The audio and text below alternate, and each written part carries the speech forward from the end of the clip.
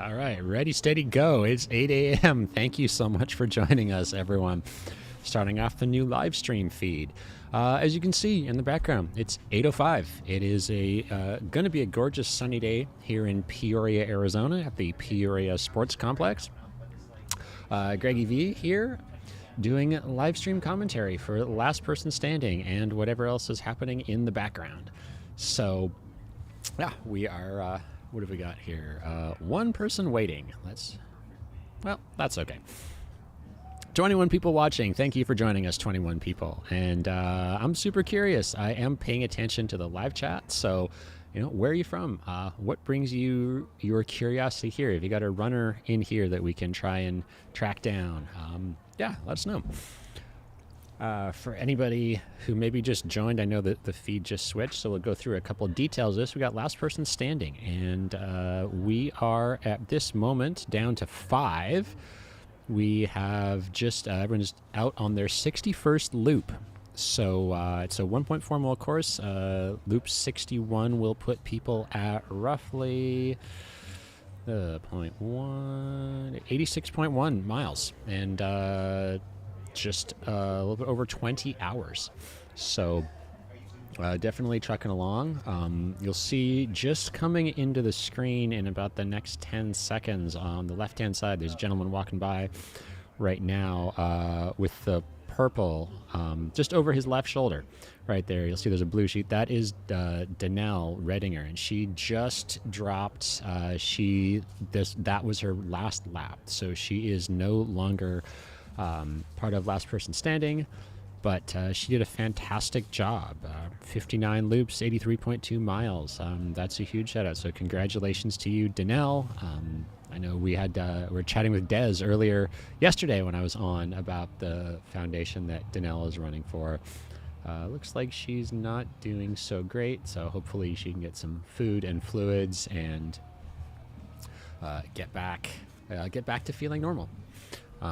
But yeah, there's a variety of strategies for this. Like I said, it's a 1.4 mile loop around the Peoria Sports Complex, which is the home of the Seattle Mariners and San Diego Padres of Major League Baseball, their spring training facility. It looks gorgeous.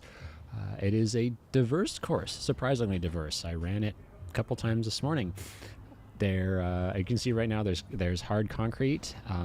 It's roughly around a half mile of concrete. There is a little ramp that you go up and down, and then you hit some dirt behind the warning tracks and behind the outfield fences around some of the fields. You make a number of twists and turns and go left and right, so it's not just one big circle. You're doing the same thing for what are we at, 60 loops right now for Last Person Standing. There is diversity to it, so it's quite nice. There's some stretches you could run on the grass. There's some stretches you could go just off of the concrete and be on dirt.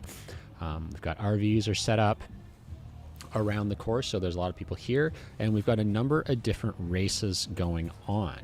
So what's really neat is every day at 9 o'clock, with the exception of Last Person Standing, new races start. So if you wanted to, today is Wednesday, January the 1st, 200 miler, 100 miler, the Mountain to Coast 100K is already done. Oh, it looks like the 200, 100 milers are done. There's a marathon. There is a different marathon every day till January 2nd. The 72-hour, 48-hour, 24-hour, 12-hour, and 6-hour. So lots of different things going on. Seems like a little bit more diverse participation perhaps than at most trail ultras. There's a lot of people. We've had, I think the youngest kid I've seen was 8. I know that we're hoping to have a 17-year-old that got a 100-mile buckle come on here today when he gets up, so that's something to look forward to. There were a couple crew people I talked to before heading over here that were hoping to come and chat a little bit about how their runner's doing. I'm not sure if that will happen or not. As you can see, they're about just over halfway through needing to complete this loop right now. So we'll see what the morning brings. You can see the sunshine starting to make its way over there, and a little bit of a breeze. You can see the Arizona flag there is waving just at the top of the start-finish line. And to share some stats, I shared these a little while ago, but I know we switched live stream feeds. we had, as of yesterday, just under 1,200 eggs had been served and 50 cartons of tofu. So there's quite a lot of stuff going on for that. And in the live stream, we got a question. Molly from Washington State, congratulations for the marathon yesterday. You did commentating as well, right? 10 people dropped overnight. Okay, so I missed lots of stuff while I was taking a little siesta.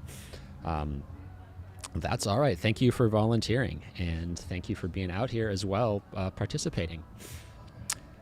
There is a lot going on. It's New Year's Day. Happy New Year's to everyone who's out there listening. May 2025 be a fantastic day for you and your loved ones. Pretty neat to be here for another ATY and spend New Year's watching people go for some pretty significant achievements. Like I said, there's a number of events going on. There's a link in the live stream. If you've got it up right now, you can click up in the top on the right hand side. Mountain Outpost will take you to live.airaviperrunning.com, which has got all the stats there. I know I am curious because there are some I got some costumes coming through right now. 48 hour. Okay, so we got Rachel and Trekkin is trucking along in the 48 hour race, 200, just under 210 miles. I did just see her go by. She's got a really neat story, and hopefully we can chat with her at some point today, or somebody can. Tons and tons of amazing results, and she was leading the 48 hour. I see now they have about an hour and a half left, and Andrew Redinger is currently at 216.9. Rachel is female 1, 2 overall at 209.9. Let's check out some of the other things going on. The 72 hour at the moment, Brian Pepe is finished. He completed it with 239.5 miles. Oops, wrong button there. And then female 1 is Deneen Huntley. She's got just under an hour left, and she's at 222.6 right now. So definitely crushing it out there. I think I chatted with her really briefly. She also lives in Canada. What do I do? 72, 48, 24. Let's check that. 24 hour. It looks like Thomas Bayer, 122.6 miles. He is done. Janelle Stark has got an hour left. She's at 119.7. So Janelle might take over the top spot. Go, Rachel! Rachel just walked by, so you'll see Rachel going on for everything. Totally lost track of what's happening. And you see there's 7 minutes left for people to come in here. 48, 72, 12 hour. Check out the 12 hour. Okay, so 12 hours. There'll be a new 12 hour starting in about an hour. There's no one out there at the moment that's, possibly one. 42.3, but looks like at the moment we have male 1, Avenome, don't know how to pronounce that, Avenome Meyer, 55 loops, 77.5 miles, and female 1, Carmen Aguirre, 43 loops, 60.6 miles. So some pretty significant things there. Check out the 6 hour. 6 hour, Jeff Browning, who won Coldwater last year in January and has done a number of amazing things this year. He is the leader by a pretty good chunk. 31 loops and 43.7 miles. So he's male 1. And then Aravaipa's own Sean Veronese, who's out here working. I know I saw her working yesterday. We had her on TV just before she started her shift. 23 loops and 32.4 miles. She is currently female 1. So a couple more days for people to do the 6 hour, but that's our current stats for that. What else have we got? 100 miler. Current leader is male 1, Matt Collins, 100 miles in 14:48:22, and female 1 is Sarah Zentak, 100 miles in 19:46:25. So yeah, they are both completed. Looks like, okay, anybody out on course right now that's challenging that? Looks like no, not at the moment. But like I said, there could be people popping out here today to do that. And for the 200 mile, Tim Vale, male one 55:44:07, he is completed, and female one Amy Maurer, 61:29:18. So some really impressive times people have done on this 1.4 mile loop at the home of the Dodgers and Padres.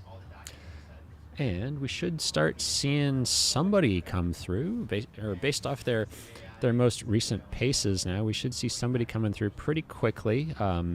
Nick and Stephanie were running together, and if you see me looking in the background, so directly, for a little bit of reference, directly behind me is the aid station tent, but I can see people go by me, and in the background of the big screen, the red tent, so that directly behind the two 55-gallon blue barrels that are behind the stanchion there for the support for the Cross the Years banner. That's where we're sitting for live stream. So before people enter the screen there, get a brief glimpse of them here, and they're probably 10 or 15 seconds to get up there. So we are down to 5. Still not seeing anybody come through yet at the moment, which is perhaps they're slowing down.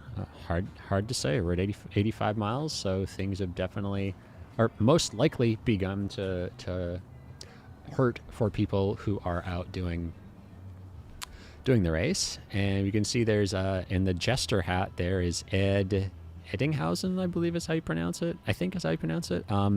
He has done a whole bunch of crazy stuff, and if anyone was watching the Instagram, he was on that. I think this is he's going for 3 ultras and 100 milers in 5 days, something like that. And he's done 52 so far this year, 52, 53, and out on course. If we have someone back on course with a camera, there's he's got a thing on the back of the vehicle with all the things he's accomplished this year. So pretty well-known guy. All right, checking back into the live stream. What do we got here? Molly, we got that. Kim is cheering on her Pink Lightning fan. All right. Thank you, Kim. Thank you for watching. And I don't know any of those people, but if we see them come by, then we'll cheer them on. And Chuck saying Wes and Stephanie are in. Thank you, Chuck. I totally missed that. All right. So we got... All right, everyone is now in. I just completely missed that, looking and talking about other things. But so we're down to 5, and everyone's at 86.1. So what's that? 14 more miles, roughly 10 more laps, and what's that going to be? 3 hours or so. So around noon, they'll be cracking 100 miles here. We are curious to see who keeps going. Like I said, Stephanie and Wesley have looked strong all day and all night. Gonna pull up some course records for anybody who's interested. That would be an ultra sign up. We'll figure out how to do this. Bear with me for a moment. Across the years. There we go.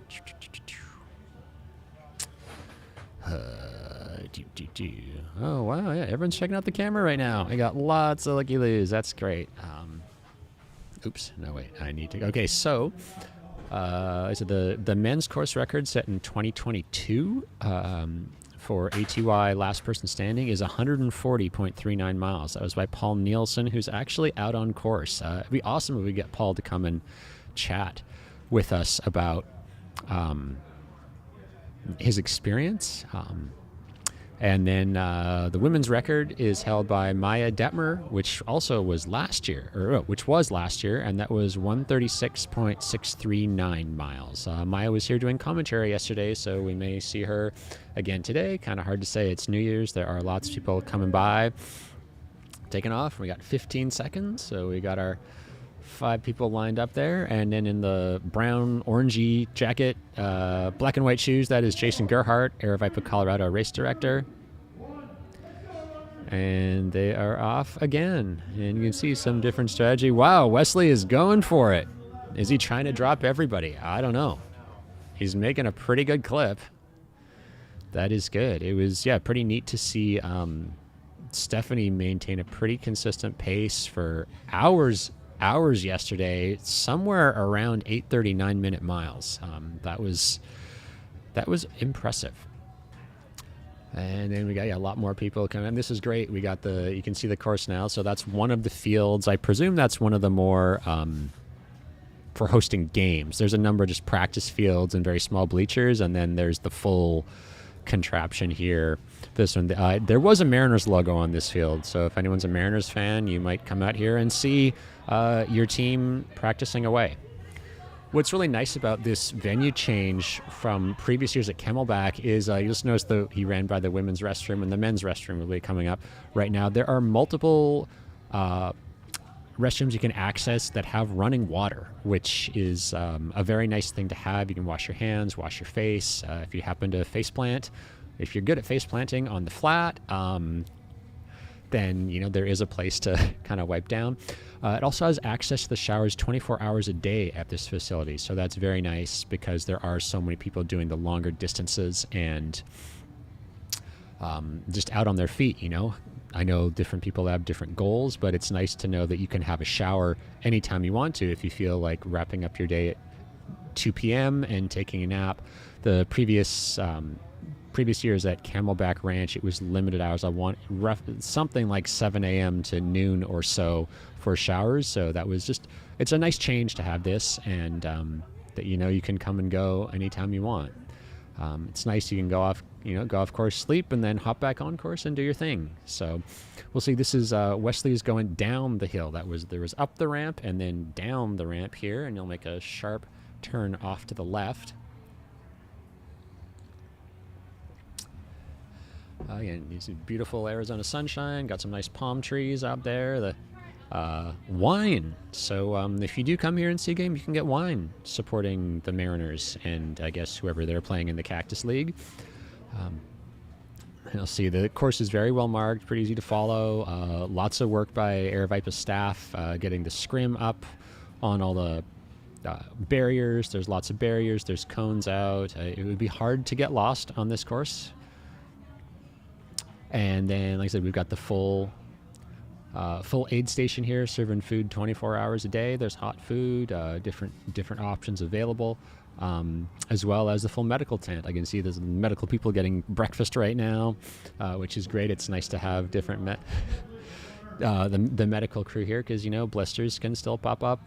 If you have a special skill at falling on the flat with nothing around you, such as I did, you can have things taken care of. So that's great. See some nice, there are porta potties, but it's just nice having the flush toilets and water. It's a nice amenity to have. And yeah, you'll see you're kind of running in the outfield fence there, but that is a nice little stretch of dirt. So it's just nice to have. You're not taking the pounding that the concrete can give, and it's a little nicer than the asphalt for a little section of asphalt. And as well, there are some sections of the course that are in the shade all day, or there is always shade you're running through. That wasn't always the case at the previous course, and it's only 8:30. It's 46 degrees, but later in the day when you're out in the sun's on you all day, it does feel hot. I was in shorts and a tank top yesterday.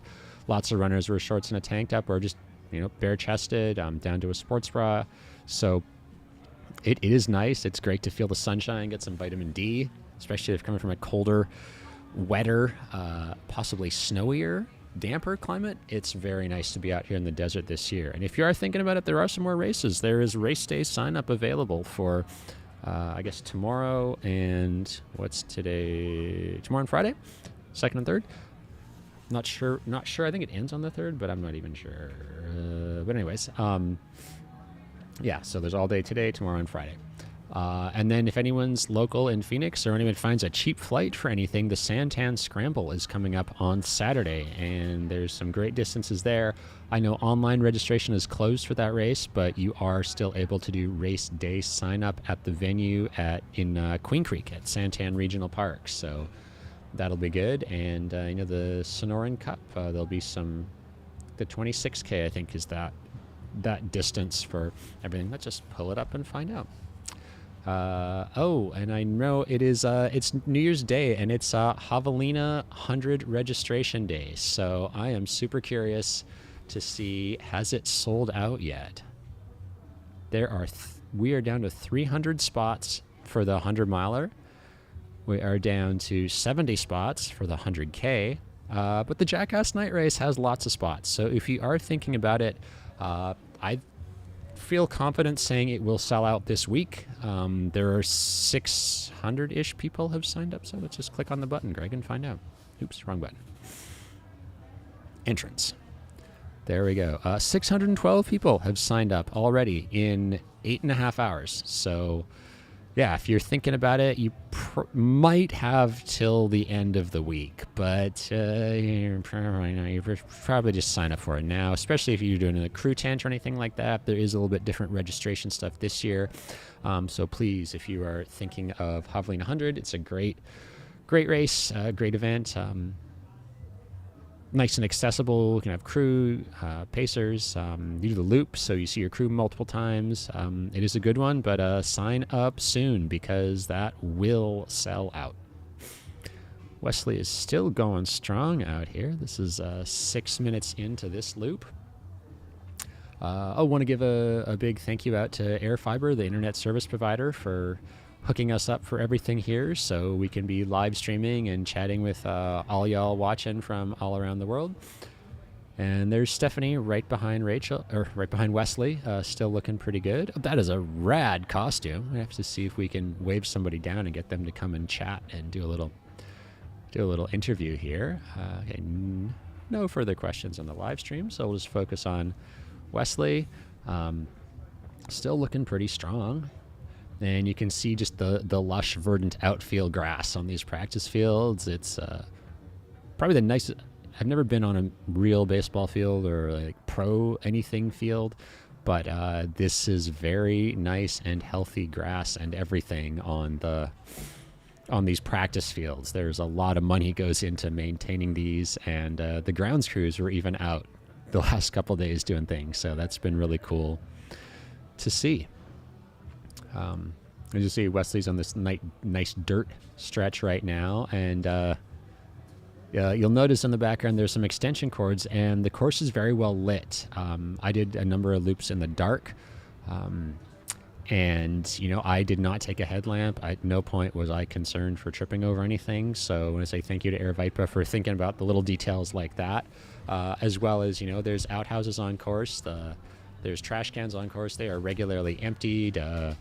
There is TP in the outhouses that is regularly checked. So it's great to see that level of care, especially because there's tons of people here. There's a lot of things happening. There's spectators. People are coming and going as support crew. People, you're sleeping, you're leaving. What's also nice about this new venue is the proximity to other things. There's Arrowhead, I think is what the area is called. Anyway, there's a Trader Joe's like a mile that way, less than a mile that way. So that was really nice. I stopped there and got me some snacks yesterday. Number of restaurants and things in the area. I know I've seen multiple people with Starbucks cups coming back and forth. So that's really neat to see the variety of amenities. It's not like you're, in the middle of nowhere or something. There is a lot that you are able to do. So, I want to also say thank you to Shad, who's out there with the camera jogging along at this pretty decent clip with Wesley there, and Stephanie is just off camera to the right. Try and see what we can find out for the other runners who are here. Wesley, Tyler, Stephanie, Nick, and Jackson. We did just lose Danelle. We may have a chance to chat with Danelle. I can see her crew are going around in the background here. Looking around, but yeah, it looks like she was nice and comfortable resting, and yeah, hopefully she's okay. I know she was doing this to support an organization, so it'd be great if we can get her to come on and chat about that. And now you see they're coming around the loop into the tent area, so you'll see the variety of sizes and shapes of tents. This is the personal tents you can set up, bring your own 10 by 10 pop-up. There are some pretty significant architectured setups in that area. And then this is a nice little stretch here. Watch out, be mindful of the cone, but you do have the option of being on the gravel or being on the concrete. So that's something I appreciated. I had a guest bib out with my friend Nicole, so I was taking all the opportunities to be off the concrete. Just a nice a nice thing that, or a nice option to have. And you'll see, like I said, all of the loops this year are going in the same direction. So, in previous years at Camelback Ranch, every 4 hours there had been a direction switch. But it seems that with this new design, or new course, that, with all the lefts and rights and everything, I didn't notice anything on my body. And, I did 11 miles. So that was just my body. So, everybody is different. But here we are, and we're coming through the section with all the flags. So you get to see the state flags and the flags of the different nations that people are here from. We got, looks like, New Mexico flag with the Zia out there that we're just running by. Oh, and I hear some more PRs. I'm not sure if the actual mic that Jason's got at the start finish is carrying through to the mic I'm recording with, but it's really cool. There's a bell at the start finish, so anytime someone in any of the distances is coming through and hits a personal record, you can ring the bell. A word of advice to the wise: if you're talking to your friend, be sure and be aware, situational awareness of where you stand, because that bell is really loud when you're not paying attention or not expecting someone to ring it, and it happens to be a foot behind you. So, word to the wise: learn from my mistakes. Please do. All right, we got everyone coming through now to the RV zone. And nope, didn't get to make sure my truck's still there, but I presume it's still there. And yeah, you can see here. So this is the RV setup. So, you could bring your RV and park here if you're doing any of the distances. And, if you're doing the 6-day, it's great. You've got your own place to sleep. You've got heat. There was a generator running, a couple generators running overnight. Cute little teardrop trailer over there to the right. But it's nice that, you can be there. You can stop and get your stuff. You can grab your own nutrition. There's lots of different reasons that people are out here doing different events, trying different things, seeing how their body will react. So it's really cool to be able to do that. Test your nutrition strategy, maybe. I know an acquaintance of mine from New Mexico came out for the 72-hour last year, and his goal was just to stay awake for 72 hours to see how far he could get to it. So that was incredible to witness. And then 56 people. Thank you for joining us, everybody. Coming now into the entrance, Gate A to the PRA complex here, admin offices and things. So you'll see that the course is diverse, and some of these areas that they're coming through are in the shade all day. So it's a nice little respite. It got up to around 77 yesterday. So it's not crazy hot, but it is warm. It's super pleasant being out here in the desert. And depending where you're coming from, it may have been multiple months since you last saw a temperature that high. So, it's nice to have the shade. You really notice the temperature differences. Hopefully you don't notice how shivering I am because I'm still wearing my shorts, but there we go. They said lots more restrooms, and there's that's Stephanie in the lead right now. So that's we're coming up to the main aid station. We'll be off camera to the left, and there's us in the live stream tent on the right, and then there's got oh my god, a couple 100 feet. Yeah, so nice big aid station. Lots of food in there. Lots of things happening, and I'll get a little onesie cow. That's pretty sweet. And so yeah, it looks like we're going to be just over 14 minutes or so. So slowed down a little bit, but everyone's still doing good. Wesley looks good. Okay, I'm going to familiarize myself more than there was a pack of 3, but there's I guess one thing to note is for anyone who's doing the race, the closest outhouse or bathroom facility, restroom, toilet is on the screen just a little bit back and off to the left. So some people will go through and cross the line and then go back to it. Others are stopping, doing their thing, and then coming back. So we're at 8:34:48 on a beautiful New Year's Day here in Peoria, Arizona.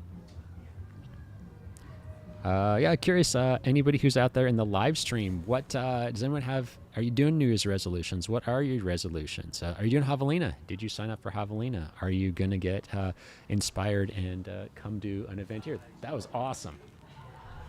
And you can see the propane heaters are going in that little tent, the crew tent. So it is very cozy in there. It was a little challenging to leave that and come hang out here, but That's okay. I can survive. It's just some cold. And what else have we got? Yeah, I got the lights. I would imagine those lights will go off pretty soon. You can see all the crew members there checking people out. Everyone. Oh, wow. A lot of stuff is gone. The last time I saw it, those tables were all completely full of people's nutrition. It looked like most people were doing their own thing for nutrition. There is a little bit, if you see the orange Gatorade containers off to the left of the screen there, just behind the blue jacket, there are things set up for an aid station, but at least as of last night and last time I was there, everyone was doing their own thing. I would imagine now that we're getting close to 24 hours, that people will be starting to try different things, or it could be the point where bodies are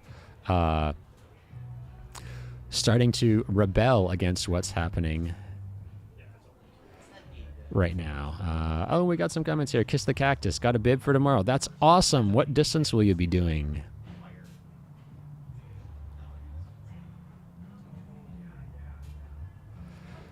And then Rachel Church, no resolutions. You are going for a run later. That is fantastic. And thank you, Maya. Haven't actually met you, but know who you are. So Tyler, Wesley, and Jackson, go, go, go, go, go. That is great. Thank you for watching. Okay. What else we got? You can see I am noticing a lot of people at least go by me who may not make it onto the screen, but there are more people milling about for the 9 o'clock start of the various events. Oh, 6 hour. Awesome. Go, go, go, kiss the cactus.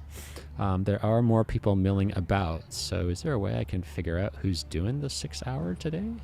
But yeah, we'll have all those events starting in 20 minutes? 23 minutes. So that will be great. I don't even know how. I'm going to try and see if I can figure out how many people are doing the other events. But that might be off of Ultra Shine Up. Is it still on? Oh, okay, cool. We can. Oh, what's today? January 1st. Oh, nope, can't see today. Okay, we have 7 people doing the marathon tomorrow. That's super cool. Looks like that's all I'm able to see. 7 people doing the marathon tomorrow. So good luck to everyone doing a marathon on January the 2nd. What's today? January the 1st. Kim McCoy. Hey, that's a great goal, Kim, getting more consistent with training. And yeah, you should come check out Do ATY in 2025. If you're not sure where you are, but if you're in a state that Aravaipa has events, you should check out volunteering. Get some race credits towards doing ATY next year. Or depending what you do, come volunteer at ATY and then do a race. There's a number of people I've seen out here for different amounts of time in the aid station or doing setup and then running. It's really, really neat to see that. So yeah, big kudos to everyone giving their time to be here and support all these people doing fun things, or what some of us think is fun that you may not be feeling so fun right now at 85 miles in. Steve, hey, way to go. You got a spot. Congratulations. I hope you have a great time at Javelina this year.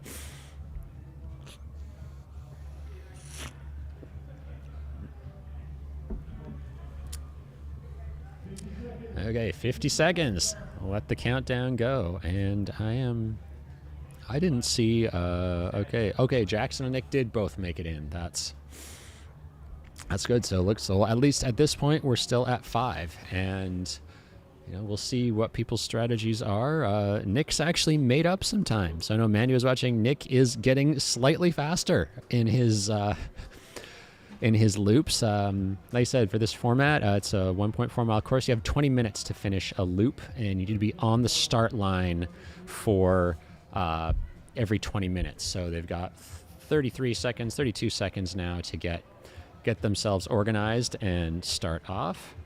And we'll see and see if everyone starts off and does their thing for this loop. Pretty neat that what did we start? It was the largest field ever, right? Started at 20, 28 were signed up.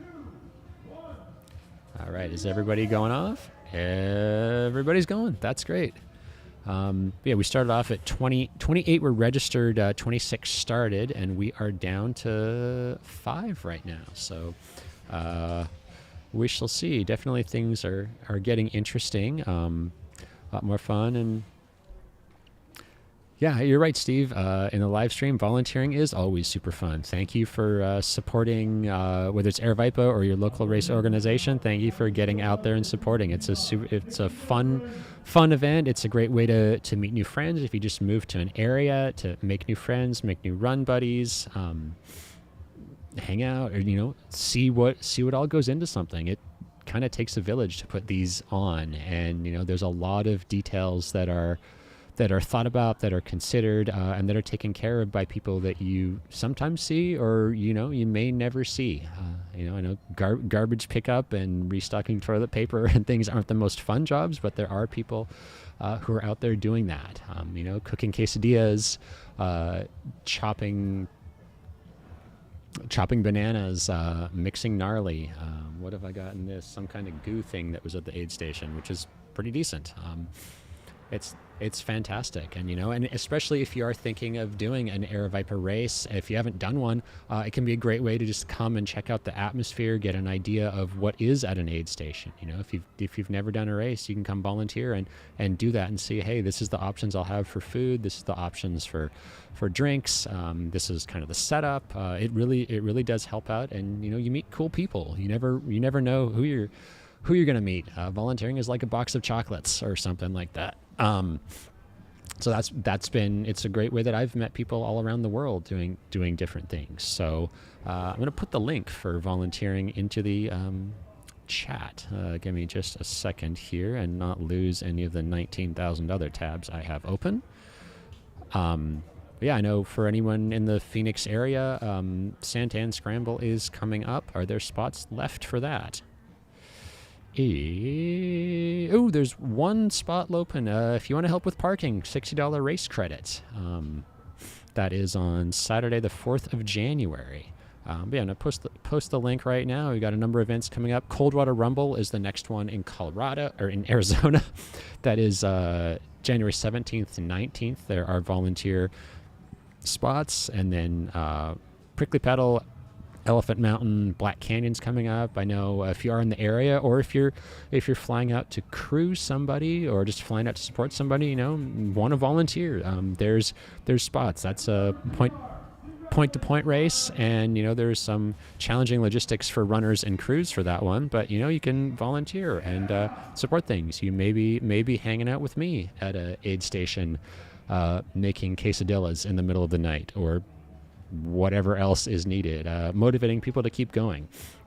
And that is something, if you are considering volunteering for anything, the overnight spots, or the spots for the people who may be finishing towards the end of the cutoff times, those are just as important as being there for the leaders and the fast folks. So I know I picked a couple spots to do the overnights for things, having been someone who finished in the middle of the night at different events, and it can make a really big difference in someone's experience. Or even just being at an aid station partway through, you see all manner of emotions, all manner of gates, all manner of everything. But a volunteer just being compassionate or being kind, helping take gloves on or off, helping take the lids off bottles or things like these are little things that are taken for granted, but that can make a big difference in somebody's race.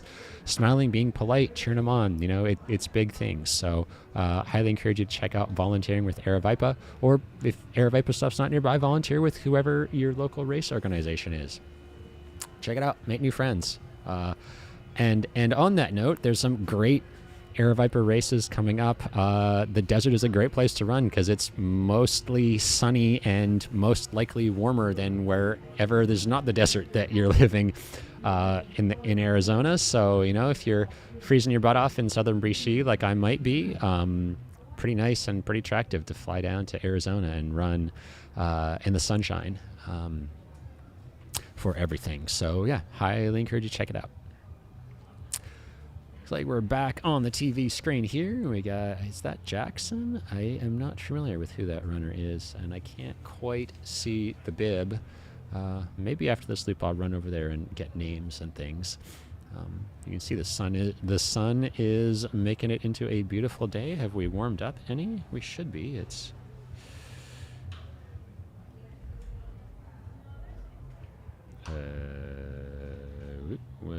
Siri. There we go. What is temperature? Oh, 45 degrees now. Actually, that hasn't warmed up since I last looked. It would be great. Oh, it's going to take a hot minute. And then, yeah, we're going to be up to 70 degrees today. What does it say? Ooh, air quality alert. Yeah, it hasn't been the greatest air quality out here. I will concur with that. And, all right, you can see there now in the nice little dirt stretch. Got our runner looking pretty strong here. Again, not sure who that is, but looks fantastic. Try and see if we can get somebody to come and chat with us.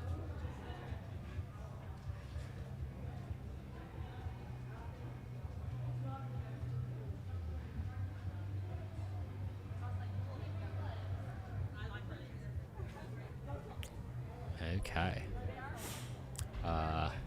Yeah, so 6 minutes into this loop. Wish I knew who that was. That would make this so much easier. Tyler. Thank you, Maya. That's Tyler. Okay, Tyler's looking really strong right now. Thank you very much. I appreciate that. And you can see there's just a lot more people on the course right now, and then we're in the 15-minute countdown. So anyone who's out on course, that if this is the end of their 24, 48, 72 race, they have 14 minutes to get back through to get another loop counted. And then there's a lot of coolers and stuff rolling by in the background for everyone getting ready to start their next race. So yeah, there'll be a lot of stuff going on at the start finish line at 9 o'clock shortly. So we should get some good footage of what's happening there. And like I mentioned, hey, Mount Tacosa is a sponsor, so if you're in the Phoenix area and wondering what do you do with New Year's Day, why don't you come try on a pair of shoes? I've heard they're very comfy. I will go do that later. I know that they were just getting here when I walked over to start this, so come check them out. They have a white pair and a black pair, and that consists of my knowledge of them. But they look really cool, and they seem pretty reasonably priced, so come check them out. And if you come check out, like, come wave, come say hi, come support the runners, come cheer for them, just stand on the side of the RV area and give high fives, play with Nicole's whiteboard. Lots of fun things you can do. I mean, heck, you could even sit and watch and be streaming football games on your phone if you wanted to. Yeah, we got Tyler doing, oh, there you go. Oh, that doesn't look good. First aid kit running by in the background. This is Tyler's fourth last person standing and third time at ATY. All right, go Tyler. Probably won't be able to get him to say anything and stop, but yeah. Cool. We're gonna have a guest here momentarily.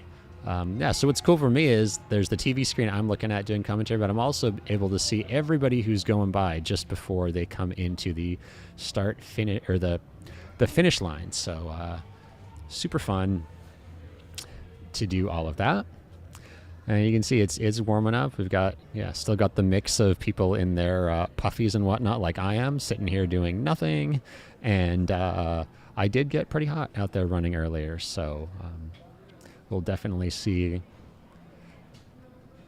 the changes happening. And who knows, we might even get lucky and see some professional baseballers or some such in the background going on today. I know, Happy New Year, everyone. There were firecrackers going off all night.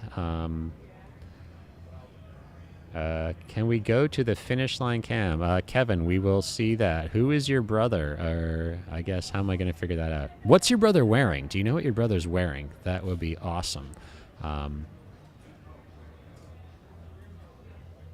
Kevin Gosson, 48 hours. Let's check that out. What is happening what? Stop doing that, computer. Super fun trying to do stuff with your dominant hand not functioning. What in the hell? Go. Hello, we have a guest. Come on in. Is the mic on? Okay. Sorry, it takes me a second to sit. Awesome. How does that feel? Oh, so good. So good. Okay. Oh, yeah. Sorry.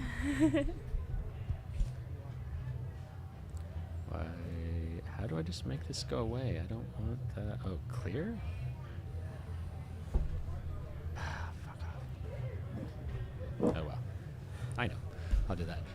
Okay, and we had a request for the finish line cam for somebody's brother. Chris, bluish clothes. Chris Bellavy. Okay, cool. We have a guest here. I don't know anything. My name is Greggy. Welcome. Hi, nice to meet you. I'm Jasmine. Jasmine, and where are you from, Jasmine? I am from St. Albans, Vermont. Wow. So a little colder and probably snowier. Yes, Yes. definitely. Okay. It is. It was a pleasure being down here in the warmth, but I was also that was my biggest concern was the heat acclimation. So yeah. Okay, and tell us what did you just do? I can't quite see your bib there. So I just did the 48 hour. Yeah. And I was able to achieve. This is my first ultra. Your first ultra. Congratulations. Yeah, thank you.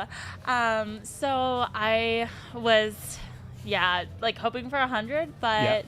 I was a little nervous that maybe I wouldn't get to 100, and I've never DNF'd a race. So I was just like, if I do the 48 hour, it's kind of nice because whatever you do is there. So yeah. And you are done now, or within, I guess, 9 minutes left? 9 minutes left. I just tried to get a couple laps in, kind of looking at the leaderboard, just seeing if I could make any moves. Yeah, okay. And how far did you get? 104 miles. Nice. Congratulations. You got a buckle. Yes, Yes. I Can got a you buckle. show us the buckle? Oh 'Cause, my I don't know if gosh. anybody on the TV has seen that yet. And I can pull up the 48 hour. Boom. JAS? JZ. JZ. Okay, there we go. Yeah. 47, 48, 104.2 miles. Congratulations. Yeah. That's a nice shiny buckle there. I'll be honest, this is basically what I was doing this race for, was the Yeah, buckle. I that's was like, okay. I really want a buckle. Yeah. So, Well, what a great way to yeah. do it. Start off the new year with a brand new buckle. Absolutely. And I was thinking to myself, I was like, this is probably going to be painful, but there's only, it can only go up from here. So, but it's also really positive too. It was Well, that's awesome. fantastic. Congratulations. And Yeah. can you tell us a little bit about the course? We got people watching for last person standing, so we've had a camera following. But how did you like the course? What was good? I really liked it. So as I said, this is my first ultra, and something that I really love about this course is that it is a shorter loop, and I know that can be kind of intimidating probably for some people, but in terms of it's it might get boring, but I thought it was long enough that I didn't get bored at all, but it was short enough that I was able to take aid. I didn't have to carry things, and I was able to kind of, instead of boredom, it felt more like familiarity. So I was Okay. I know what's coming next. I know my favorite parts. Back just past the halfway point around the back baseball field or softball field, that was really nice. It was just like a pillow on your feet. It was also dusty, but I looked at the positives. Yeah. So yeah. That's nice. And which parts did you not like? I'll be honest, there's just this one little piece of asphalt that just bumps up, and towards the end of the race I was dealing with a bit of an injury, and that I was just ooh, every time because I was worried. But yeah, it wasn't, I mean, I thought it was nice to have the up and down, and a little bit of for those who don't know, there's a bridge that you go over. That was kind of nice, and I really like the flat parts. So Yeah. And how's your body feeling? 104 miles in 48 hours. Yeah, it was definitely interesting. I think overall, because I tried to fuel and hydrate well, I felt pretty good, but I am dealing with one kind of injury on my inner leg, so that's kind of Yikes. yeah. But Yeah, so get some PT when you get back home, dry needling and fun stuff like that. definitely. So for those watching, I know my boss is a physical therapist, Oh. and so Leslie, I'm gonna be coming to you. I actually like have to shout her out because as I was starting to deal with this injury, I called her, like FaceTimed her, and I'm like, this hurts. What do I do? So she gave me some like kind of stretches, and then it was also nice to have the massage therapist on site. I used Yes. him late Andre? in the race. Yeah, Andre's great. Yeah. So like 8 o'clock last night, I was like, I need help. Yeah. So, yeah. That's fantastic. And then what's next for you? Do you have anything that's next? 'Cause I presume you're going to sleep and eat and shower and all those fun things. But any Yes. goals for? I think I'm probably gonna move back to the shorter distances, but I will continue to crew. This is kind of like how I got involved, was like crewing for my friends. Awesome. And yeah, so I enjoyed it. But yeah, I've been looking at this race for like 5 years now. Okay. So I've been following Jamil Curry, obviously, on Air Viper running on YouTube and things like that. And I remember I had COVID one year, and I just watched Cocodona 250 live stream, and that was awesome too. So I've just been kind of like looking, like scoping this race out for a while, and yeah. Fantastic. Well, thanks for coming out. Yeah, thank you. Oh, hey, you're welcome. Well, All congratulations. Thanks for joining us for a while. Thanks. And safe travels back to Vermont. Yeah, thanks. I leave at 1 o'clock, so Oh, wow. wish me luck that You I gotta- can get on that airplane. You just got to kind of ambulate that Yeah, way. right. And then, is it direct flight? It's a direct flight to Boston, and and then- the person that's picking me up, I was like, how would you feel if I came out in a wheelchair? And he's like, I would probably laugh now that I know that this is a possibility, so we'll see. Yeah. Awesome. Well, Yeah. safe travels back home. Congratulations. Happy New Year. Great way to start it off. And Yeah. go grab yourself, what does the signboard say? Oatmeal bar Oh, and yeah. bagels. So I have cold oatmeal right now. It'll be fine. Well, congratulations. This is a great way. So thank you for sharing some time with us. Yeah, thank you. And All perhaps right. we'll see you here next year. I'm going to try Do you to need help get getting out up? of this. I think I'm good, but okay, let I'll me be know. cautious. All right, thank you. Okay, here, I'll pull a chair. You're good. All right. Well, thank you, Jasmine, and congratulations. And don't forget your beanie. All right. So what a way to start off. 48 hours and a buckle. And, there are questions. And Run Steep, get highs back. Happy New Year, Run Steep. All right. So what are we at here? 2 minutes. I hear Jason sharing that. And you can see in the live stream right there, there are a lot of people milling about, getting ready to go and do something today. Lots of fresh energy, fresh legs coming in. I did see Stephanie go by in the background when we were chatting. So let's see who all has finished. Looks like we're waiting for Nick, which is not an uncommon situation, but he's still out there doing it. So that is great. We got 60 people. Thank you for joining us today. Happy New Year. Happy 2025, wherever you are. What is shaping out to be a gorgeous day in Metro Phoenix. A little bit of a wind.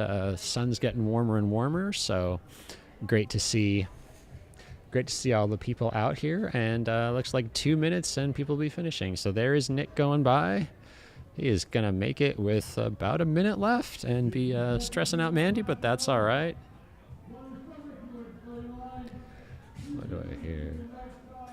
Oh, okay, yeah. And we got Jason Gerhart, Air Viper Colorado race director out there organizing traffic, because we will have a whole bunch of races and the last person standing coming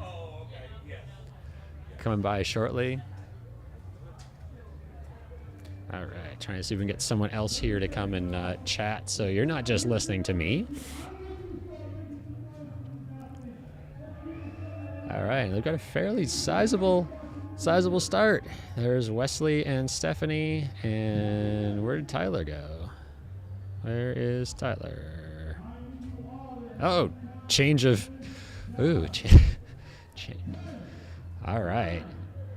And let's see what kind of start we're going to get for this race. We're going to have a whole bunch of things happening, so somebody's going to start off sprinting, hopefully.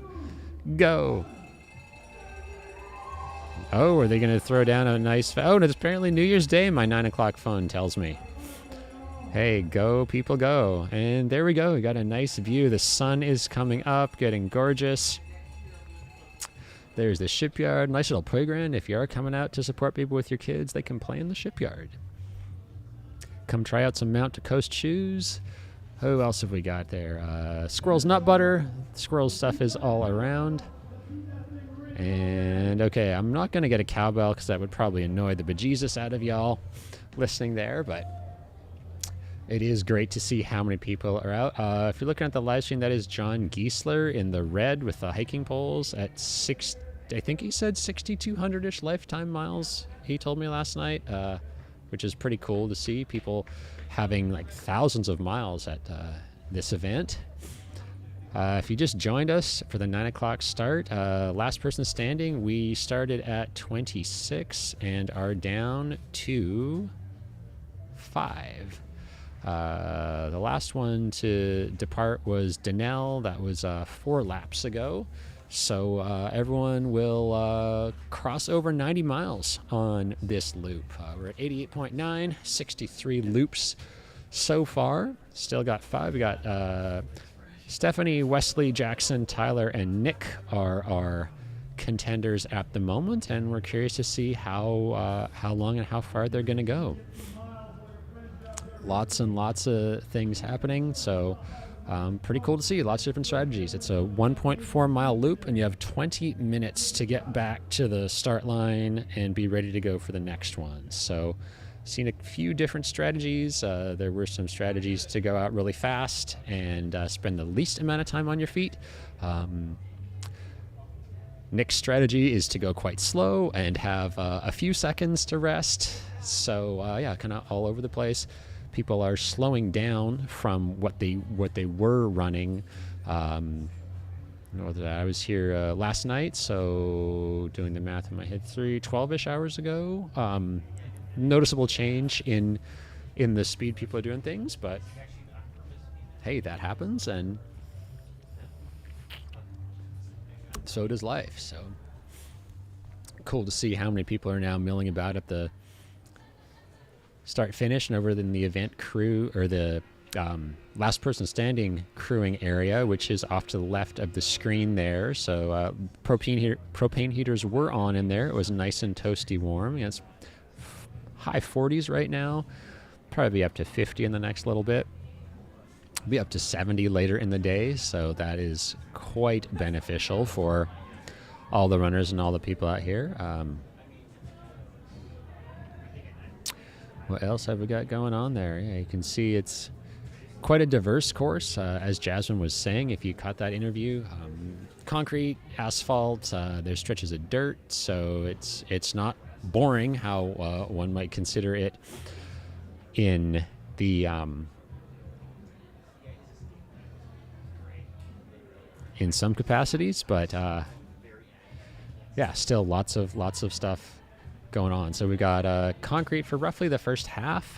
There's a ramp that you go up and then down, so a little bit of a hill, and you do get a fair amount of dirt on sort of the second half of the course, in behind the outfields for the baseball practice fields. You're just in behind the outfield fence, so nice mix of sand. It's a little dusty, but that's okay. It's definitely worth the trade-off, in my opinion, for the just the not taking the pounding of the concrete or the asphalt. So 9:04, they've got 15-ish minutes to come back to the start finish line. You can see you got a bunch of kids here. It's a family friendly event.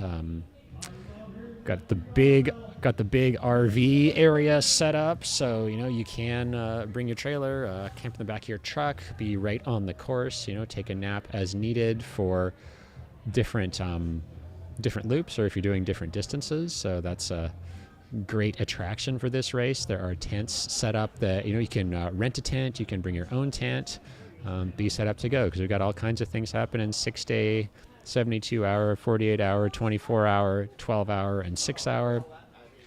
Lots of cool things, and looks like we've got a lot of finishers that just wrapped up a few minutes ago at the finish line right now, chatting and milling about, getting their ATY mugs to celebrate their accomplishment. So we'll congratulate everyone who's doing that. And yeah, if anyone out there has questions, am looking at the live stream chat to see if we can answer anything that's going on. I see Nick's crew is walking by in the background. And,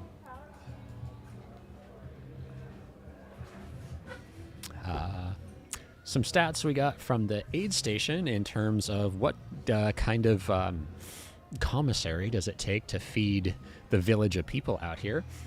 As of yesterday, so from Saturday to Tuesday for the various events going on, 1,194 eggs were used and 50, that's 50, cartons of tofu.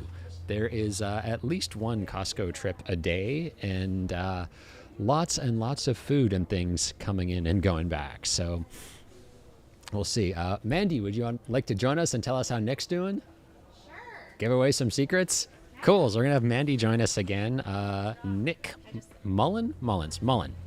Nick Mullen. Nick Mullen is your runner. And, Good morning. Yeah, good morning. Happy New Year. Happy New Year. Yeah, how are you doing today, and how is Nick doing? Nick is doing great. That was a wild night. Yeah. I was not planning on staying up all night and crewing him, And you did. and I did because Oh. it was necessary. This format really needs someone there to help every 15 minutes. Yeah. So it was wild, but he's doing Wow. great. It was really fun to be in the tent. All the athletes had their own strategy and Yeah. fueling, resting. Yeah, he's feeling really good though, really Everything? confident. Okay. I think it was funny. There was a moment a few laps ago where he wanted to change his shoes and socks. So before he went out for that lap, he told me he's going to come in a lot earlier than he's been coming in. Yeah. And then on that lap, I think he came in first, and everybody was like, "Whoa, he picked up speed!" And I think he was like, "Well, I can pick up speed, but I'm choosing not to pick up speed." Yeah. So it's interesting to see all the different Yeah. strategies in there, and who knows Yeah. what's going to work. Yeah, it's been just watching that last couple. Stephanie was very consistent at like 11 to 12 minutes for the loop, and then slowed down a little bit. Mm-hmm. But yeah, it's neat that I can see like, hey, the actual times are, we went 3 within 6 seconds, and then outlier, and then Nick. Yeah. But Yeah. it's working. He's still here. They'll be Yeah. over 90 miles on this loop. So No, he's feeling really good. So it's kind of fun. I think there were even like some comments in there of like, "Oh no, is he gonna make it?" And I know he's gonna make it because it's part of his strategy. But then it's Yeah. also like puts that doubt in my mind. Of I'm like, "Oh no, he's got 45 Yes. seconds left." Is he? And even right now for the start, he came in with 45 seconds to spare. So I'm gonna Yeah. need a like vacation and a break after Something, this. yeah. The excitement is high. So yeah, and his goal is to win. His goal is to win. Okay. Yeah, and Danelle did great too. Danelle, she did. Yeah. She was like wide awake on her last loop. Yeah. And then all of a sudden, the next one, she fell asleep. So every Okay, every I lap was- can change. Yeah, I was wondering what happened. I saw she was doing great. I talked to Des. Yeah. Des was crewing her. Des was on last night, if anyone was watching that. And then the next thing I know, there was 2 of them holding her up and walking her to the bathroom. I was like, oh, okay. Yeah, Des will have to So- tell you the story. I think she said she Yeah. walked up to her and she thought Yeah. that she'd stopped to just say hi, but instead Yeah. she looked at her and realized she was actually like asleep and falling over. So Oh, wow. Okay. Well, yeah, so that is what can happen to your body if you're pushing it in a new way. it was a fast night though. So a lot of fun to watch. Yeah. We're loving the new energy of all of the runners coming in today. Yeah, and there's been a lot of people drop. Or there was like 2 had dropped by the time I went to bed last night, and then when I came around today and finished around, I was like, oh, we're down to 6. Down to 6. Yeah, I think it was. That was a lot of attrition. It's Let's blurry pull for that- me. I don't remember what time. You'll have to pull look it it up. back But at up, some yeah. point, it was like we went from 12 down to 8 or something, and then all of a sudden there were 6, and we I mean, kind of stayed at 6 for yeah. a long time. So Yeah, and 6 has been- there was 6 within 2 laps dropped, and Yeah, what time was that? You couldn't even see what time it was. 10 Oh, hours. So like 10 p.m. and yeah, sounds then about right. midnight, and then just after midnight. Yeah, and I wonder how many people's goal was. I'm just going to go for 12 hours and do this. You know, we did hear that a lot. I think Emily, that was her goal. Emily? Her Okay. goal was maybe her goal was 50 miles. So she 50. kind of that already was knew. birthday. Yes. Birthday Emily. Yes, with the birthday tiara. I on. don't think it's her birthday though. Oh. I think it said Was it- Happy New Year. Oh, I thought it was her birthday. I presume. Okay, there's We so all many did too. birthday things I out said on the happy course, birthday, and yeah. she was like, "Well, it's the year's birthday, but it's not really my Oh, birthday." okay. I Oh, think well. there were a lot of I'm gonna get to 50 miles or I'm gonna get to midnight Yeah. and pull out. But it's been it was the fastest night of my life, I think. And I'm sure Wow. not for these runners, but I think for everyone that was inside the tent, how quickly Yeah. that 20 minutes goes is just It doesn't. In some ways it seems like a really long time, and in other ways it seems like almost no time. And there's no real alternate to it. I mean, we're at 10 minutes now, so And I who do- mean, who do we have in the lead? every lap. It is only picking up when they cross this Oh, finish. okay. So without the camera out there, it's hard. I would like bet Tyler. it's been between. Well, actually, no, it's been pretty evenly spaced. Tyler's been a little bit back from the top, or the three at the top of the list here, and then Nick is pretty consistent and is the last one coming He's in. the last But one. you just have to make it around the loop and then head back out. So That's it. Yeah, he's also nothing- the last one to head out. So he's yeah.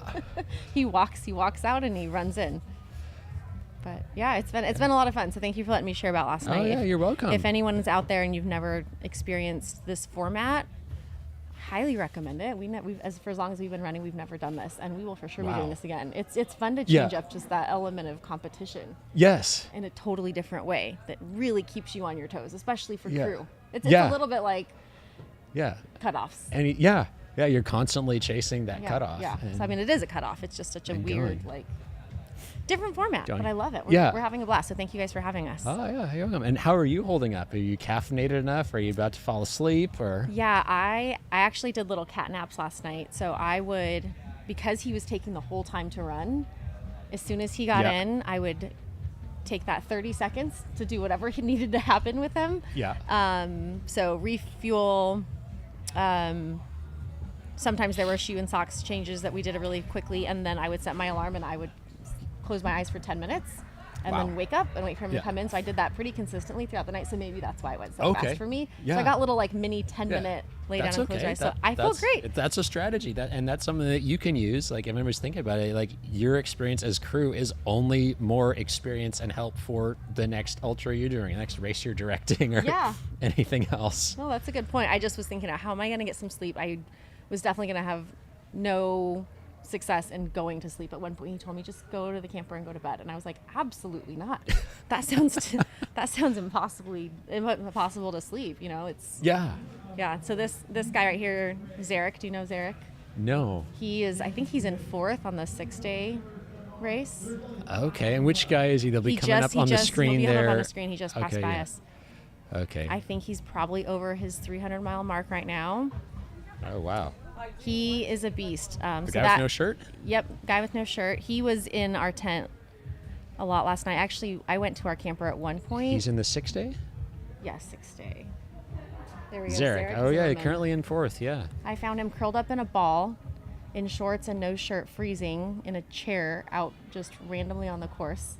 So I woke him up Okay. and brought him up here to warm him up, and it seemed like he was gonna tap out. And before we knew it, he drank some coffee and got dressed and went back out to crush some miles. Wow. So he's one to watch. Wow. Yeah. Okay. Even just on the Well, live keep- stream, it's keep fun to my watch eyes- him. Keep my eyes on him. He yeah. looks strong. Yeah. Super neat. Okay. Yeah. I'll keep my eyes on. Cool. Okay, well, Nick's, Rachel, you want to talk with us? Nick's gonna come in a few minutes, so Yeah. Awesome. Okay. I'm gonna head out back to the Okay. excitement Back of to your that tent. back to your thing. Yeah, Okay. thank you guys for being here. Cool. We'll see you soon. Yeah. You both want to come in? You want to come in? Thanks. Hi. Yeah, let's do Cool, it. And thank then you. This guy just paced me like 70 miles. Wow. Yeah. Was not planning on it. Oh, you need coffee? How's it going? I'm good. I'm Greggy. Hi, I'm Rachel. Rachel. obviously. Kevin. Hey, Kevin. Pleasure.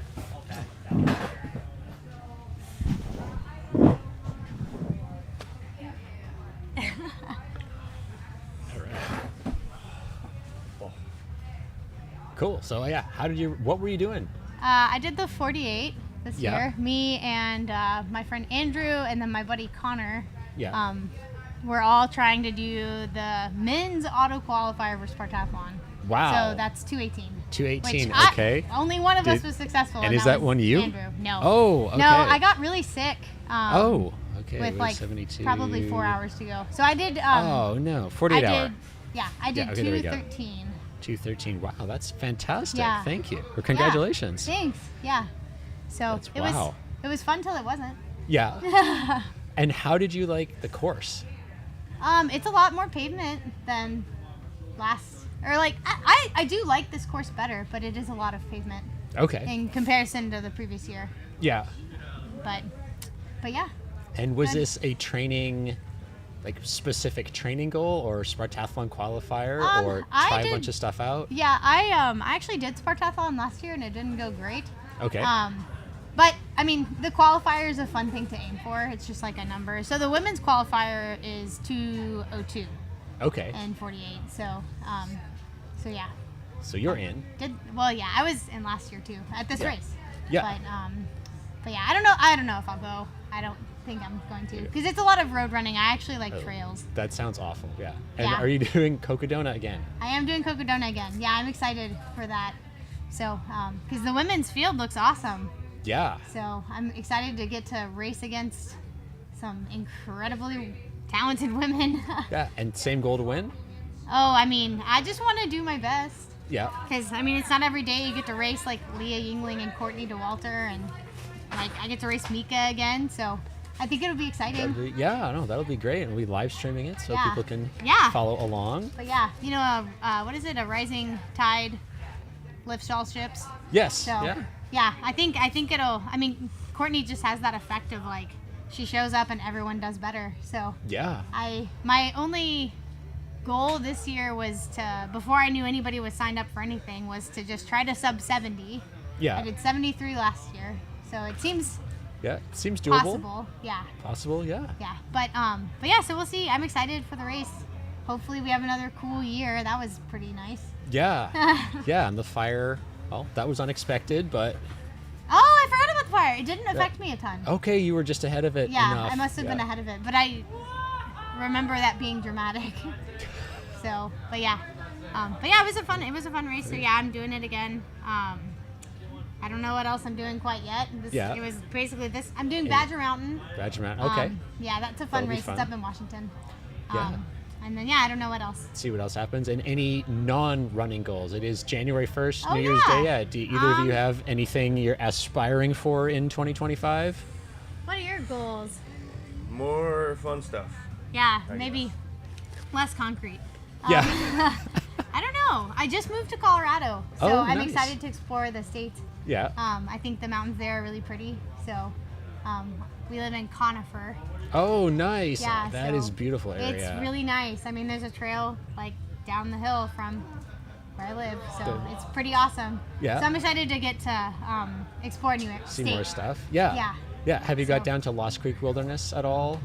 It's on the list. On the list? Yeah. Probably under snow at the moment, but Yes, nice and close. And yeah, it's about a half hour away. cool So stuff. he okay. won. That Yeah. guy. Oh, wow. Yeah. Okay. So you might I'll have want to get pull him. in later. Yeah, you yeah, sure. You might be pulled in. FYI. Yeah, you want to come You chat? might be pulled in. Yeah, I think you should get pulled in, right? I mean, you won the race. You won the race too. Oh my gosh. Andrew says hello.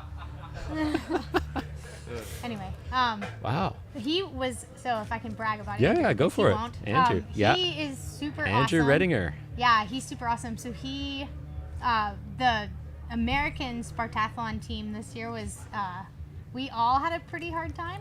It was Yeah. extremely hot that year, and I don't know, but he finished. He was one of He the finished? 5 Yeah. Americans out of probably 18 Wow. that finished. That is So a he huge just had the thing. best. I mean, his attitude was so excellent.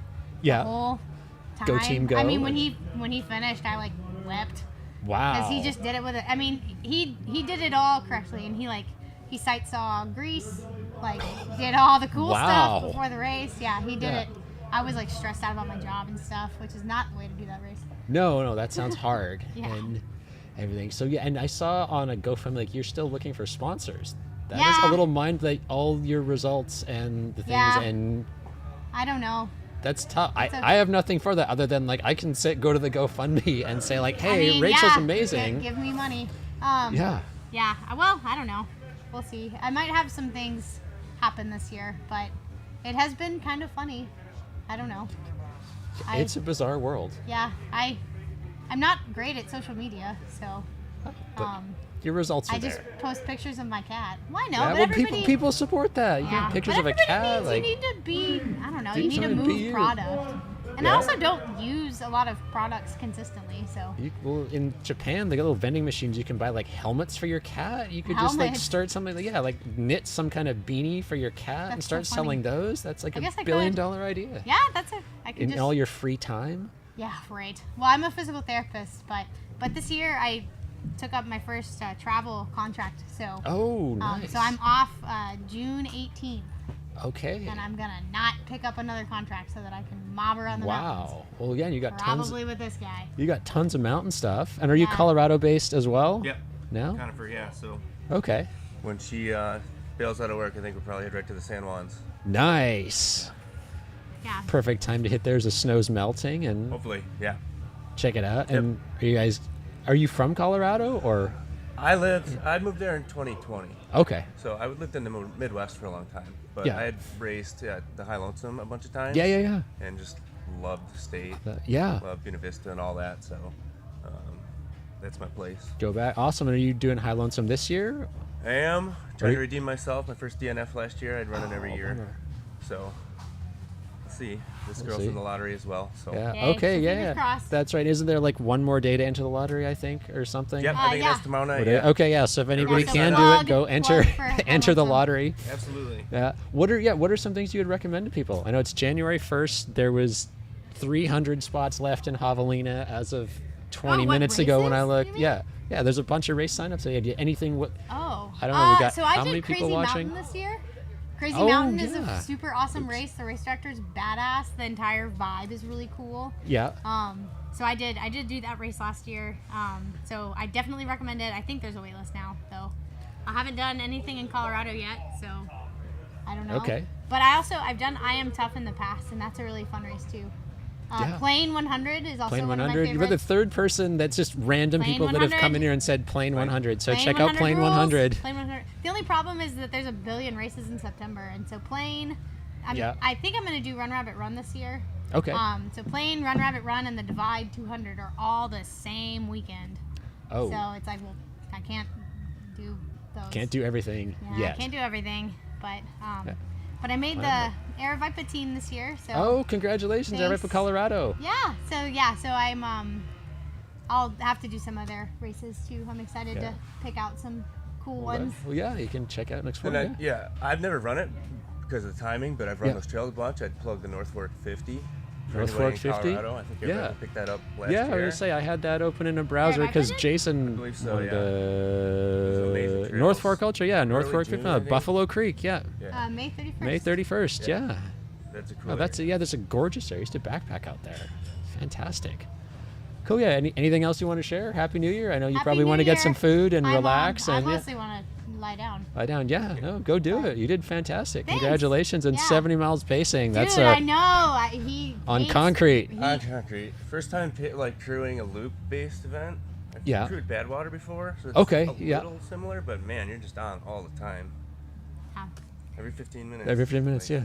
On every- day one, go. every And you 15 you had a minutes. really fast pace the first The little first bit day that we was saw. I was like, cool. holy. Yeah, the first day was really good. I had a good first day. I had a fine second day, but had a really Yeah. good first day. Fine, 200 miles in Yeah. 48 hours. Well, like I wanted 220, but Well.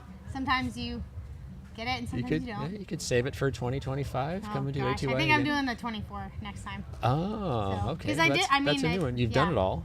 Well, I've done Yeah. the 24 here, but it's been a really long time, and I actually would like to see what I can get in a 24 because I did 133 or 4 during a 48 at the Wow. first 24. So if I'm just doing that, it might be interesting Okay. because I think I slept and like Yeah. did. I mean, I A little bit. wasn't exactly like nah, Yeah. but so if There's it's time. just 24 hours, like I'm interested to see how String Bean does. Yeah. He started today. I don't even know that. I wasn't super paying he's trying attention. To make the mid 24? scene. Yeah. I think he is trying Do to do we that. have Today or tomorrow any? starting. What is today's date? McKnight, Is it right? The second? Oh, I think he may start tomorrow. Oh, okay. But yeah, I'll be interested to see him. Shoot. Okay. Yes, I don't think I'll there's a way follow I along. can check that because it all goes off of Ultra Sign Up and see. into this. Yeah. I'll mess with it. But yeah, there's Okay. there's Well, lots yeah, of stuff. You so never know he- who's gonna show up and randomly do stuff. Like Yeah, Jeff he's- Browning just I showed up and know, did 6 yeah. hours and like 43 I miles. know. 43 and a half. Yeah. But Crazy. yeah. Well, anyway. It's Okay. insane. Well, I'm gonna Okay. go. Yes, lie go down. sleep. You look Thank you. tired. Thank you for Yeah. joining us. Yeah, Thank you. thank you. Safe travels back to Colorado. Sure. Thank you. And Yeah. to many fun adventures and sponsors. Everybody like who's out there I- watching this, I all have a 50 of you. GoFundMe. Yeah, yeah, Give check me out our money on my GoFundMe. GoFundMe. Yeah. Awesome. Well, congratulations. Thank you. Have a good rest of your day. Okay. Thank you. All right. So that was Rachel. Yeah, check out Rachel. Sponsor her. A new member of Air Vipa Colorado's racing team. So lots of cool people. You never know who's going to be out here. Lots of things happening. And so now we're back to last person standing. And they got about 14 minutes to come in from this loop. And did we lose any? Nope, we're still at 5. So that is fantastic. 5 people are left. And we'll be at 91.5 or 91.7 miles at the end of this.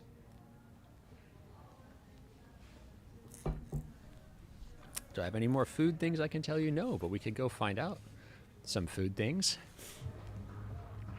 Starting to see more people come out. Wind has dropped down a little bit, only 3.44 miles an hour.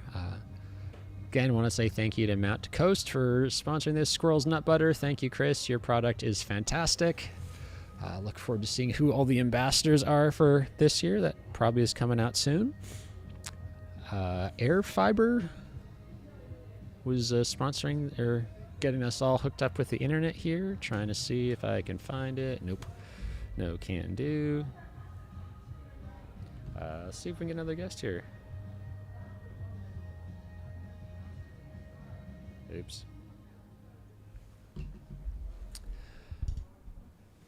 And last man standing. 5 are left. How many hours do you think this take? I don't know. I think it's gonna go. I'm being asked my prediction for last person standing. I think it's probably gonna go another 8 or 9 hours. I'm curious though. I don't know that it'll go to all 40 or 140 for the record, but I could be completely wrong. It's a gorgeous day. Everybody seems like they're doing pretty well. So You only need 2, right? you only need 2. Yeah, yeah. It's how stubborn can you be? Yeah. All right, have fun. Just chatting with a volunteer. Again, big thank you to all the volunteers who are out there. Lots of people at all these events. And yeah, there is race day registration available. So like Rachel said, String Bean might show up and do something. That's what I was going to try and figure out is how to check that.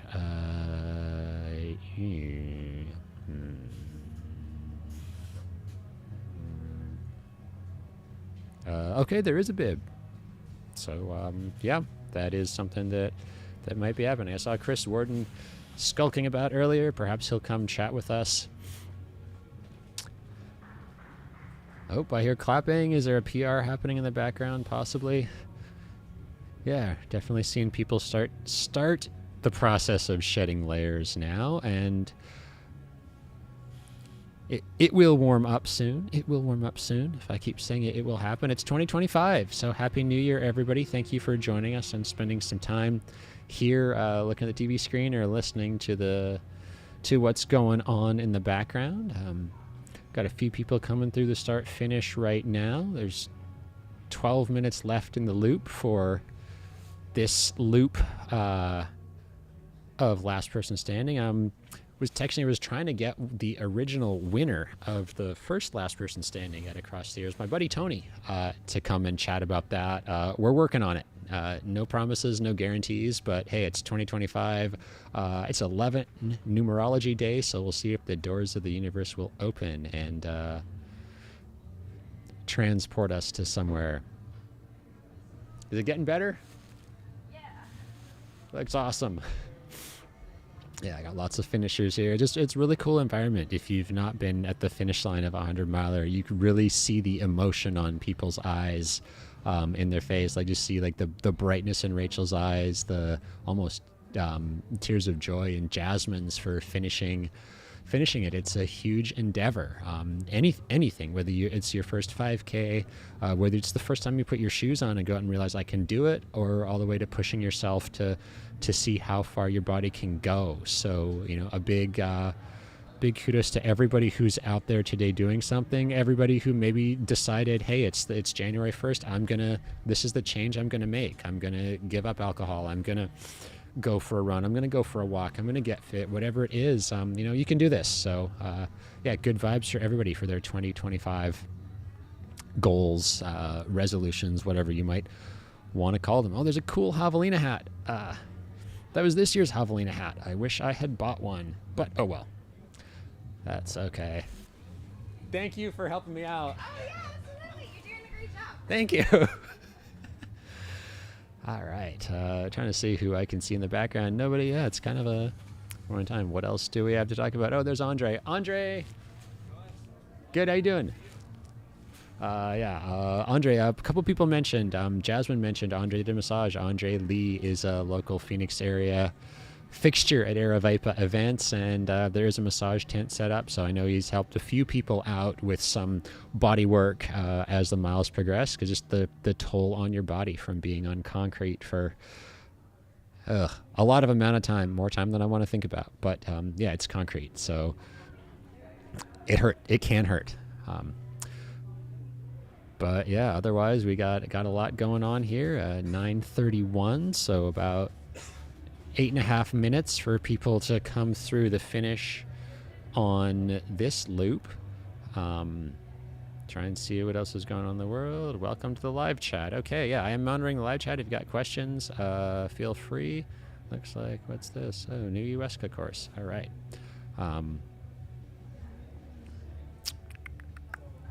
Let's go back and check some more leaderboards. I said we'll be at 91.7 miles for the last person standing at the end of this loop. See if we can get some more stats. Actually, let's start with the 6 day. 6 day is still going on, and it was Zarek that Rachel was telling us about. So for the 6 day, we're at 96 hours and change right now. Mark Sanderson is currently the leader, 294.4 miles. ISO Ukra, number 2, 283.1. Minoru Onizuka, 281.7. And then for females, female 1, Carol Northrup, 278.9. 2, Christine Takars, 273.3. And 3, Yolanda Holder, 271.9. I'm pretty sure that was Yolanda that just walked by the start-finish a little while ago. So yeah, some big miles being put up for that. 72 hour, Brian Pape, 239.5. He is done the 72 hour. William Gunn, 231, and James Nally, 222.6 are men's 1 to 3. And then Deneen Huntley at 225.4 is the current female 1. She is done. Nancy Klinkenbeard, 205.7, and then Lori Nakauchi, 170.4. And I may be mangling some surnames, so oops. All right, 48 hour. 48. You can do it. There we go. 48 hour. Andrew Redinger, yeah, Rachel talked about him. 218.3.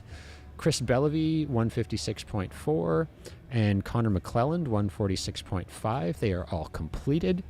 Rachel N. Trekken, 212.7. She is massively ahead of Anna Duda, 145.1, and Jill Hudson, 138. They are all completed those races.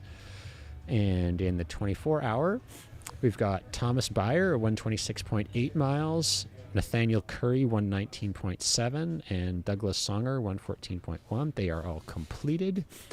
Female 1, Janelle Stark, 122.6, Julie Sherwood, 101.4, and Andrina Chamal, 101.4. Looks like she finished her last loop with mere seconds to spare in the 24 hours, so that's great job done there. 12-hour, female 1, Carmen Aguirre, 60.6. Female 2, Jennifer Amano, 56.3. And Suzanne O'Neill, 50.7. And male one, Avanome Myers, 77.5, Sam Longson, 56.3, and Michael Miller, 54.9. And let's take a look at the 6 hour. Pretty sure Sean Veronese will still be in the lead there. Okay, so yeah, 6 hour female, number one, Sean Veronese, Prescott, Arizona, Aravaipa staff, 32.4.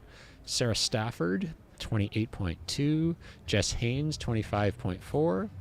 And men's number one, Jeff Browning, 43.7. Eric Halston, 39.4. And Harrison Brown, 39.4 as well. I don't know how those tiebreakers work, so yeah, pretty close. Hey, you want to come and chat? Cool. Come on in. Sit down. I'm going to have another interview here. This is fantastic.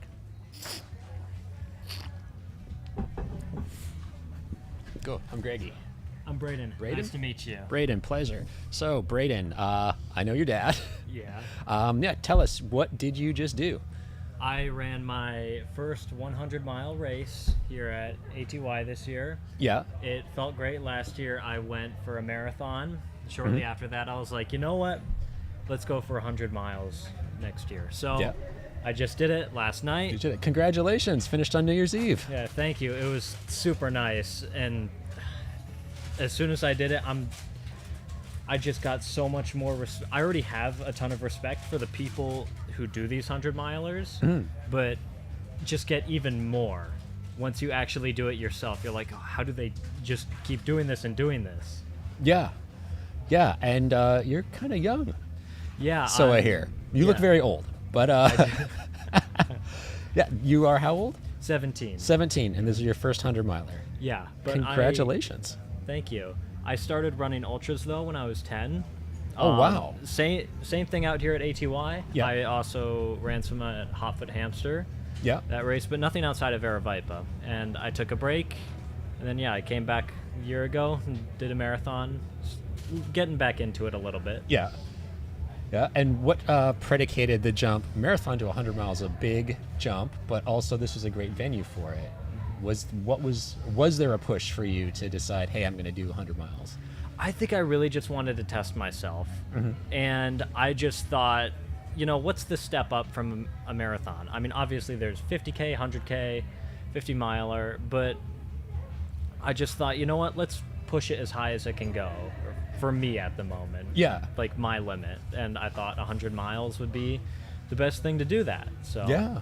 That's fantastic. So I And went for it. how do you feel? You looked like you were ambulating fairly well watching you walk by. Moving's a little bit tough. Got sore knee, sore legs, sore feet. Just standard stuff, but nothing too bad. Okay. I expect it to hit with the real pain to hit within a couple of days though. Yeah. And what helped you go for this? Were you snacking on M&Ms or any food that you're craving right now? The number one food that I had, definitely Golden Oreo cookies. Constant, every lap I was taking those things.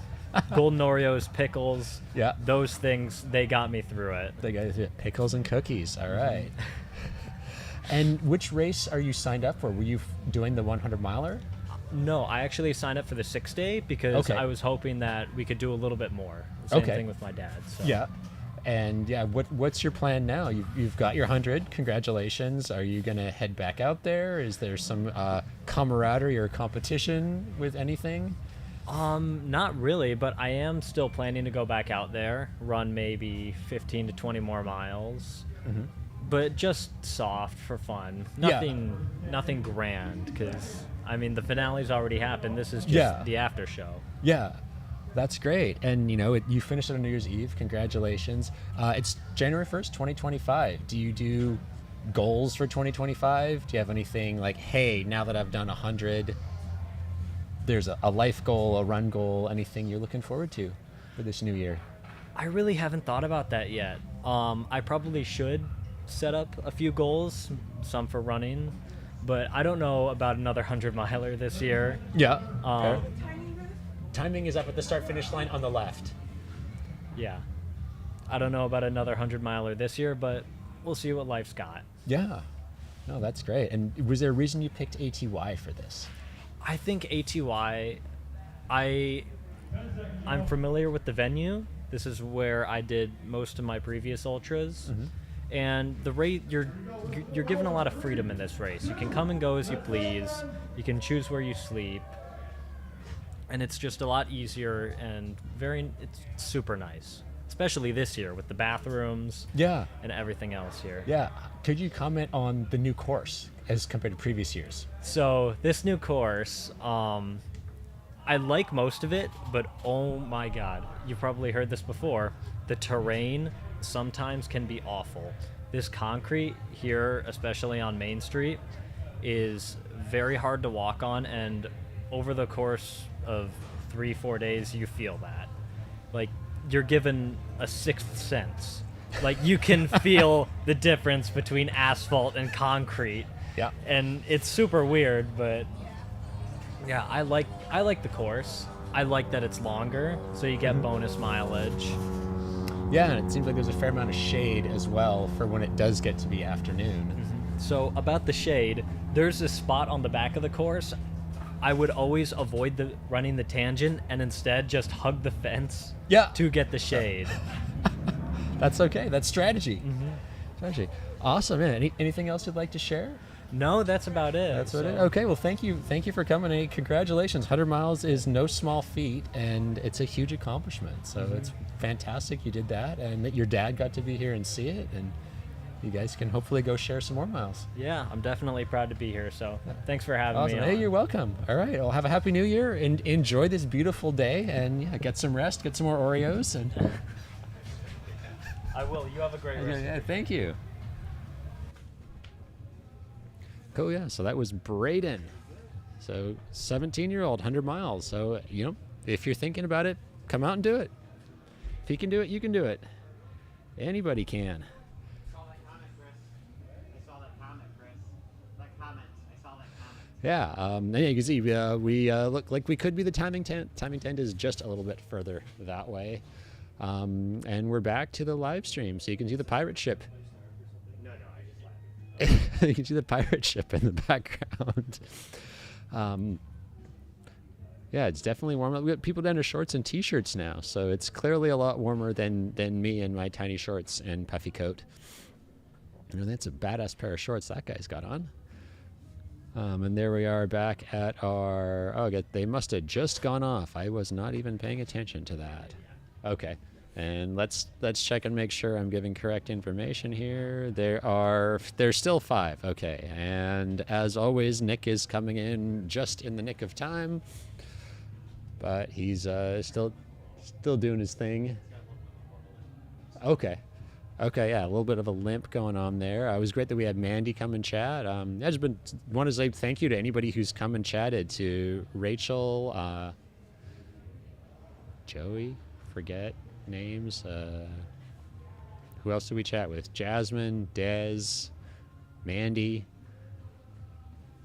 Braden. Yeah, lots of people. So thank you for coming out here. I guess, yeah, open thing. Yes, parents must be lunatics to let 17-year-olds do 100 miles. It's great. There are so many things that 17-year-olds or other 17-year-olds are into, like something productive and athletic and using your body, moving your body, appreciating your body, being outside. Like, those are great things. So it's great to see not just Braden at 17 to 100 miles, but I know there's been younger kids out here do some of the other distances. Mandy's kids did some of the other distances. So this is all fantastic. And in the back of my mind, after chatting with Rachel, was information about some races. So she said Plain 100. Let's find out about that. Plain100.com. The first 8 years of Plain 100, there were only 4 finishers. In time, folks figured out how to manage themselves on our course. That is great. It looks pretty intense. Cascade Mountains. Oh, and Wenatchee. Wow, Wenatchee, Oroville, and Tonasket, and all those fun areas. September 13th, 2025. They've got a Facebook page. So, yeah, check that out. Plain 100, Rachel highly recommended. Mandy recommended. Somebody else we chatted with last night recommended Plain 100. I can't remember who it was now. Somebody. Anyway, that's 3 people have mentioned the Plain 100 in the past little bit of time. So, It's good. And what was the other one? Oh right, High Lonesome. High Lonesome. General registration info. Entry to the race is limited to the lottery or discretionary entry. It closes at midnight tomorrow, so if you are curious, do that by midnight tomorrow. And then let's check Javelina 100. Is it sold out yet? Yeah, the next Air Viper race coming up, like we said, is Santan Scramble. That's coming up on Saturday. Race day registration will be available at the venue out in Queen Creek, Arizona. You can check that out. Coldwater Rumble is a 100-miler coming up in just under 3 weeks, Saturday the 18th. So there are still spots in that. Let's find out. 183 spots still available. 100-miler, 100K, 60K, 40K, 10-miler, and 5-miler. And you might see me out there at an aid station. Maybe run a 5-mile or something. We'll see.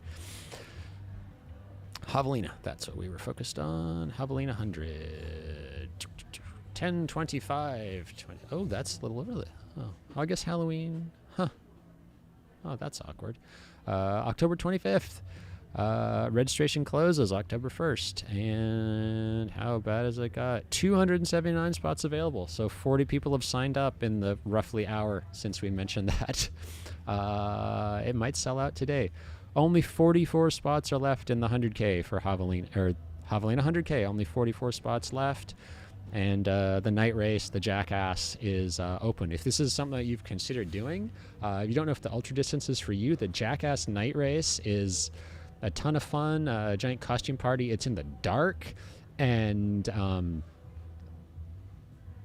there's a lot of people who have done the 100 who've mentioned, and the night, once it gets dark and the temperature drops, the night really changes things when you're out there for a long race. Just the influx of fresh energy with people in the costumes, the party out at Jackass Junction aid station, the atmosphere of Jubilee is created at the start finish line. The loop nature of the course, like, it's super fun, and that big influx of the 31K runners really can have an impact on people who are struggling when they get to that point, roughly 12 to 15 hours into their day. So if you are thinking about something, you want to come and enjoy the best of everything, sign up for the night race. You get one loop, the nice loop, not the slightly harder loop for number one. You get the nighttime. You get pretty warm desert temperatures that time of year, and you get a fun experience. But you get to be out there, so you could run the night race and then hop in and pace somebody. Lots of opportunities for lots of things there. So yeah, check those out. Ultra sign up. Things are available there. Let's refresh it and see how many people signed up while I was talking about it. Nobody. Oh well. We tried.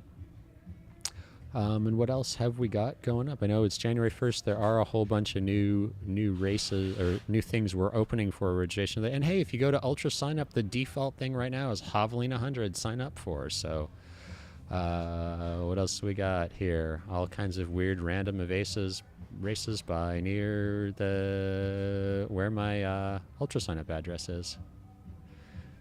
Neat. Not for me. Boom, boom, boom, boom, boom. Any other Ultra news I can click on? Nope. Oh, new USCA course. That could be interesting.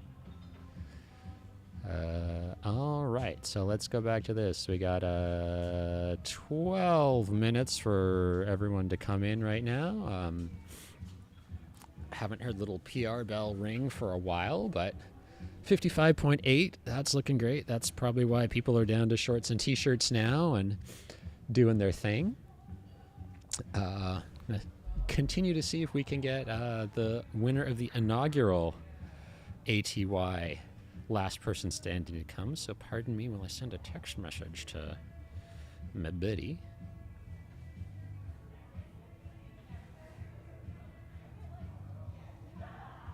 Oops.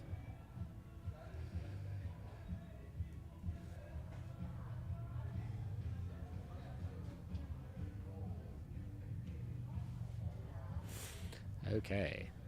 Come on, Tony. Come on, Tony. You can do it.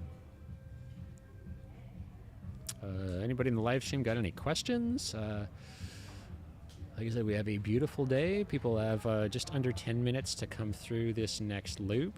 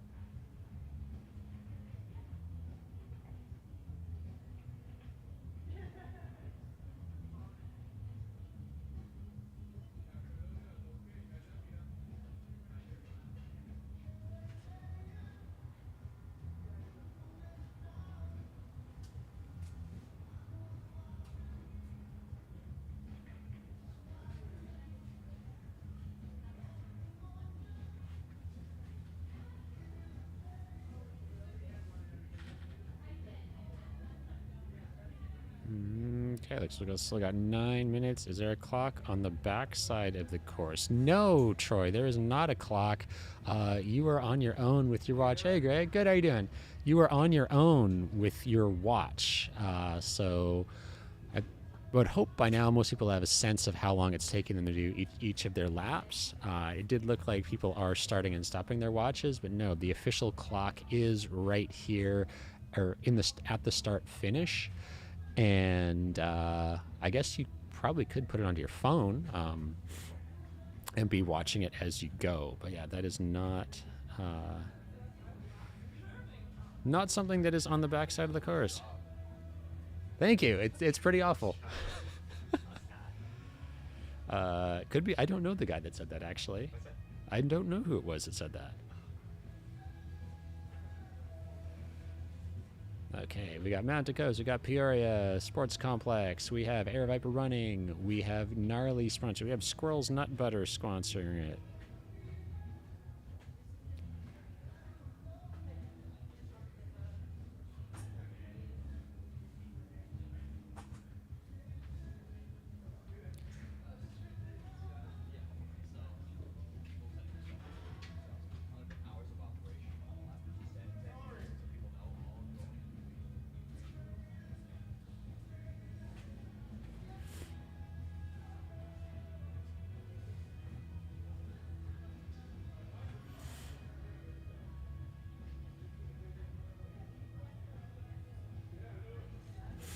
Okay, hopefully we can get Tony here.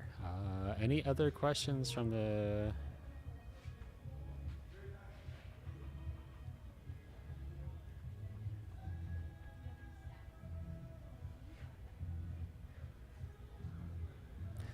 All right, so we're getting close to 10 o'clock. There's some Air Viper staff. Oh, that's a race director, John Bullock. Way to go, John. Thank you for being out here. We had Jason Gerhardt is still doing the last person standing. So why don't we talk about some Colorado races for a little bit here. What is that? I had that in a different tab. All right. So yeah, we got a number of Colorado races. Everybody is expanding. There goes Stephanie right now, and there's Wesley going by. So we got two finishers coming through, or two competitors coming through. But yeah, the Colorado season is going to kick off April the 19th with the Rock Hawk Trail races down in beautiful Castle Rock, Colorado, between Denver and Colorado Springs. So number of distances at that one: 50K, 25K, 10K, and a 5K. So if you're in the area or going to be traveling that way for work, you go check those ones out. After that, we got the Royal Gorge Groove, which has a really cool pickaxe logo. That's going to be on April the 26th. Again, 50K, 30, 20, 10, 5K, and a kids run for that one in Canyon City. Mountain Ridge Trail Race. That's in Highlands Ranch, suburb of Denver. It's going to be a 21 miler, a half marathon, a 10, and a 5K. We got Ram Party Trail Runs, and I'm pretty sure it snowed last year for that one. That is May the 17th. We got a 55 mile, 60, 50, 24, 16, and 15 Ks. We got the North Fork Ultras, which were mentioned when we were chatting here earlier. That's in Buffalo Creek, so a little bit south of Conifer. 50 mile and a 50K. We got the Bar Lake Trail Race happening on June 14th. That is that Mother's Day weekend? That probably is Mother's Day weekend. No, Father's Day weekend. Father's Day weekend, yes. That's a 50K, 30K, half marathon, 15K, and a 5K. We got Ring the Springs, 100K, 25, and 50. That's Colorado Springs on June 21st, which is going to be right around the solstice. Not sure if it is the actual solstice. Jason was telling me great things about the Silverton Alpine Marathon. So the 50K marathon and an 8-miler on July 19th. As well, there's the Chase the Moon Endurance Series. That's a 12-hour race plus a 50, 25K, and a 10 and a 5 mile. Also July 19th. And then July 20th, also in Kendall Mountain, or in Silverton, is the Kendall Mountain. So that's a 12-mile, also with an 11K. And that's starting at 9,300 feet. So if you want to test your lung capacity out, highly recommend that one. I've seen beautiful photos. That is a gorgeous part of Colorado in the summertime. Go take a holiday. Go climb a 14er. Go do an Air Viper race out there in Colorado. We've got the Westminster Trail Race, 50, 35, half, 10K and a 5K on August 23rd. And then the Snow Mountain Ranch Festival at Open Granby. Oh, that'd be beautiful. 50K, 33, 10 and 5K plus a half marathon. And then to conclude the year, there's September, October, November. So the Bear Chase, 100K, 50 mile, 50K, half marathon, the Baby Bear 10K and a 5K, September the 28th. October 18th, week before Javelina. You potentially could do that as a tune-up race. Or probably, I guess you wouldn't do that as a tune-up race. Well, maybe if you're doing the Jackass. 50, 25, 10, and 5 on the 18th of October. That'll be nice fall weather down in Colorado Springs. Get to probably see the leaves be changing colors. There's Yolanda. Just walk through the sign there. So we got a shot now. I guess I'll wrap up what I was saying. The last race is the Louisville Trail Race, November 15th, half marathon, 10K and a 5K. But we've got the screen is cut over now to the last person standing crewing area. So we've got 3 of our runners have finished. There's 3 minutes for the next 2, Jackson and Nick, to pop through. Looks like the heaters are still going. It is a little chilly. I'm a little chilly still, as you can tell. Kind of funny, all the runners are coming to chat with me, and they're very, very warm and toasty, and I'm still puffy jacketed up and braced up. But no, we got somebody heading out for a guest loop now. That's Eric. He did the last person standing 2 years, but hasn't done it recently, or not doing it this year. And it looks like we are waiting for Nick and Jackson. So we'll see when they go through there. Okay, there's Jackson. And where is Nick? Oh, no, wait, that is Nick. Yeah, and there's Mandy, who was just in here chatting with us a little earlier. We'll get that refreshed here soon. And as soon as they take off, I'm going to go get a snack, because it's been a while that I've been talking, and I'm getting kind of hungry after the miles I did today.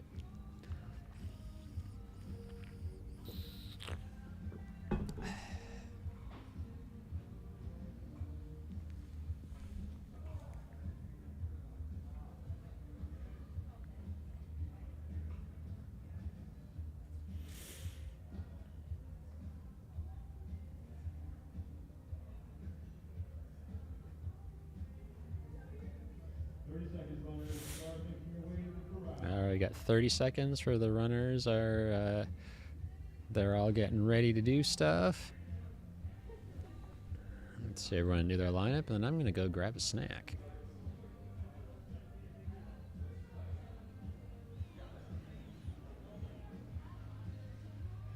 Yeah, everyone's still looking pretty good. We got Jackson, Nick, Wesley, Eric's going out as a guest bib. Stephanie's still there. All right, it's 10 o'clock. I'm gonna go get a snack and be back shortly.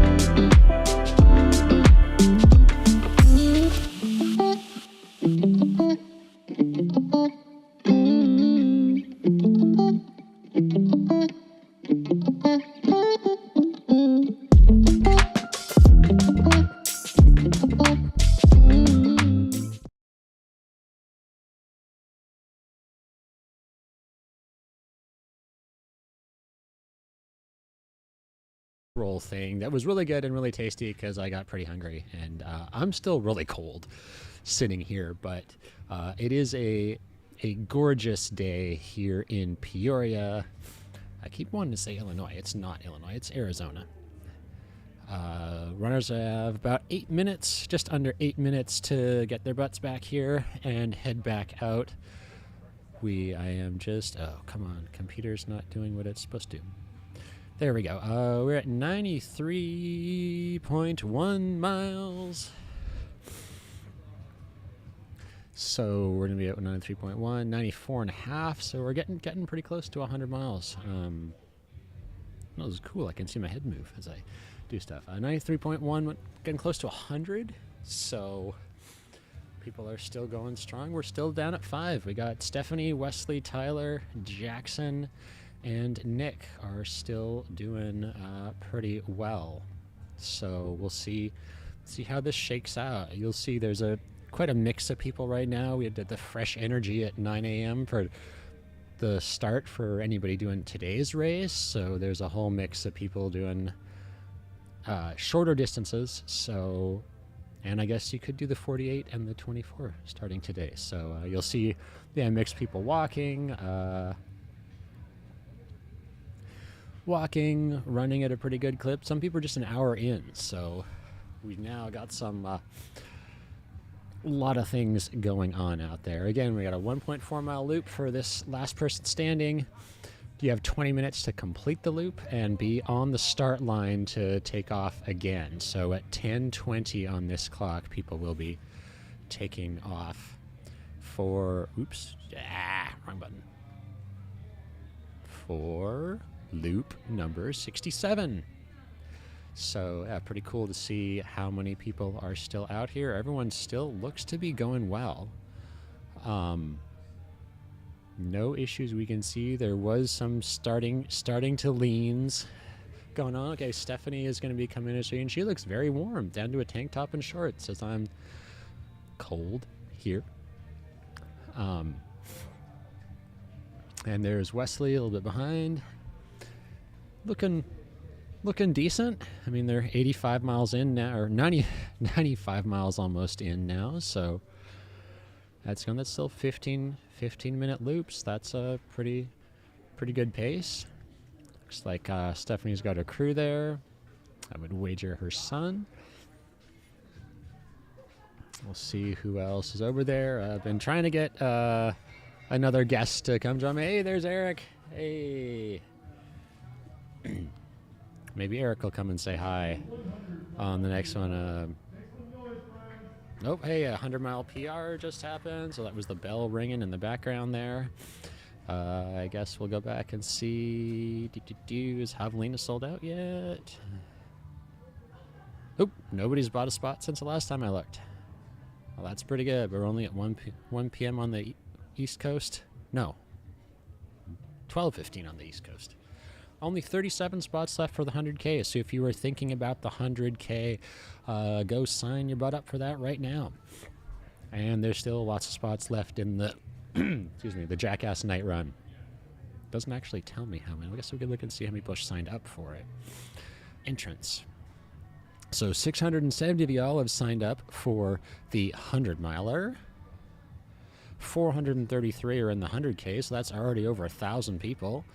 And 99, someone sign up now. You could be the 100th person to sign up for the 31K night race, which is a party. And Jubilee, the race director, puts on an awesome event. There's always a lot going on. It's a really cool atmosphere. If you've been thinking about it, you should do it. If you're not going to do it, then come and crew. And if you are really looking to give back, you can pace somebody. There is always a much greater want/need for pacers than available pacers. So if you want to do something, give back people, head on out and pace that.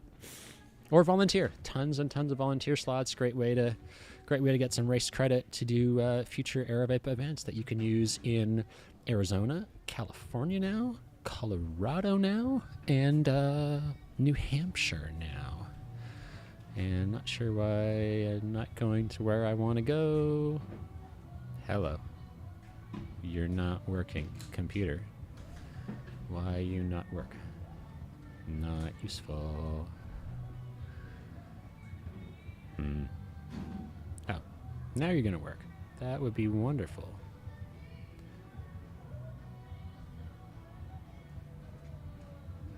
Why are you not working? Talking to your computer always makes it work better, friends. It always makes it work better. Why is this not working?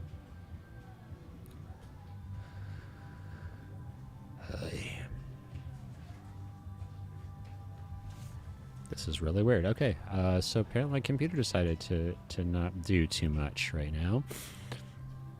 So we got, so after that last lap, we got Stephanie finished in just under 15 minutes. Wesley was 15:15, Tyler 15:40, and we are still waiting for Jackson and Nick to come in on the screen. If they came up on the TV there, I missed it trying to get my computer to work.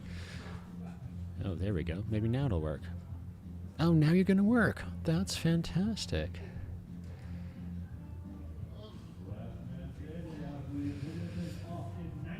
"90 seconds," if you can hear Jason in the background. 90 seconds for people to get ready to go. There we go. Boom. Okay. Oh, it's a cool tie-dyed shirt that somebody I don't know is walking by. I would have my tie-dyed hat on, but I'm kind of cold, you know? Uh-oh. What is going on here? 60 seconds, 60 seconds. Hey, there's Nick coming in just in the nick of time.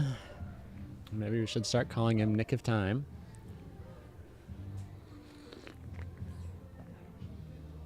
That might be Waddell Running Lady. I know she's out here doing a bunch of big miles. I only know her Instagram name. Let's see if we can figure out who that is.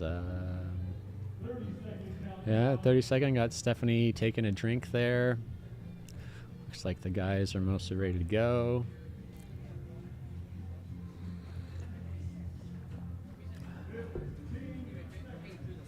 "15 seconds. Let's see how this kickoff goes. Anybody else out there that we recognize? 4, 2, 1, and all 5 go back off. Wow, Tyler's looking good. Tyler and Wesley heading off. Had a pretty good clip at the start for everything.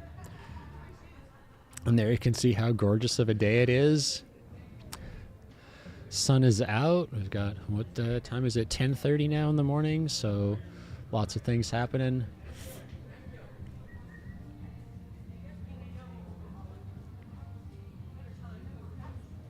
Lots of people coming by in groups now. It's neat to see this is a race where you do so many things and you have so many opportunities to share miles with people. So a lot of new friendships are forged with different runners, different competitors out here, even in different things. You may, chat with every other person in the 6-day race, or got 6 hours running with 12 hours, running with 24 or 3 days. So it's a really cool environment and lots of different walks of life, and just a neat way to see everything that's happening here. So that's really cool. Oh, there goes Mandy. So we got 19 more minutes for the next loop to come in, and we can check out some of the Aravaipa New England events. I'm kind of curious about that, once I went there. Here we go. White Mountain Endurance. Let's see what elevating the Northeast. What have we got here? Okay, so we got the White Lake Ultras, Jigger Johnson Ultras, Chocorua Mountain Race, Chocorua, not sure how to pronounce that, Race the Cog, Baldface Scramble, and Kilkenny Ridge. And then the new White Mountain Endurance Cup. So if you do have some Aravaipa volunteer credit, or want to come and compete in that White Mountain Endurance Cup, it's the premier sub-ultra trail races, the White Mountains of New Hampshire, from June to September. You can race, you can register for that individually or register for the whole series pass, and it looks like the Chocorua Mountain Race 23K on June 7th, 29K at the Baldface Scramble on July 26th. 20 miler at the Jigger Johnson Ultras August 16th, and 25K for the Kilkenny Ridge Race September 20th. So if you complete at least 3 of the events, you get a commemorative White Mountain Endurance Cup medal in person after you finish your 3rd race. So that's doing 3 out of the 4. And then there's also the King and the Queen of the White Mountains. So the highest overall male and female scores. This is based off points that you accumulate throughout doing the series of races. Obviously you get bragging rights, but you also will be invited to be on the Air Viper racing team for 2026. And then there will be prize packs. So it looks like Adidas Terex is a sponsor for that one. So the top runners in the series, everyone's on a podium, gets some type of prize. So that's pretty cool incentive to check out some of these places, distances you may not otherwise consider. Nice way to get competitive and win some cool stuff. Get some cool swag there. It looks like, oh yeah, we've got Marilyn and Patrick there, the White Mountain folks. Yeah, lots of cool things happening there.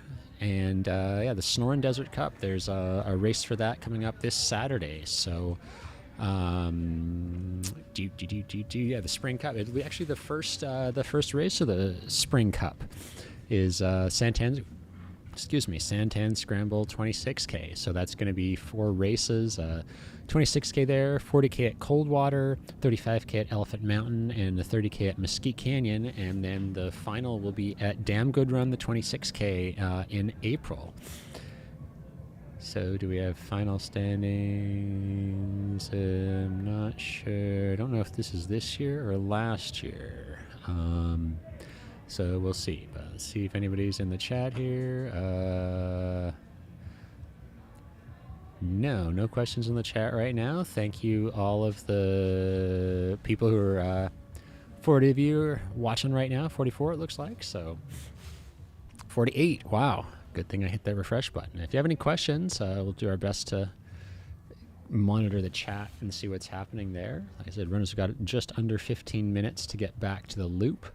It is a 1.4 mile loop, and we are on, what did I say, number 60, loop 67, down to our last 5. See if we can get somebody to come and join me.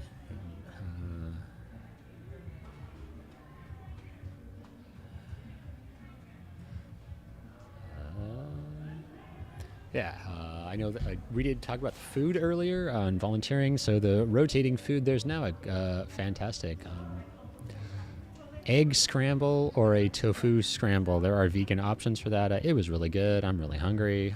The coffee's really good. Surprising how much I've been talking. Yeah, it's just nice to see the camaraderie of everything. I don't remember who I was talking to now. I was talking about you know, how people are helping each other out at events like this. It was a car breakdown. You know, I know people share their nutrition, or somebody borrowed my vest, one of my vests, for running Javelina. Yeah, so it's nice to see the community come together for everything, especially on a day like New Year's. A lot of new opportunities, new things happening.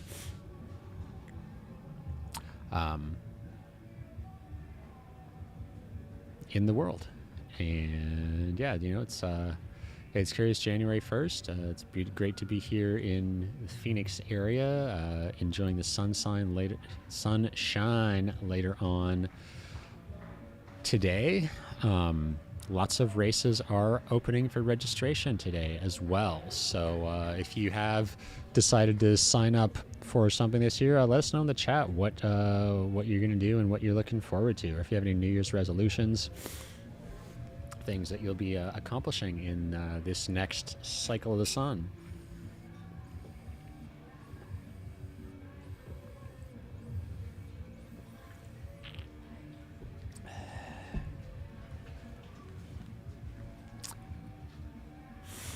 Yeah, trying to see what other things are coming up here. Oops, do not show past events.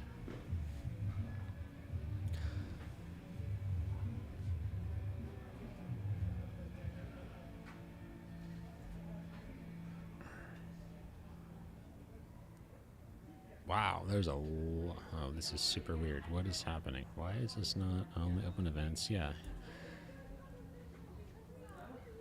Why? This is weird. Ultra sign up. Your thing got. What?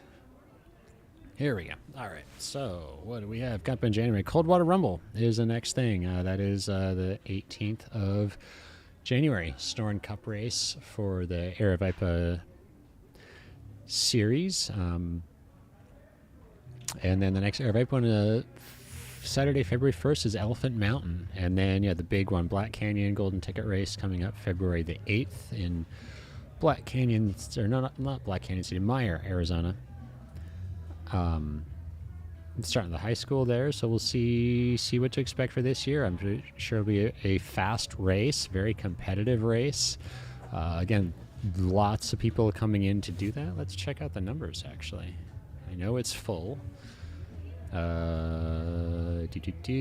waitlist. You can join the waitlist. There are still spots available in the 50K. If you're thinking of doing Black Canyon, there are plenty of spots in the 50K. At the moment, there are 1,181 people signed up for the 100-miler. That is wow. I'm not running that. I'll be volunteering at that one. That is insane a little bit. And we'll see what happens. Last year was a bit of a snowy year. Yeah, a little treacherous on the course. That's okay. Lots of cool things happen. Lots of fast people come out. If you're thinking of doing it, come volunteer if you have the time. Come and hang out, make some food, give some high fives, fill some bottles with water. There's lots of things that you can do at that one, but it is going to be hyper competitive because it is a golden ticket for Western states. So,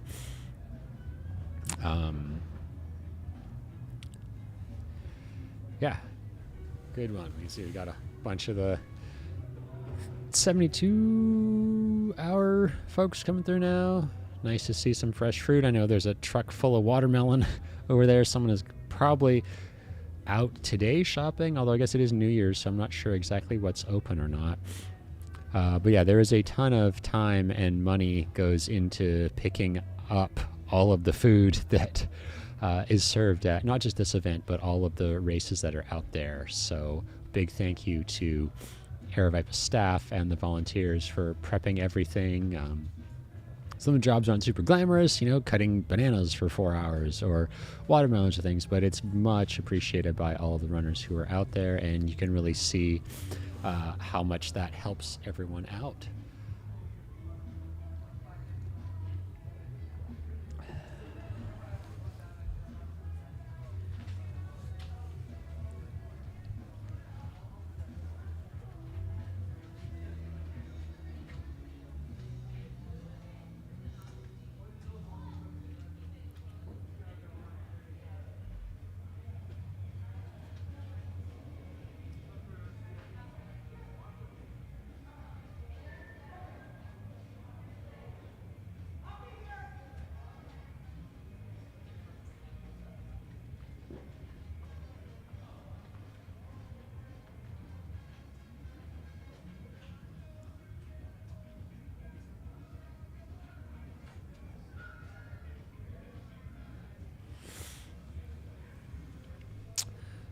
Wow, yeah, still turning into a lovely day. Got about 8 minutes for folks to get through that loop now.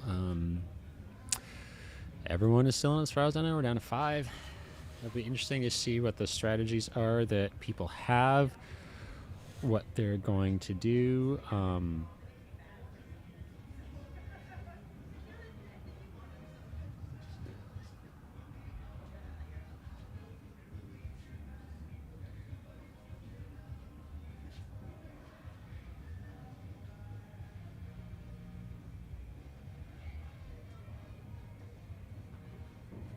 Now it's got a lot of stuff happening for New Year's. Let's see, anybody got resolutions in the chat here? Trekking with Turtle, 1.4 mile. Oh, question already answered. Wonderful. Yeah, looking to see who is coming by here. Haven't seen anybody come by yet. It's usually within the next 2 minutes is when the runners will pass the live stream booth here. And as you can see, the crews are there waiting. Crews, I'm sure, are very well acquainted by now, and new friends and friendships are formed. And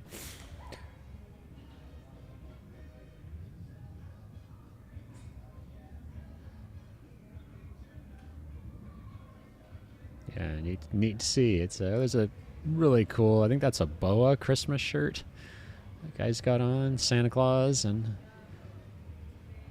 whatnot. There, some cool clothes out here. It's neat to see the different strategies people have for clothing and what they're trying out, because this is a great venue where you could try out, your nutrition strategy, your clothing strategy, just get a lot of time on your feet. And like Braden talked about, it's a diverse course, and your body is aware of when you're on concrete and when you're on the dirt. So yeah, still not seeing anybody come through, but they're slowing down. Like I said, we're at mile 94 and a half, so we'll be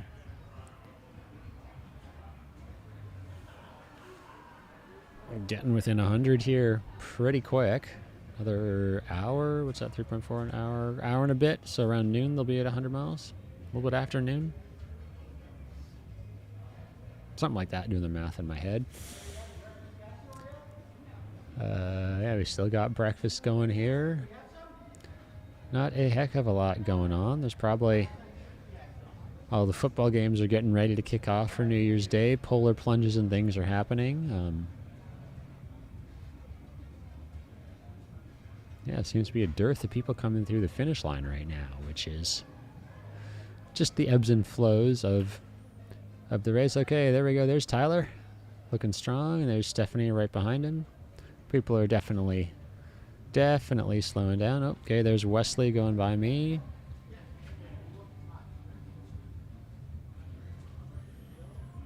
Yeah, starting to notice the leans in some people, and poles have come out for people doing the longer races. There we go. All right, so they got about 5 minutes. A little 5-minute break for all the, or at least those three that just finished.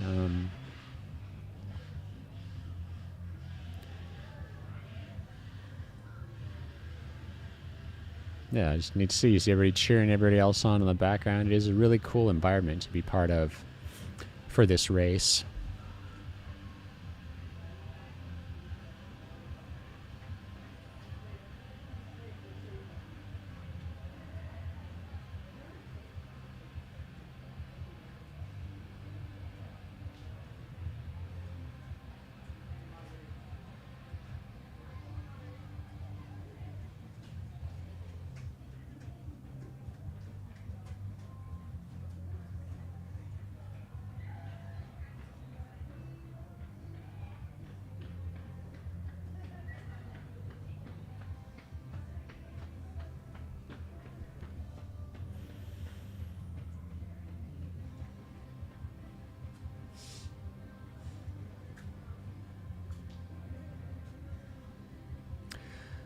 All right, so you can see lots of us enjoying their food as they're coming through the start-finish line here. That's the camera view that we got right now. You see some kids playing baseball in the background. There's a little kind of kid-sized field that they're making good use of.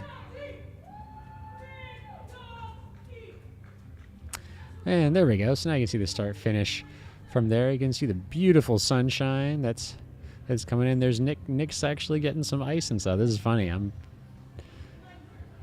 Hey. But hey, still got time. Still got 3 minutes or so to get himself across the line there, and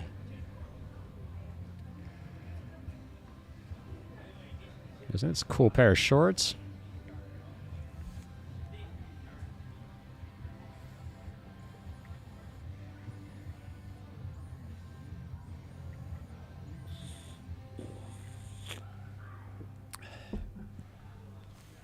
I'm sure it's getting hot out there on course as well.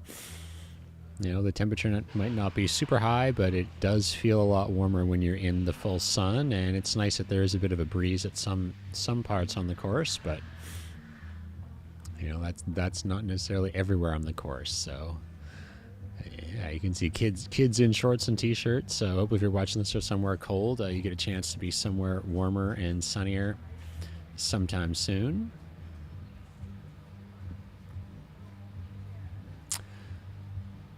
So it looks like we are just... Oh, I was about to say we're waiting for Jackson, and there he is across the finish line. So that is everybody's in. So we're now at just under 96 miles. Still got the heaters going in there. That's Gary in the background sleeping. Or no, not sleeping. Sitting in the chair. One of the original bibs from ATY. I think it was bib number 16.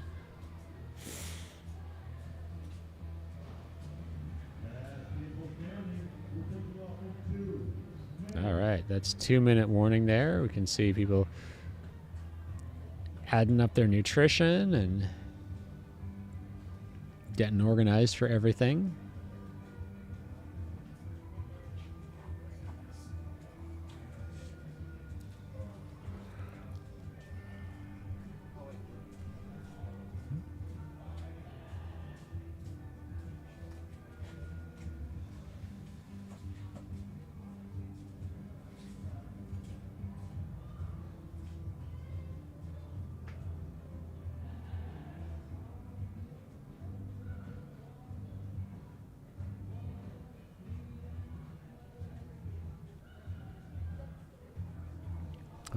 See a super cool polar bear. That looks like that's a tech shirt, like a kind of Christmas print polar bear tech shirt. So that's pretty cool. I'll have to find out who made that. We got Mount to Coast sponsored athlete coming through the finish line there. We got back, but yeah, you can see it's definitely cleared out there in the last person standing tent. There's very little nutrition on those back tables. That was all full of food and beverages last night. So yeah, we're at 22 hours and 40 minutes will be when this loop kicks off, and 94.5 miles. So yeah, I mean at this point anything could happen. Now it starts to get interesting as we got different people going off fast or not going out fast. Yeah, the nice part about this is it's just under a mile and a half going around it. So, you could carry something, or you'll probably be okay for that little amount of time that you're out on the course.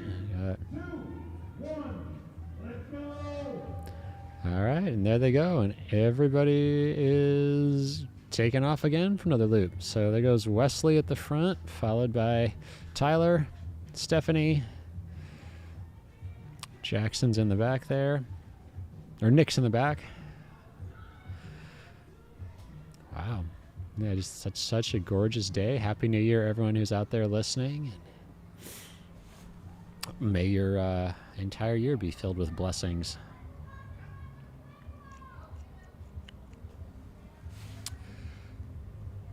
So yeah, they've got 19 and a half minutes to get around the loop there, so that'll be a nice, kind of getting a nice time of day. I think our temperature is probably up to 60-ish in the sun.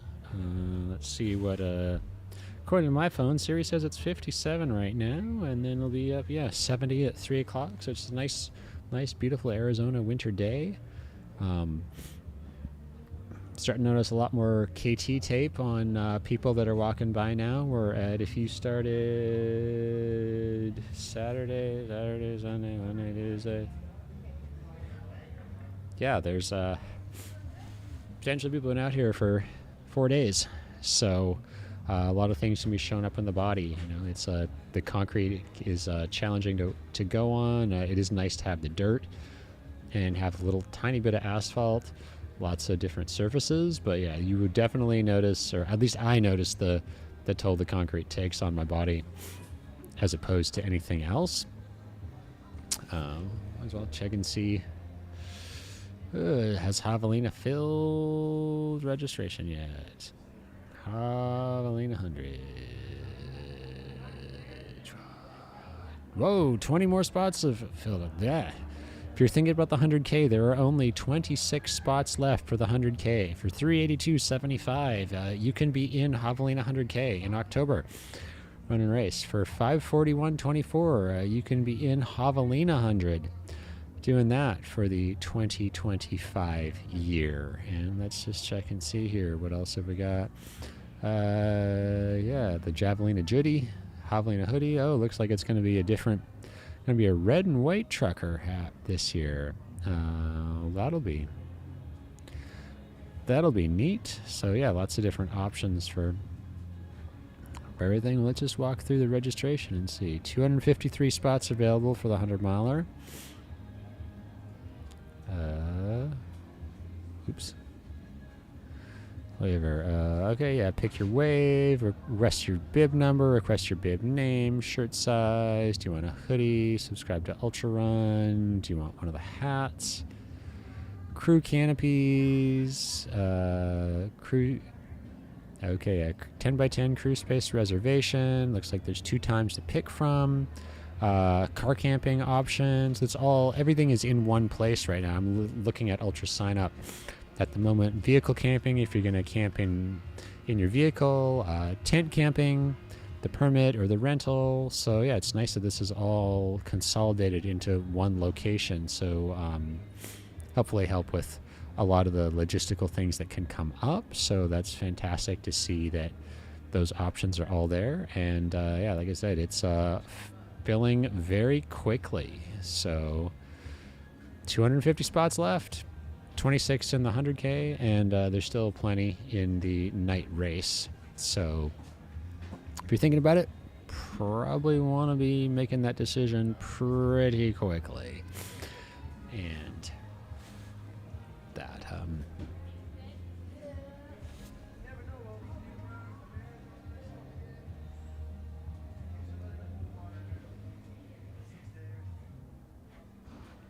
and we got another in the background here that I can see. We're refilling all the water and Gnarly and Gatorade bottles that are hanging out there. Lots of people, it's got to stay hydrated. It is the desert, so less humidity.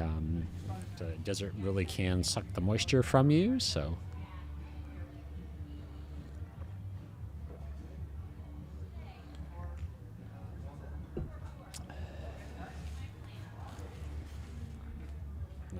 close to 10:45, so about 15 more minutes for everyone out there to do their thing.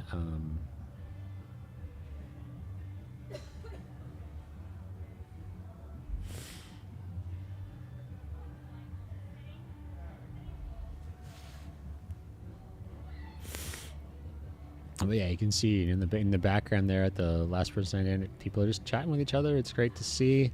Lots of camaraderie. If you're in the Phoenix area or even in Arizona, come check it out. Thank you to Air Fiber for the hooking us up with the internet here. We got Mount to Coast is sponsoring this event, so they are doing shoe demos. If you're curious about that brand, come on out. You can try on a pair, take them for a lap, grab a guest bib, pace somebody who's out here doing their thing. Lots of opportunities. You are even able to buy the new Mount to Coast shoes. So that's a pretty cool deal. We got City of Peoria, beautiful facility here, Peoria Sports Complex, home of the Seattle Mariners and San Diego Padres baseball teams. The spring training will be starting pretty soon. I can't believe it's January already. So time is a flying along. As well as Gnarly Sports Nutrition. That's great. I think I've got Gnarly in this bottle right now. And oh, hey bud, Happy New Year. Happy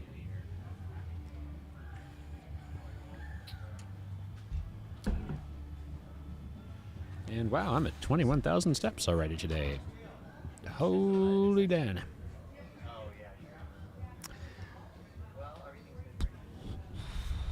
Hello. Why are you not connecting properly? How come you know refresh data? Oh, refreshing data now. Down to 5, yes, we're down to 5. We had a lot of drops. If you're just tuning in right now, we are down to 5. Stephanie, Tyler, Wesley, Nick, and Jackson. We will be at 97.3 miles roughly by the time this loop is completed. So getting close to cracking that 100-mile barrier for all the runners out here. We started off with 26. It was the largest field ever. 28 were registered, and 2 did not start.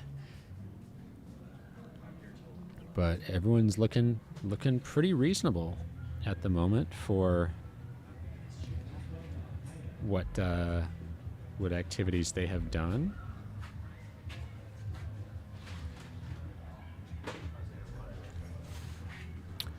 And now we got some of the costumes coming out. There's looks like an American flag jersey will be walking through the start-finish line pretty quick. I got a cowboy hat going by. That's pretty neat. It's nice to see the costumes. Again, we'll plug Javelina, see if we can sell that out today. 250 spots left. It's a giant costume party in the desert in October. You should totally come check it out for Halloween. Do your thing.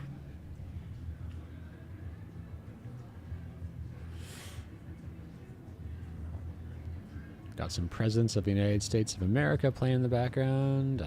We got there's the winner, the course record holder for ATY Last Person Standing. Paul's just going through the aid station tent. Paul Nielsen with 140 miles 2 years ago at this event, and the female records held by Maya Detmer. Why are you failing? That's super weird. Bizarre.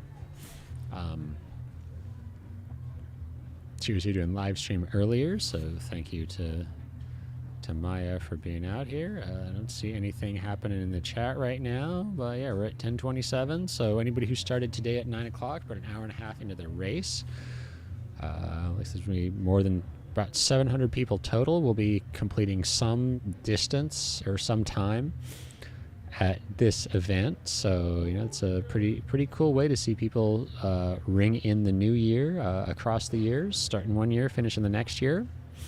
Here in lovely Peoria, wind has dropped a lot. It is calming down pretty nice. It's going to be a beautiful afternoon. Might have to go sit in the sun and warm up for a while when this is done.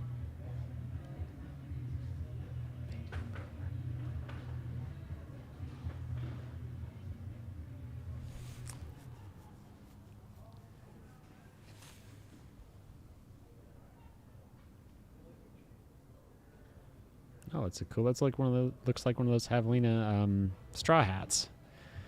Mike has one. Yeah, I'd like to say a big thank you to all the Air Viper staff and volunteers who are out there. I know a lot of people that I know I haven't seen yet out here, but there's a lot that goes into setup, and this is one of the big around-the-clock events that happen. So people are kind of coming and going. But John Bullock, the race director, has done a great job with this race. Katie was here doing time in. Ellie was here doing time in. Heidi was here yesterday doing some laps. So yeah, Happy New Year to everyone out there listening. I hope 2025 is a fantastic year for y'all.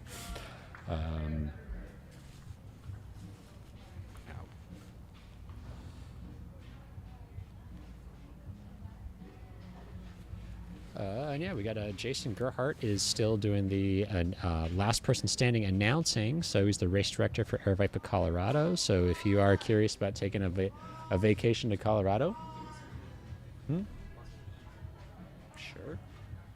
Yeah. If there's one of the egg things, there's like an egg casserole thing.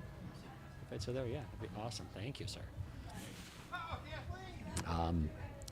Yeah, it's neat to see. It's kind of hard to explain the whole vibe of this race if you're not here, or what I can see. Some of the red tent, if you're looking at the main screen right now, the red live stream tent by the live stream van. But there's lots of people who've been doing this for a very long time, and lots of people know each other. So, every so often you'll see somebody cheering for somebody else. There's people stop and hug and chat, and do the next lap with the next person or a different person. A lot of people are doing 48, 24 hours plus at this event, so it's neat to see how they change with time. You see the outfits change, you see the packs change, you see who they're traveling with change. So it really is a community event, and it's a Centurion event as well, so that's a big draw for some people, and there's a lot of records and things are set here. So Yeah, I'll be curious to see what. I know there's some big miles have been put up in the 200 or in the 48 hour. We had Rachel and Trek in here. Somebody needs to sponsor Rachel. Please sponsor Rachel. She's doing incredible things. Super nice and friendly and polite. Somebody out there, find it. And if not, find her GoFundMe.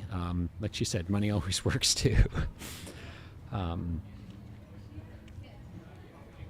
yeah, it looks like we're not going to be getting anyone to chat about last person's end. I'll see if I can try and grab Paul the next loop he comes around, but I know he's also doing his own run at the moment, so maybe focused on the goal he's got for this race.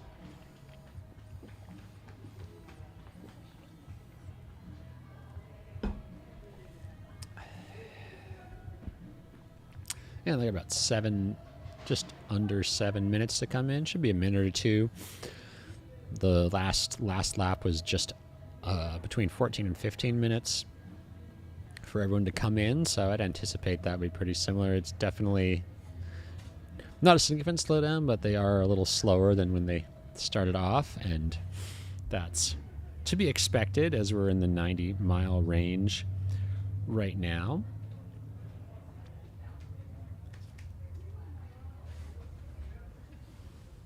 Oh, that's neat. Oh my gosh, thank you. More food.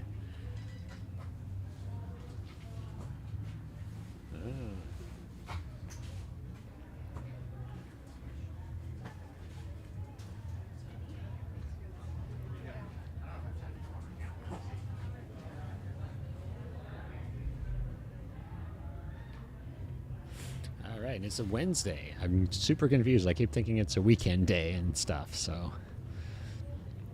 that'll be good. Yeah, I'm seeing more shorts and t-shirts, which is nice. Looks like it feels pretty nice in the sun out there, so that is a good thing. Troy, oh right, yes, there is no clock on the back side of the course. People have 20 minutes to finish the 1.4 mile loop. So they'll be coming in the next few here, and now we're at the point of managing your strategy of, do you want to try and finish that closer to the 10-minute mark? There goes Tyler, looking pretty good. We're walking strong. You try and finish that early, and he'll have about a 5-minute break now at mile 96-ish. Or do you take all the time and just keep going? So we'll see the mix of strategies. We had Nick's crew on earlier. His strategy is to use all the time that he can and just keep going. So we got Wesley just passing by me here right now, still at 15 minutes to do the loop. Haven't seen Stephanie yet, but we'll keep our eyes peeled. Should be past me momentarily. Have some of this little scramble thing here. Oops.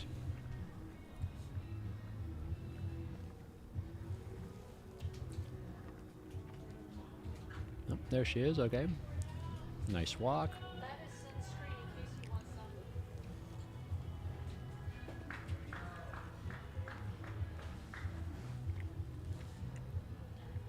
Okay, so that just leaves 2 to come by. So that would be Jackson and Nick. Nick will probably be in the next couple minutes. There's a super cool Santa Claus reindeer Frosty shirt going by.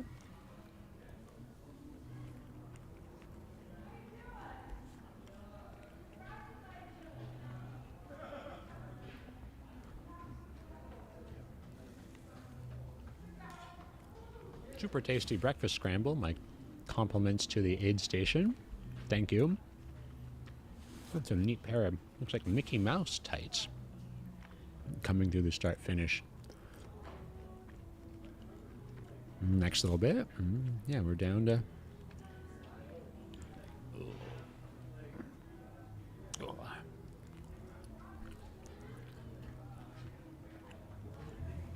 right, Stephanie should be through. So yeah, Nick and Jackson, which see them.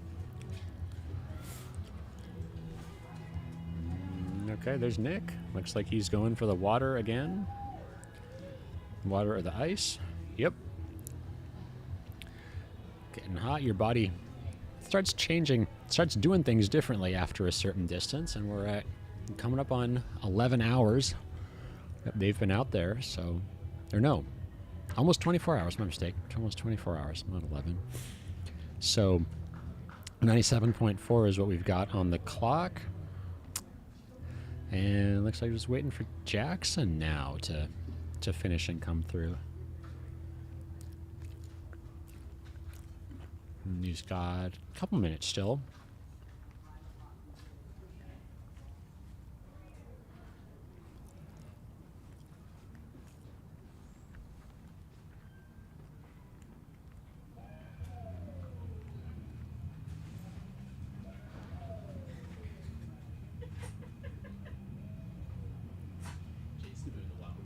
Yeah, they're playing crazy music.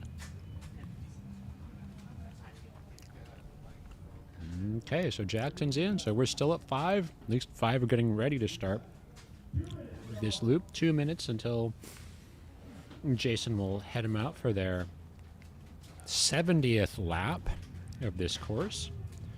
I'm sure they're starting to know the course and the little ups and downs. I've heard the strategy of this is where I walk, this is where I run.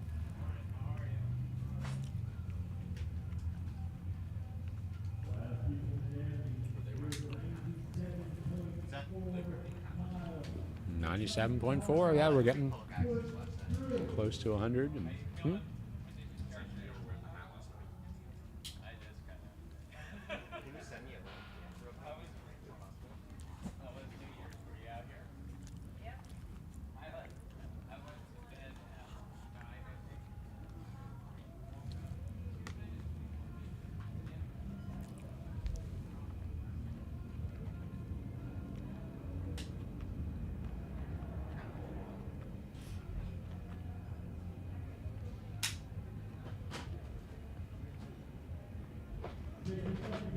See if we can get another person to come here and try and join us on the chat. Kind of lonely here at the moment.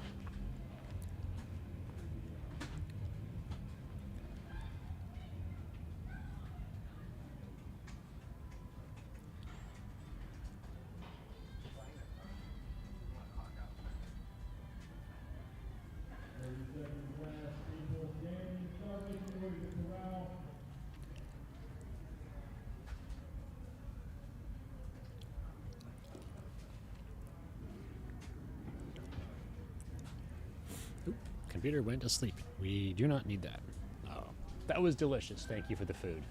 Super neat. 10 seconds. Oh. 1, 2, 3, all 5 are. Oh, yeah, you can see there's a little energy flow compared to about 2 hours ago. People looking a lot more tired. Jason's taking his puffy off. That's about all the excitement I got. There's John Giesler just walking under the 11-hour mark sign, or 11 o'clock sign, and he's at 6,000-ish lifetime miles, he estimated. So really cool to see how many people have been coming to this for a long time. Oh, Jason's going over to check out the tent.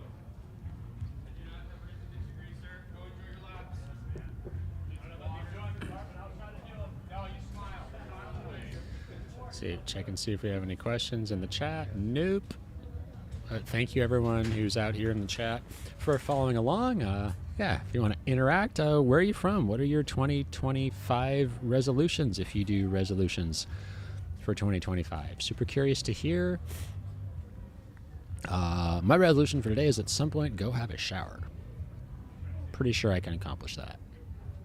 It's a pretty significant goal, but I'm pretty sure I can accomplish it. And I guess this is what I'm going to do. Keep refreshing Hoveling 100 and see how many people have signed up and how many spots are left.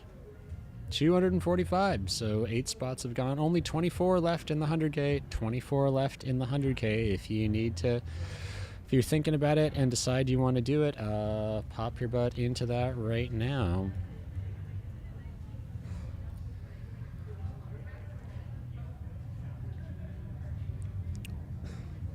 I was looking at Black Canyon. And what do we say for Black Canyon? There's 588 spots left in the 50K. So if you were thinking about that, there are spots in the 50K, and I think Is there more? I know there is something. It's part of the World Trail Majors, but there was something. I'm just blanking on the details, so let's find out about it right now. It was a shorter distance. Dang, okay. Grand Circuit, okay, Black Canyon Ultras. Okay, let me click that. Whoa, that guy is flying. Not sure what race he's doing, but...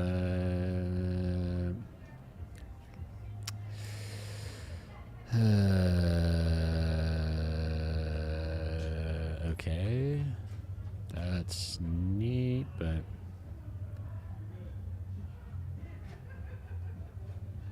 okay, oh, there goes Gary, one of the original bibs. Bib number 16 is Gary's bib number. Okay, I thought something just came out. There was a new series or some such. Hey, laptop, it would be good if you work.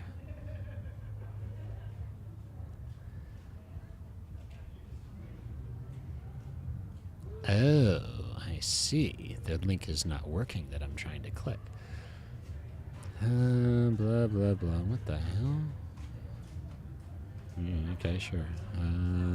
World Trail Majors. Short series. Here we go. December 27th, 2024.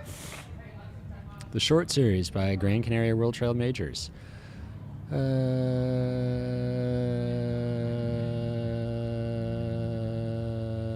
Okay.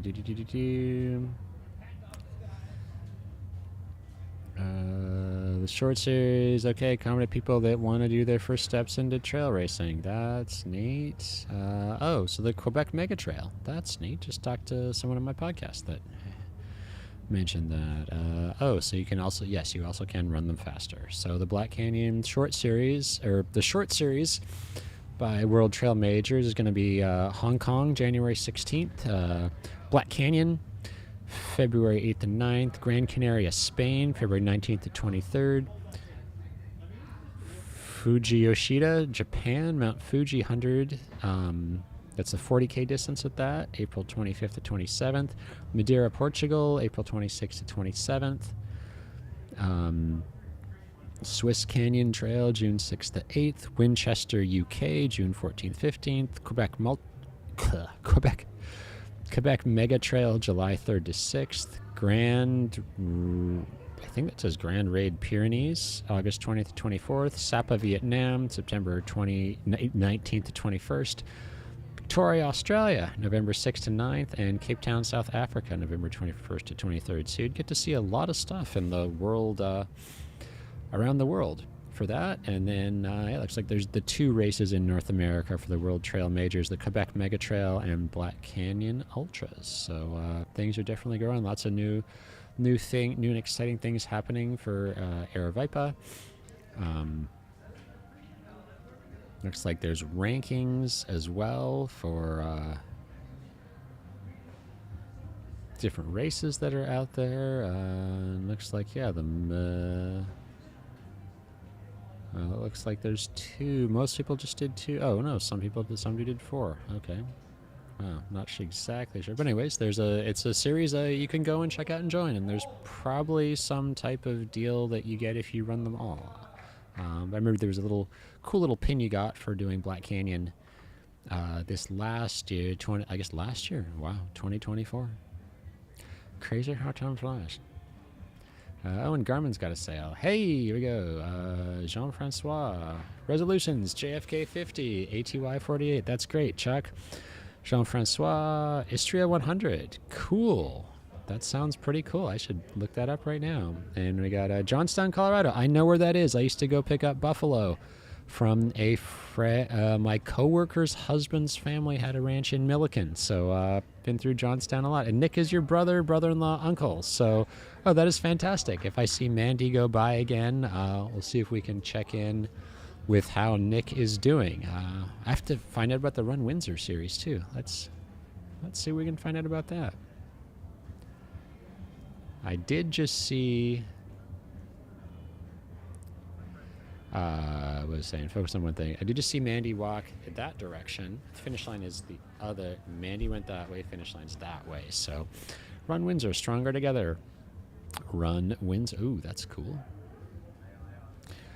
races. Okay, well, yeah, we'll see if we can get a check-in from Mandy. Thank you for watching, Lisa. We appreciate y'all, all 56 of you watching this. Last person standing, keep going. We got a little over 12 minutes for folks to come through. Oh, we had a PR in the background. I just heard Jason announce on the mic over there. Probably going to be a few minutes before, I would estimate 7 to 8 minutes before anyone comes through on this loop. At least the way they started off, but I could be completely wrong, and somebody could be out there crushing an 8-minute mile and be a lot faster. So it's really, and as I say that, there goes somebody doing that. So the universe has really given us a lot of things today. Maybe we should all buy some Powerball tickets. Congratulations, whoever won the $1 billion Mega Millions lottery. That it was not me, though I did try.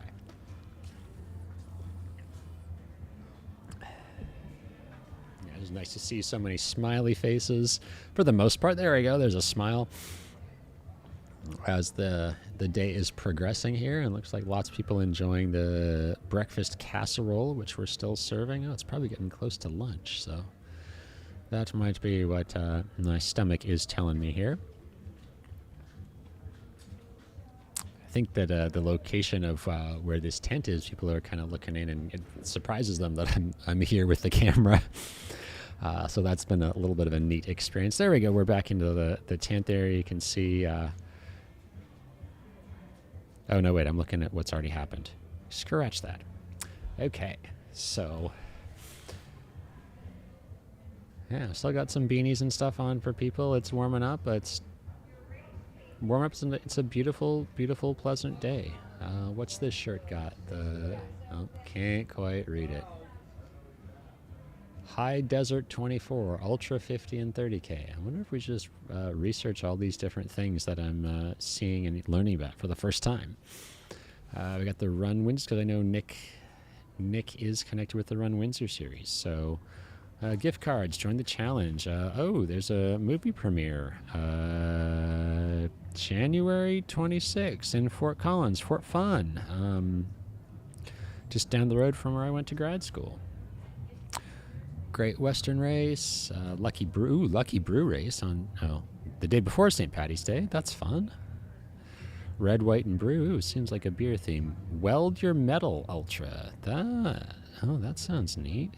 24-hour 4-mile loop races with the sauna and cold plunge. Groomed dirt in Eaton, Colorado on private land. Wow, a heated barn and food trucks. Hey, that sounds pretty neat. Red, White, and Brew, the Greeley Freedom 5K. Wow, there's the NOCO Urban Ultra. That sounds intriguing. Poudre River Trail. Oh, wow. Wild West Relay, 200 miles. Fort Collins over to Steamboat Springs. Oh, wow. That would be fun. Do you have to do the 36 legs? Whoa. Intriguing. Severance Days, the Urban Ultra. What was the other one? Flaming Foliage Relay. 165 mile overnight team relay. There goes Paul. That was Paul just passing through the start finish. He is the course record holder for this ATY last person standing. Oh, there are some super fun sounding runs here. I have to bookmark this and make it out there.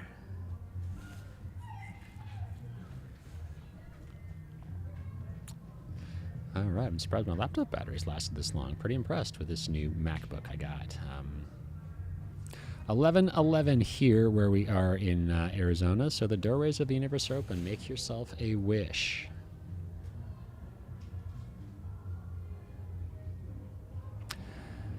And there we go. I guess it's college football day. Lots of college football stuff will be happening soon, playoffs and whatnot, if any of y'all is following that. What else happens on New Year's Day? This is the Rose Bowl parade? Is that today? Did that already happen? Maybe. I'm not sure. Not the best on pop culture references or anything. But give it the best I can. So yeah, I would reckon in the next 2 minutes people are gonna be popping by here.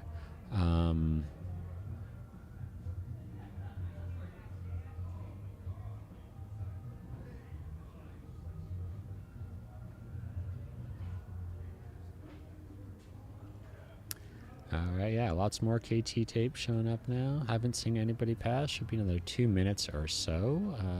Any questions in the live stream? No. Okay. Back to this we go.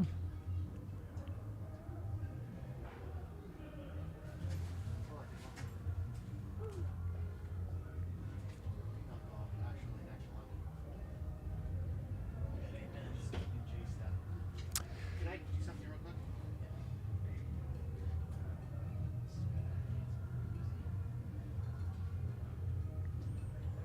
Oh, we got some Javelina backpacks and stuff. Looks like people are showing up to start crewing or for supporting people in the different race distances we got going on. To recap, there's a lot of things happening right now. A lot of races being run. Probably a lot of people just enjoying the sun and appreciating things. So check that out. I see some more volunteers showing up. So it's great, if you are looking for something, a way to connect with the community, check out the volunteering opportunities. It's airviperrunning.ivolunteer.com, and there are some great opportunities for upcoming races. I talked earlier, Santan Scramble comes up on Saturday. That's in Santan Regional Park in Queen Creek, Arizona, Phoenix-ish area, southeast. There was a parking volunteer spot open for that. And then Coldwater Rumble is coming up January 18th. There are volunteer spots available for that. Might see some of y'all out there at aid stations or whatnot. And then Black Canyon's the big one. Black Canyon National Scenic Trail. There we go. There's Stephanie coming in. That's, pretty much going to be on the dot, 14:30-ish for the loop. So she's still looking strong. Oh, there's Mandy. Okay, let's see if we can flag Mandy down when she comes back and chat again. Yes, Mandy has done a great job with Windsor. Just checking out her races, Lisa. Thank you. And there goes Tyler. Gonna be walking that one in. So yeah, there's still under 15 minutes for a loop. We got somebody there crewing him. There goes Wesley, still running. Running slower, but he's still running. Still on his feet, ambulating forward. Forward is a pace. So that's Nick and Jackson we're looking for.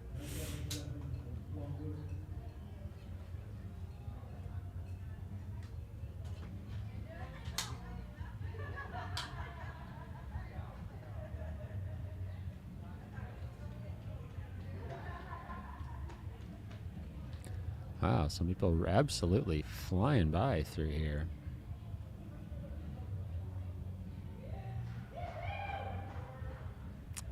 Yeah, so the Sonoran Cup coming up this weekend at Santan. We got the 26K with 1,800 feet of elevation gain in that one. Looks like some up and down, and you make a big loop, and then you make a little loop and finish that off. So I'm going to have to head out there. I know my buddy's running that one, so I'm going to say good luck to Ryan for his race on Saturday. Hope that goes well. Looks like it should be pretty competitive. Yeah, let's see if we can see who's signed up for that one.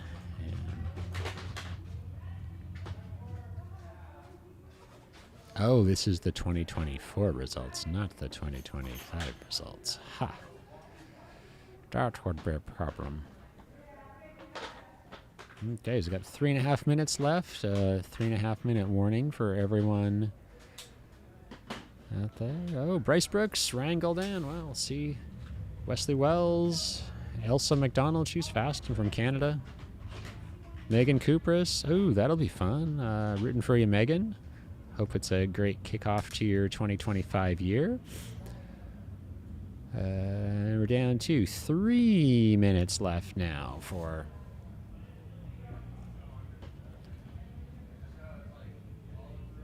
people to check in and check through. We got still, I haven't seen Nick or Jackson yet, so I wonder if we're going to get someone to drop, because they will crack 100 after the next loop.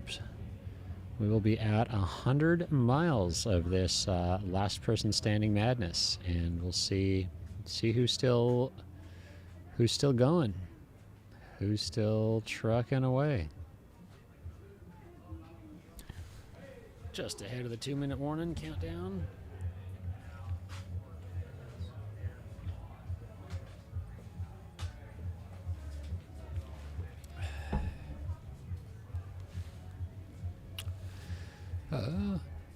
Check in. I guess most other races. Well, we'll check and see the 200 or the 6 day. See how those standings are. Mark Sanderson is at 301.5 miles. Iso Yukra, 288.8. Minoru Onizuka, 287.4. And female 1, Carol Northrup, 284.5. Female 2, Christine Takars, 278.9.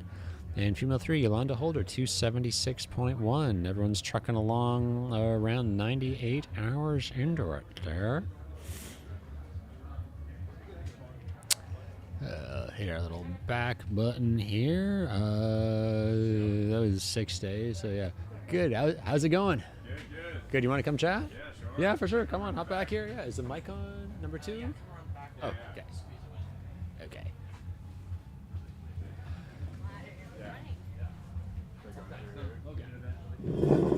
How's it going? So I said I had the worst job. Oh. I was carrying dirty fucking shoes that had been running for 200 miles.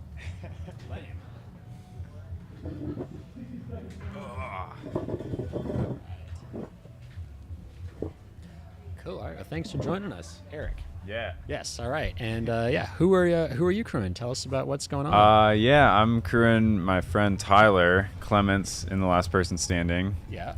And he's done it this is his 3rd year in a row doing it now. Yeah. So he's getting his systems kind of dialed in.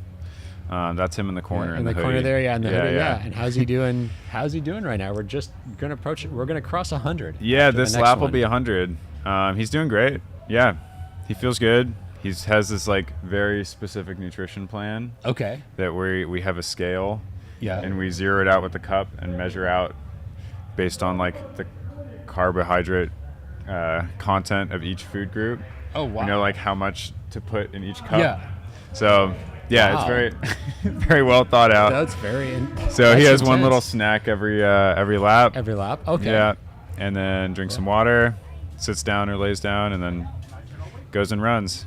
Yeah. And is he aiming at all to be like, do a fast loop every so often? No, just or same keep every time. Same thing every time. And Yeah. Because they're, Like he's coming like 15-ish 17 minute, yeah, 15, 16, yeah. around there usually, yeah. Yeah, not at the front, but still going, which is fine. Yeah. Because that's saving some energy. Yeah. Everything. And how he's in it to win? In it for a goal besides winning? Yeah, See well, how it goes? I mean, he would like to win. Yeah. I don't think he necessarily expects to win, but he Okay. wants to do better than he did last time, and he wants to go as far as he can. Okay. And Yeah, how was last year? Last year he got 122, I believe. 122. Okay. And was third. Was third. So that's going to be another like 6-ish hours, roughly. And how's he doing with? We're coming up on 24 straight hours. Is this uncharted territory or? No. The longest thing he's ever done was last year. Last year, doing 122, which was a few hours longer. Yeah. But doesn't seem tired at all. Okay. He's that's had good. some coffee and stuff, some Yeah. caffeine, but seems in good spirits. Yeah. Awesome. He's doing pretty well. Awesome. And how are you doing as crew? Have you taken I'm a doing nap? great. Have you had food? No, I've had plenty of food. But Okay. I didn't sleep last night, so I've been up for a while. Maybe I'll take a nap today. Yeah. Yeah. And are you the only crew for? Not Tyler really. right I've now? been like his main crew throughout this, but also Krista on the screen there in the red Yeah. shirt is my fiance. Oh, okay. She's helping out some too. Oh, congratulations. And so is thanks. Yeah. So is Tyler's partner Molly. Okay. And his mom's here too, actually. Oh, holy! Does she have longer, like about yay length Blonde white hair, like blondish white hair. Okay, there was no the last time that, or maybe 2 times. we Yeah, were she was there- probably There in was there. somebody right in front of the camera that did that, and then I saw him do that, and I was like, Yeah. they must know each That other. was probably his mom. Okay. Yeah, yeah. She's been Okay. here like on and off. She's not like Okay. really specifically helping, but Yeah. she did the 6 hour yesterday. Oh wow, that's awesome. And is here like providing moral support support, yeah. for him. Yeah. Yeah, no, it's nice. We have such a beautiful day for this. Yeah, and perfect day. perfect day, and Chilly nights, not too hot. Nights. And Yeah, he and is he's coming from Washington where they had like a lot of snow. oh gosh, So yeah, he was complaining about the heat yesterday. Yeah. And it was like 70. yeah, yeah. It's been interesting sitting here watching it. Like you can see, like I'm sitting in the shade. Yeah. It's cold, but then the minute I step in the sun, it's hot. Yeah, yeah. But, yeah, and then Yeah, it gets not warm moving. And you did the last person standing. Yeah, last correct? 2 years Yeah. I did it also. Yeah. And how did yeah. those go for you? The first one went okay. I got about 120 also, and then the second year I got injured and did slightly worse. Okay. So this year I wanted to switch it up and just Yeah. not do Take a that for a break. year. Yeah. And what was it? What strategy did you have when you were taking part? So I walked a lot. Like I probably averaged like 1 minute rest Okay. through the whole thing. So I pretty much didn't sit down, which in retrospect I think is probably not the best strategy. Okay. I think the way he's running, where you have like 4 or 5 minutes of rest between, is more ideal. Mm-hmm. If I were to do it again, I would take a little bit more rest. Yeah, Okay. Yeah. Yeah. But it worked okay at the time. Like Yeah. I don't know if I could have done much better either way. Yeah. then. I mean, you made a long But- way in. Yeah, it went okay. Yeah. Yeah. But yeah, I think you just like he's gotten progressive. With the first year, I think he only made it like 60 or something, Okay. and then last year he made it 120. Yeah. So he learned a But it's- lot, obviously. Yeah. and- Oh, yeah. That's a huge improvement. yeah, and I think he took a lot from last year's too, and so I think he's like better this year than he was last year. So Yeah. should be able to go further than that. Awesome. Yeah. Awesome. And then what have you got? Do you have anything like it's January 1st, 2025? So like, Yeah. there's still spots in Javelina. if There you're are looking still for some. there are still spots. Let me verify that. I've been going back and forth to it every so There probably often. are. Yeah. There was 240 something the last time I looked, probably 20 minutes ago. Yeah. Where you at? Still says it's 240? open. Yeah. Okay. There's only 17. Everyone out there watching, there are 17 spots left in the 100K. Still wow. plenty in the Jackass Night Race, but yeah, 240 that'll be and gone 100. today. That Yeah. could be gone today.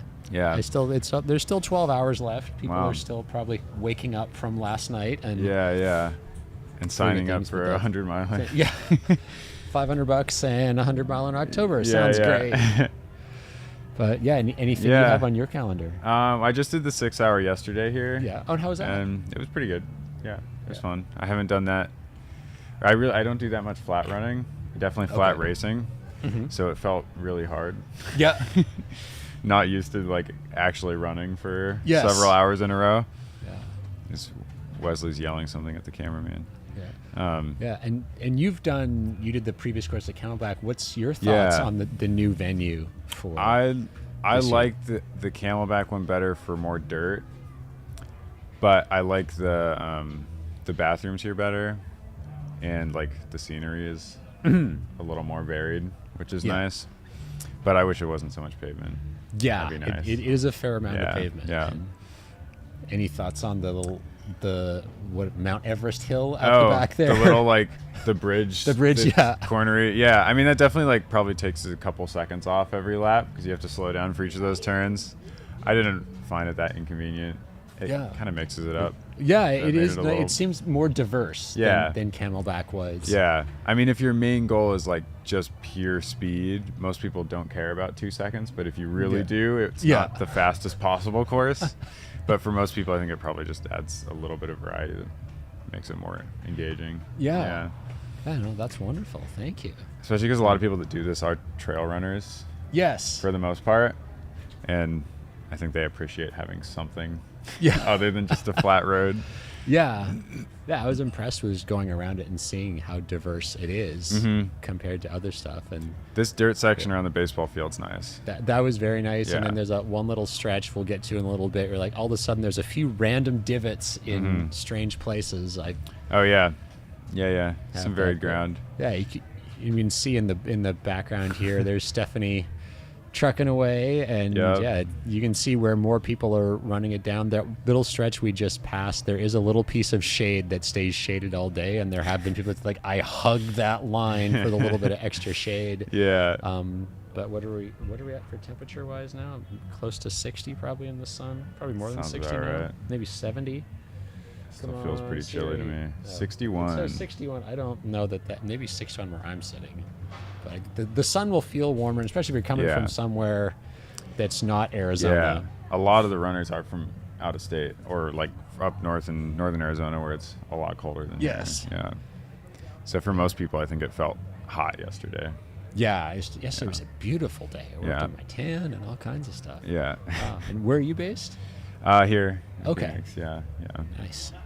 Over the winters though, so I don't have the summer acclimation. Yeah. that Oh, yes, that yeah. real Phoenix locals have. Yeah. I'm used to this like 70-degree winter weather is nice, Yeah. but I'm not used to the 110 Yeah. summer. Yeah. Yeah, I'm lucky. Yeah, well, that's the best way to do it. Be here for the nice part and then Yeah. migrate away for the Yeah. You live here? Same full-time, thing, or- wintertime, and Oh, then cool. southern BC in the Nice. summers right now. Yeah, So that's it awesome. can get up to the hundreds, but not usually. But like this, if I were to go back Mm-hmm. today, hypothetically, I wouldn't see this temperature again until mid-June. Wow. Regularly. That's wild. We did get some warm days in May last year, which was great, Uh-huh. but otherwise, like 6 months is a long time. Yeah. To When do you go up, May? do it. Yeah, usually start with start of April. Yeah. So, and at that That's point, you're nice. like, hey, cool. It's probably not going below freezing overnight, Yeah, but there's still right. random frosts and Right. stuff. Or you're like, hey, the mountains are being dumped on. We're not getting snow. Yeah. But, yeah. That's cool. Yeah, not as bad as the Midwest or the Great Plains or Montana or anything, Right. but it's not as. But it's great. It's crisp Yeah. and chilly. It was nice to get up this morning and do some laps on the course when it was quiet. Yeah, Like, oh, yeah. hey, I'm wearing a jacket. I'm wearing Yeah, clothes. yeah. This is nice. Feels good. Yeah. And there's that's Wesley with the bucket That's hat. what I was like. Okay, yeah, and there's a few random divots out there. That I Yeah. noticed. Especially if you hang to the right. Like Yeah. if you take the shortest line, there's a few little potholes. Yeah, again, meticulous fields. This is something Yeah. else to never have been on a pro baseball field and see. Just the practice fields now are better than anything I've ever seen in my life growing up playing baseball in Canada. Yeah, they're perfect. Everyone looks Yeah, perfect. perfect. And then there's been people out here taking care of them too. It's January 1st, and that's the daily maintenance task for Yeah. all the folks here. It is great. Yeah, it's a little coming. Here to- it gets a little narrow for a bit, yeah, but there's then a, it widens up quickly. there's a couple narrow spots, the tent city and things, and you Mm-hmm. can tell everybody's kind of hugging different things. And even being out there, just grabbing a guest book, I was like, oh, okay, I'm gonna walk as far away as I can because someone's gonna be taking the tangent. Right. Thanks to whoever's out there doing the camera. I guess that's Mike. Is it out there, Shade right? still, or I someone think else? I think it's Mike.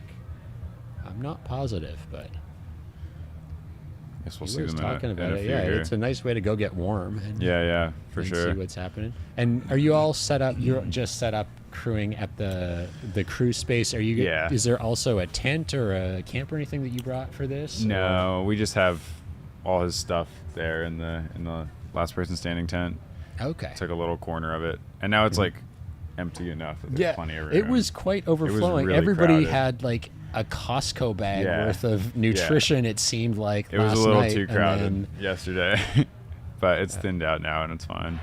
yeah, and you said you're all focusing on Tyler's personal nutrition, like no aid station stuff. Yeah. This is what he's got. Okay. Yeah, he's very particular about his nutrition. He's Yeah. had a lot of nutrition problems when he was like getting more into ultra running Okay. a couple of years ago, Yeah. and he's worked on it a lot and found a few very specific things that work for him. Okay. So he just sticks with that. Keeps with that, yeah. Doesn't diverge from it. That's awesome.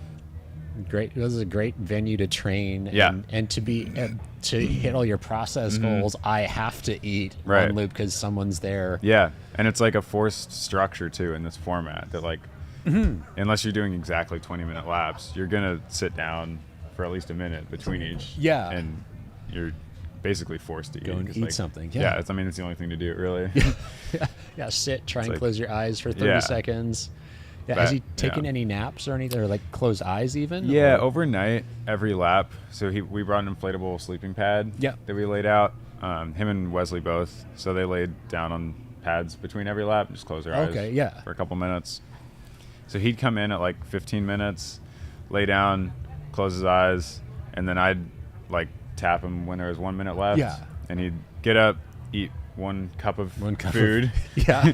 drink some water, and then go out for the next lap. Okay. And repeat. So he's probably laying That's down neat. 3 minutes a lap. 3 minutes lap. 3, 4 Okay, yeah. minutes a lap even. That's decent. It's Yeah. your eyes are closed, and that Yeah. makes a huge difference for. So that's like 10 minutes an hour over. He was doing that.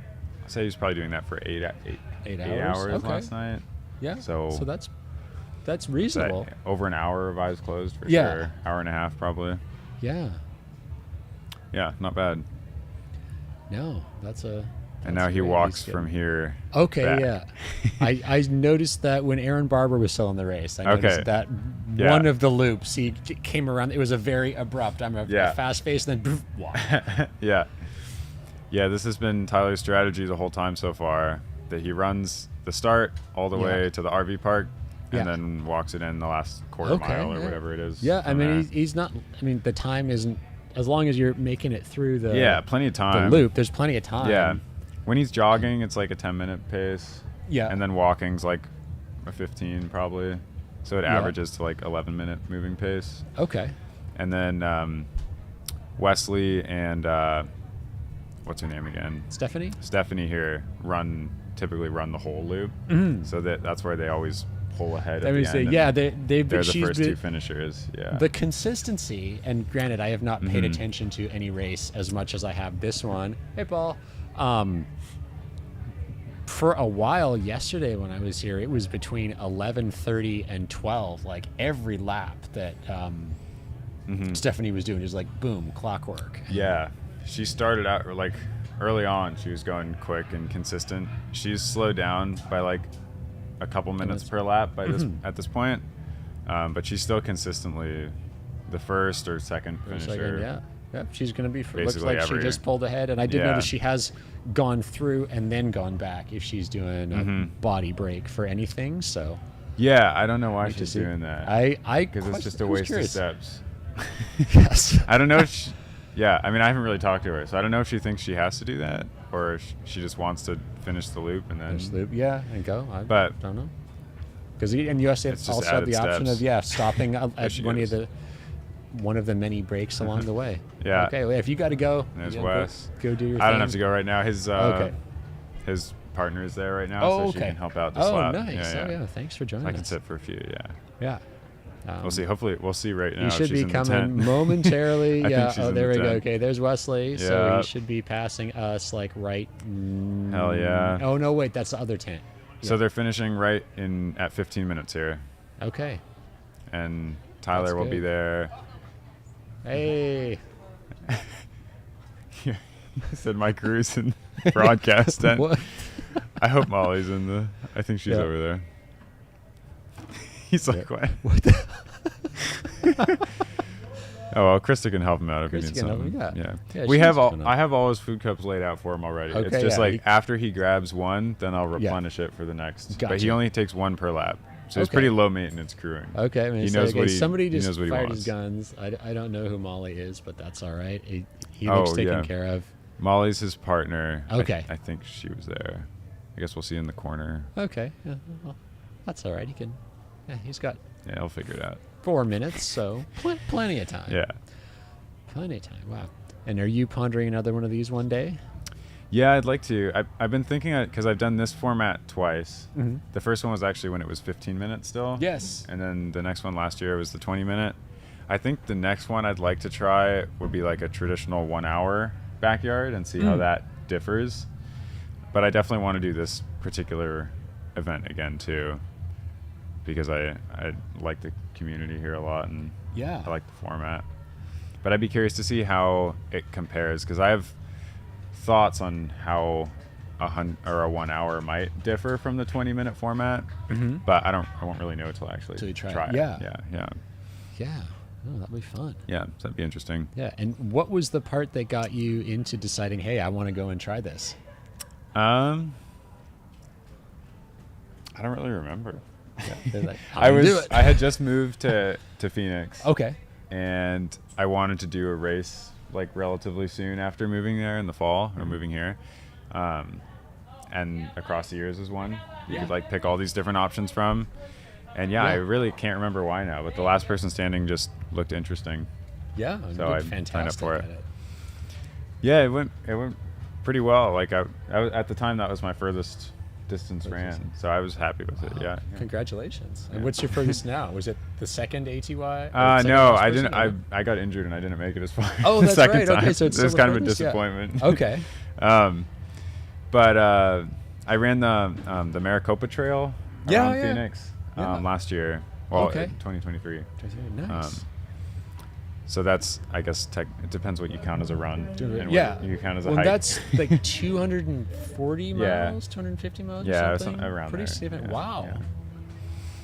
yeah, that was cool. That was it's a going neat trail. self-supported or? No, friends I come ran help you? supported. Yeah, Krista was helping me, and we had a couple friends join for a little bit. Oh, wow. That was fun. That's Yeah. fun. Yeah. Awesome. I'd do that again. It's a good Yeah. trail. Yeah. And were you just doing it for fun, or were you trying to go for a record? I was for that one? trying. So Joshua Locke ran it, has the record on it from a few years ago now. And so I was trying to go for that, Yeah. not really knowing what I was getting into. Okay. Fair. And after like the first half, I fell off pace, and I just didn't care anymore. Okay, but you finished it. I That's a finished it, huge yeah. thing in and of itself. Yeah. The first half went well. Second half was just like a slog. I slept way more than I needed. I was just like, Yeah. I don't care anymore. Yeah. But yeah, I finished. It was cool. It was fun. That's awesome. Okay, I saw Jackson go by, okay, Nick went by. I saw Jackson go by. So everyone's now got their buckle. That must have been what the commotion was at the start Okay. line. The buckles So they're all there. They're all there. Cool. Cool. Still at 5. That's Yeah, I mean, Impressive. Oh yeah, they all just hit 100. they all just hit 100. Yeah, That's big. Yeah. So now I was confused by that earlier actually, because I thought they were going to hit 100 in exactly 24 hours. Okay. But I didn't yeah. realize they were hitting it 20 minutes earlier than Yeah. 24 hours. Yeah. So But they did. that's a big one. So we got They're all there. 500 milers in there. Okay. Yeah. And last Everyone year looks we good. also had 5 to hit 100. That hit 100. Yeah. So Interesting. on track. On for track. last Yeah. year. Yeah. Wow. And hopefully beyond. Yeah, we'll see. Now it's kind of like every lap now something Mm-hmm. could happen. I guess not that it couldn't at the earlier laps, but with so many fewer people, it's Yeah. more noticeable. And this is like a pretty significant point too, where like that people look forward to. You know? Yeah. Especially like if you haven't done 100 or if you haven't done 100 in 24 hours, it's a big milestone. Yeah. So like the last 2 years that I've done this, 1 or 2 people have quit like almost immediately Immediately. after Yeah. 100, because it's like, oh well, that's good enough. Yeah. That was my goal and I did it. Yeah. So the odds are really good that one of the That 5 people drops. somebody's in the going to next drop. lap Yeah. or 2. Yeah, I was going to say, I just didn't notice anybody walk the other way after the start. No, but everybody we'll see. went. It looked like. It looked like. So, yeah, no one's milling about in there. Yeah. Yeah, everyone started Wow. the next lap, which I am a little surprised by actually. I figured Yeah. someone would Someone say, like, hey, 100, that's it. Perfect. Yeah. But no, I mean, everyone's looking That's as, cool. as good as you can for 100 miles to Yeah. see what's and happening out here. No one looks like they're struggling. Everyone seems to be doing reasonably well. Oh, yeah. So Yeah. unless somebody just decides they want to be done now, Yeah. I don't think anyone's gonna. No one looks like they're gonna be forced to quit Yeah. for at least a few laps. Yeah. Yeah. Well, that'll be good. Yeah. Good stuff. Really good. Yeah. Awesome. Do you have any resolutions? It being New Year's Day today Oh, for 2025? Oh no.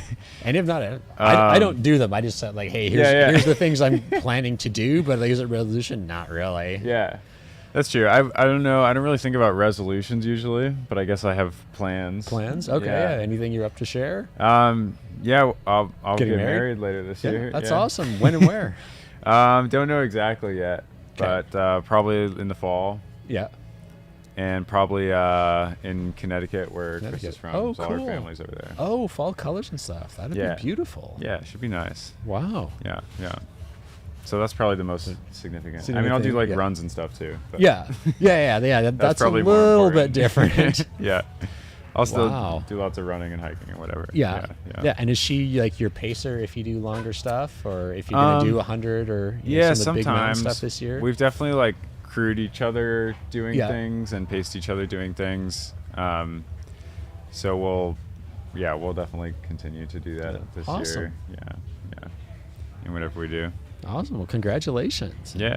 Thanks. Did you meet at a running event or? We actually met on the PCT Oh no way! Oh, that's Yeah. fantastic. Yeah, What yeah. year did you do it? in 21. 21. Okay. Yeah. Yeah, so that's also where I met Tyler, actually. All three of us met. Oh on the wow. PCT. Okay. Yeah, So what's your trail name? yeah. Some guy. Just some guy. Yeah. Wow.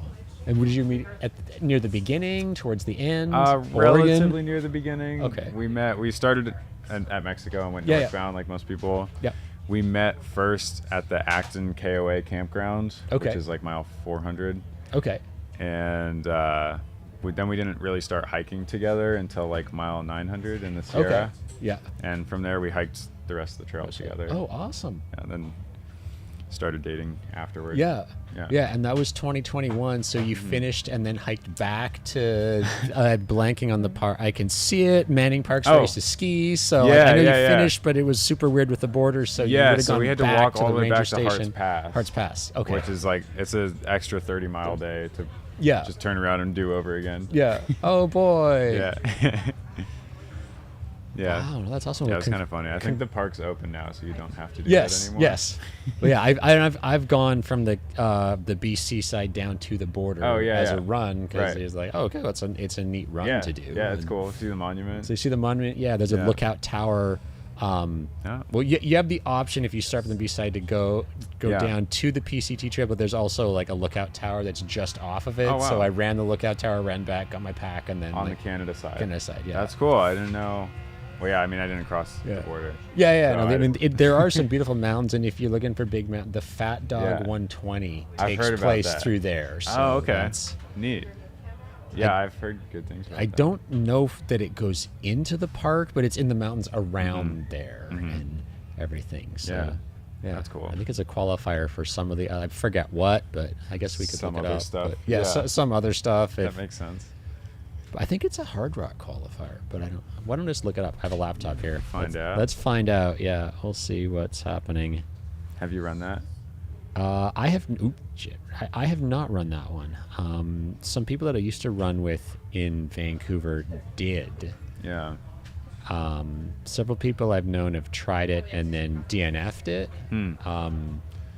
Okay, pretty tough registration. one. Okay, the Fat Dog 120 registration opens on Sunday. Can we find out how much it costs?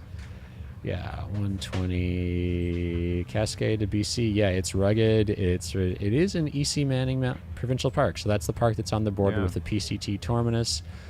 Point to point, 124 miles long. Here we go. Registration 508. Oh, that's Canadian pesos. 410 real dollars. So it's got like 25K feet. Yeah, it is a. Oh, here we go. Here's our Strava Yeah. GPX. Yeah, 8,000 meters. Maybe 26, I think it's probably 26K. Jeff Pelche's video fat packing it. Or fast packing it. Okay, I was looking at. So that's Fat a Dog, pretty- Fat Pack. Fat Dog, Fat Pack, yeah. And there's course record 25 hours for men, 30 hours for women, and no one's come close in quite a while. Wow. Oh, That's okay, 26. male, there was Oh, nearly a course Nicodemus record. has the course record.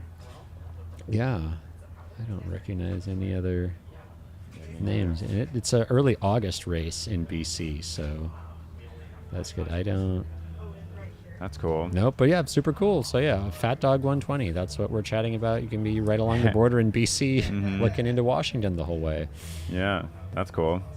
I haven't been on the BC side, but the Washington side, So northern Washington, is just The amazing. yeah, there's so some cool. beautiful territory up there. North Cascades What National were- Park and Mount Yeah. Rainier. It's all like amazing. Yeah. What were some of the highlights you had doing the PCT?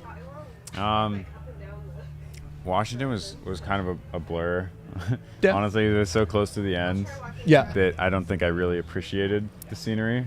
So I'd like to go back and see it, not like, a lot In a of blur. weeks into a hike. Yeah. But I mean, I remember it being pretty, but you're just like so accustomed to that then that you don't really like think about Yeah. it too much. Yeah.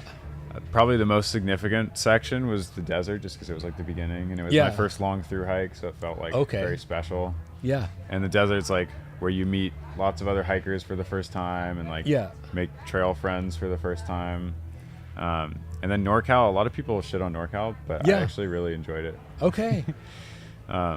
So yeah, most people would disagree with that, but my favorite But, yeah. sections were No, NorCal and the desert. There's some beautiful stuff in Northern California and Yeah, I liked it. everything. And was it Oregon has the reputation for mosquitoes, and NorCal Yeah. and Oregon is like can be mosquito-y. Yeah, Oregon, most people have the worst mosquitoes there. It was kind of bad for us. The worst mosquitoes actually were in the Sierra our year because it was a really Oh. low snow year.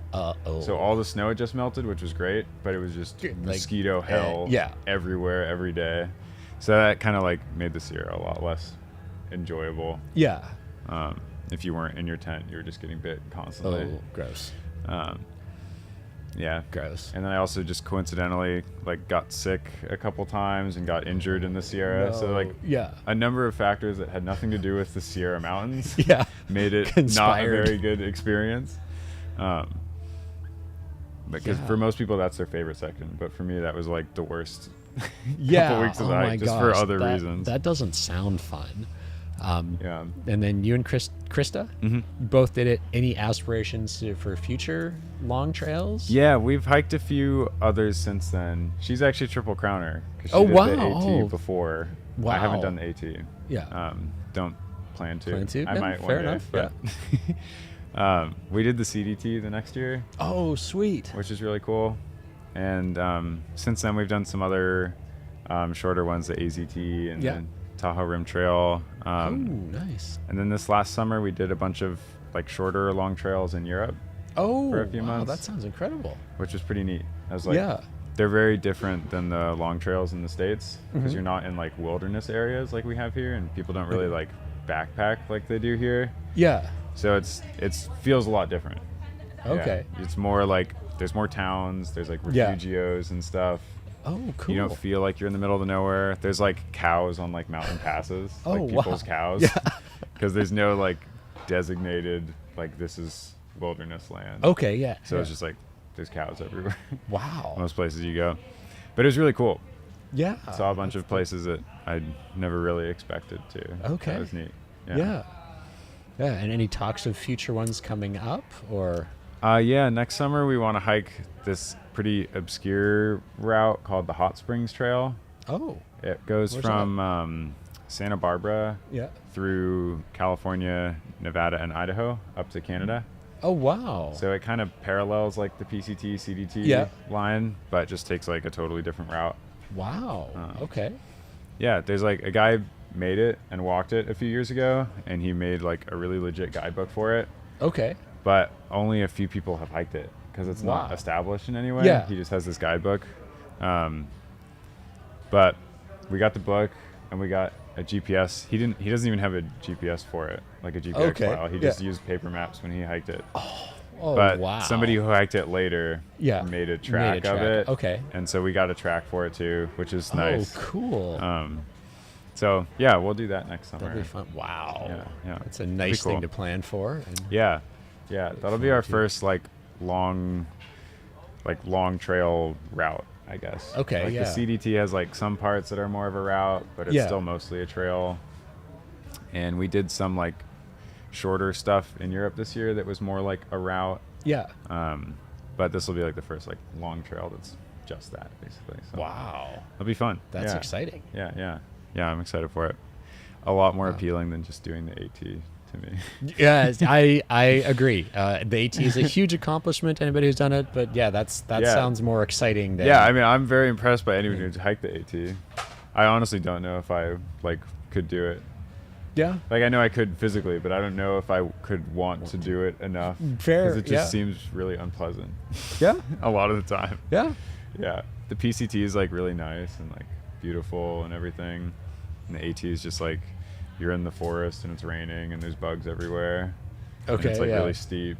It just seems like less enjoyable all around to me. I mean, I know some Yeah. people are like the AT is the Yeah. best trail. No, yeah, it's a personal preference. If right, Yeah. like grew up West Coast, rocks and tree roots Yeah, and yeah. all that stuff. Like Mhm. it, you can love it. It can get old. Yeah. Neither yeah. is right or wrong. There's no good or bad or anything. Yeah. And whatever floats your boat, whatever makes you happy, go and do Yeah. that and see what you can do. Yeah. Yeah, it'll be a fun one. Wow, awesome. And can we track along your adventures if anyone's intrigued by this? I have a Strava. Strava? Probably. Yeah, I have an Instagram. I don't really post much. Yeah. But, That's good. You're actually out there appreciating it. There are a lot of here's my Instagram angle thing of everything. Yeah, I mean, I still have it. Yeah. I won't be posting like every day or anything, but Cool. I'll probably post some Cool. stuff every now and then. Yeah. Yeah. Yeah. That's awesome. And you talk Yeah. Krista into doing Last Person Standing next year? She actually wants to. I didn't Oh, even talk her wow. into it, but she wants to do it next year. Yeah. She did the Fantastic. 12-hour Yeah. and the 24-hour the last 2 years here. Oh, cool. This Yeah. year she's not doing anything, but next year she said she wants to do the Do last that. person standing. Wow. Okay. Yeah, she's excited about that. Yeah, that's awesome. Yeah.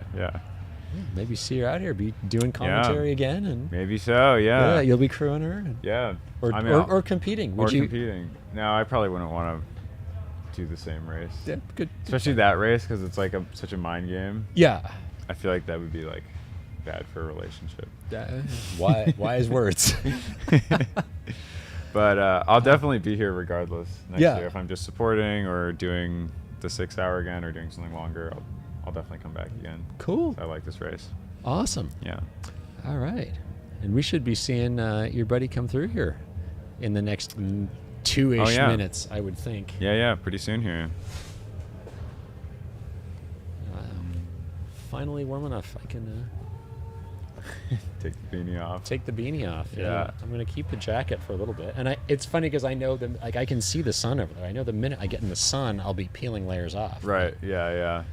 Yeah. Being here In the right shade, now. it's still kind of chilly here. Oh, there we go. Whoever that is cruising. Probably one of the shorter races. There goes Wesley. Wesley. Okay, there's There Stephanie. goes Stephanie. Yeah, we got the Tyler cameras will out in be the middle here of the in a- course there. That's great. Tyler. There he is. Okay, yeah. No, if you got to do your thing, go for it, man. Yeah, well- I'll go help him out. All right. Well, thank you so much for coming Yeah, and chatting. thanks And for it's having cool to me. hear all the new things. So Yeah, appreciate yeah. it. Yeah. Right on. Happy New Year, buddy. Yeah, Happy New Year. Congratulations on your engagement. Yeah, thanks. May the wedding go and the Yeah, planning yeah. go well and not be Yes, stressful. Thank you. I'm doing less of it than she is, so a little easier on me. Smart man. It's nice. Yeah. All right. Yeah. Have a wonderful Cool, day, yeah, sir. Thank you. I'll try to catch up to Tyler.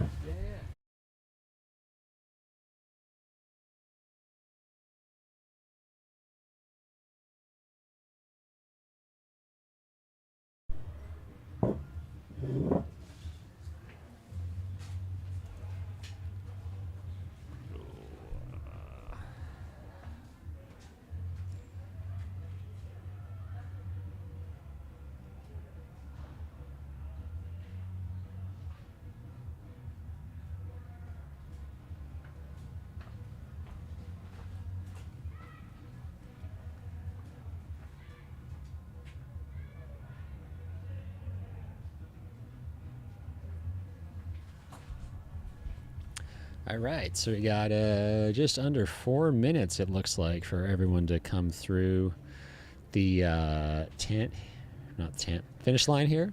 We saw 3 go by, and looks like we're waiting for Nick and Jackson. There we've got the feet at the bottom there. You can see in the tent. So that's Krista with the ponytail and orangey red shirt on, and that's Eric helping out Tyler there. You can see Wesley's sitting down with a bucket hat on. Looks like getting some Gatorade. The heaters are still going in there. Like I said, it is kind of chilly in this little corner of the course, but the sun is gonna feel very nice. I thought that ticker just said 67. Let's take a look here. Well, my series says 63, but it's probably much warmer out there. I am certain it's much warmer out there. Big thank you again to Mount to Coast. If you need something to do today, come down to the Peoria Sports Complex in Peoria, AZ, and you can try on some shoes. It's a beautiful day to do that. Take them for a walk. Squirrel's Nut Butter, fantastic product to keep you chafe-free, or if you do get a chafe, really mitigate and reduce those effects. I've used it several times. Always works for me, so thanks for making a great product, and thank you, Chris. We'll see you at Black Canyon. Peoria Sports Complex, thanks for hosting this event. Gnarly Nutrition, I make great stuff. That's actually the brand that I buy. Definitely looking at it out on course. I think it's the limeade flavor in that orange gnarly right above where I'm looking at you, and now at the gnarly. Haven't yet seen the other two. We're waiting for Nick and Jackson to come through, so we'll see when they walk by the background here. Angela, we'll see if we can pass that message on. Thank you, Michelle and Angela, for your comments there. Pink Streak, yeah, hope to see you. Come give it a try at Last Man Standing. It's a neat thing. All right, there's Jackson walking by here. What do you got? Jean-Francois. Oh, you did Mega Trail last year. That's fantastic. Talia Shavassis was telling me all about it. 135. It's only single tracks. That's a really cool one. All right. So, yeah, check out World Trail Majors. Black Canyon Ultra is one of the World Trail Majors, and Quebec Mega Trail is on that too. So why don't you all check that out? Head over to Quebec and put some money into the economy there. All right, and we just had Nick just crossed the finish there, so it looks like everyone has at least made it back to home for the next loop. And they are at 72 loops and 101.6 miles, and it's going to be 24 hours in 60 seconds, I just heard Jason say.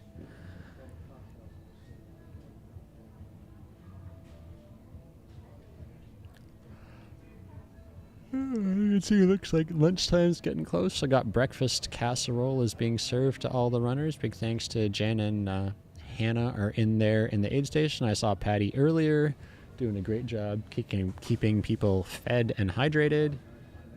Hello, sir.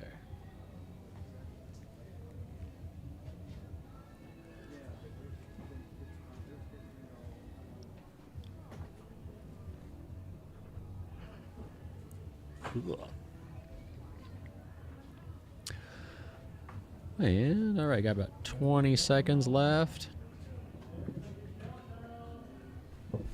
I can move on the stuff. We need to get a drink in a little bit, but oops, don't break stuff. All right, 5 are still going. Got 5 left in the last person standing. They have hit the 24-hour mark, the 100-mile mark of their day or days. Yeah, pretty impressive. Yeah. I have to admit I need to sharpen up my knowledge of certain members of this field. The only one I'm actually fairly familiar with would be Jackson Wolf. Okay. Jackson, a pretty stout runner from the Flagstaff area, has won Badwater Salton Sea, posted a couple of impressive 100-miler times in the sub-20-hour range. So, wow. Beyond that, I don't know a lot about these competitors, but my hope is that over the course of the next few hours, I will be able to, learn about them fairly quickly. Yeah, I know what they're wearing. I just talked to Tyler's buddy. That was Eric. It's funny when somebody changes clothes in an event like this. It totally messes with your mojo because you're like, you get to know somebody. I mean, we joke on our coverage at Cocodona, like, oh, there's orange shorts guy or there's green shirt guy, and when these runners who have far more opportunity to shed and change and add clothing, it's like, oh, wait a minute, where's orange shirt or orange shorts guy? He is now blue pants guy. Yeah. So. Yeah, and you get that just coming out of the nighttime too. I'm seeing that like, hey, wow, that's a jacket, that's gone. It's 5 people. I can track what's happening. Yeah. It's not 60 and like, I don't know who's who. And of course, doing anything. What you're seeing right there is the plateau of the Peoria mountain range when it comes to about day 5 of this race. Oh my God, yeah. It's Mount Everest. It's huge. And you have the quite technical descent with all the twists and turns down switchbacks. there. Yeah. When you run a race, a fixed time race, multi-day, at an event or at a venue such as this, the Peoria Sports Complex, spring training home to the San Diego Padres and Seattle Mariners, a lot of times what happens is what seems like an innocent little slight uphill turn of a single-digit amount of feet becomes an absolute mountain by even the second, third day. And so this right here is the quote plateau of the of Peoria Mountain, and you follow this around to the other side from left field to right field, as it were. And then once you hit the other side, you have the ADA ramp that you need to do a slight ascent to the peak of Peoria Mountain, and then head down the switchbacks on the other side, and then onto the flatlands. Yeah, the flatlands in the outfield of the practice fields, and go along. I do love, weaving through the practice fields. I loved it at Camelback Ranch, and I love it here. I think that I'm a huge baseball fan, and to kind of be able to witness where a lot of the sausage gets made. When a team is, practicing and everything like that, I really enjoy that. Plus, I actually have an affinity. I'm not from Seattle, but I do enjoy their team. I like the way that it's put together. They've got an excellent pitching staff that's pretty much all home developed. So, big fan of the Mariners with the way they've got things going right now. Wish they could find another bat or two, but the offseason is still going. But as is the last person standing race. Yeah. Yeah, like we said, people that hike the PCT here, so Yeah. they were talking about Seattle a little bit. And Yeah. That right there, that's Robert Andrulis, 10-time Hard Rock finisher. Just went by your screen. I'll see if I can identify some of these people as we go. I have been sharing a lot of time and dirt and concrete with these people. Yeah, it's a little dusty out there. Have you been through, what do I want to call it? It's not a great air quality day out here today. No, it's there's a warning on my phone right now. It was nice when I ran at 4:30, but yeah, they actually, when my son and I went to breakfast, when we were coming out of the restaurant, he noticed that it looked a little bit hazy. Like he could visibly see it across the parking lot.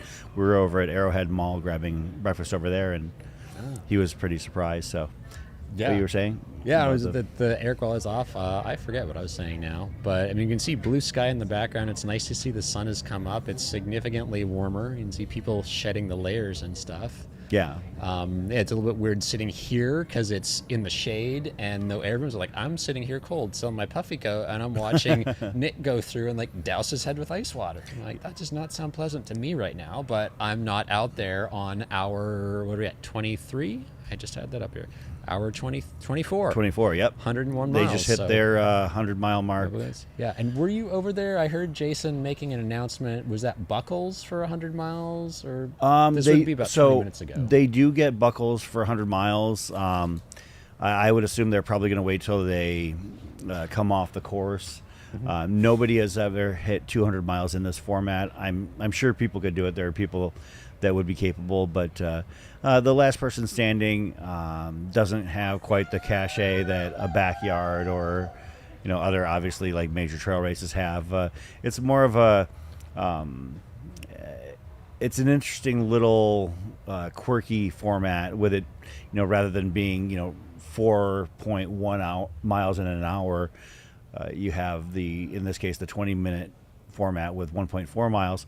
And I think it makes things more interesting, but it also moves faster. It's 18 minutes of waiting followed by 2 minutes of chaos. Like, Yeah.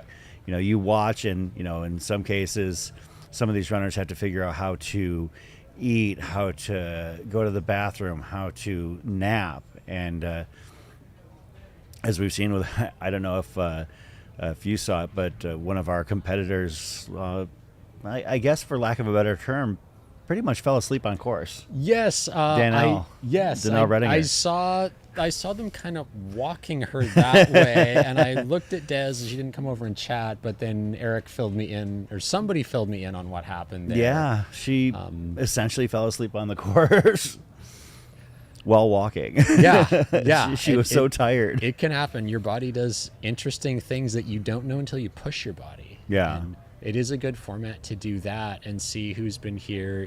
Just looking at where people dropped out. There's a little chunks. 53. Was whether your goal was 50 miles to do that or 100. I don't know what everyone else's goal is right now that's still in it. Well, having only really got to talk to Tyler's crew. Oh, and Nick. Nick is in it to go as far as he can. Yeah, Jackson said that he's here to win, and I believe that he believes his upper limit in this format would be 200. He said that anything beyond that, it would be.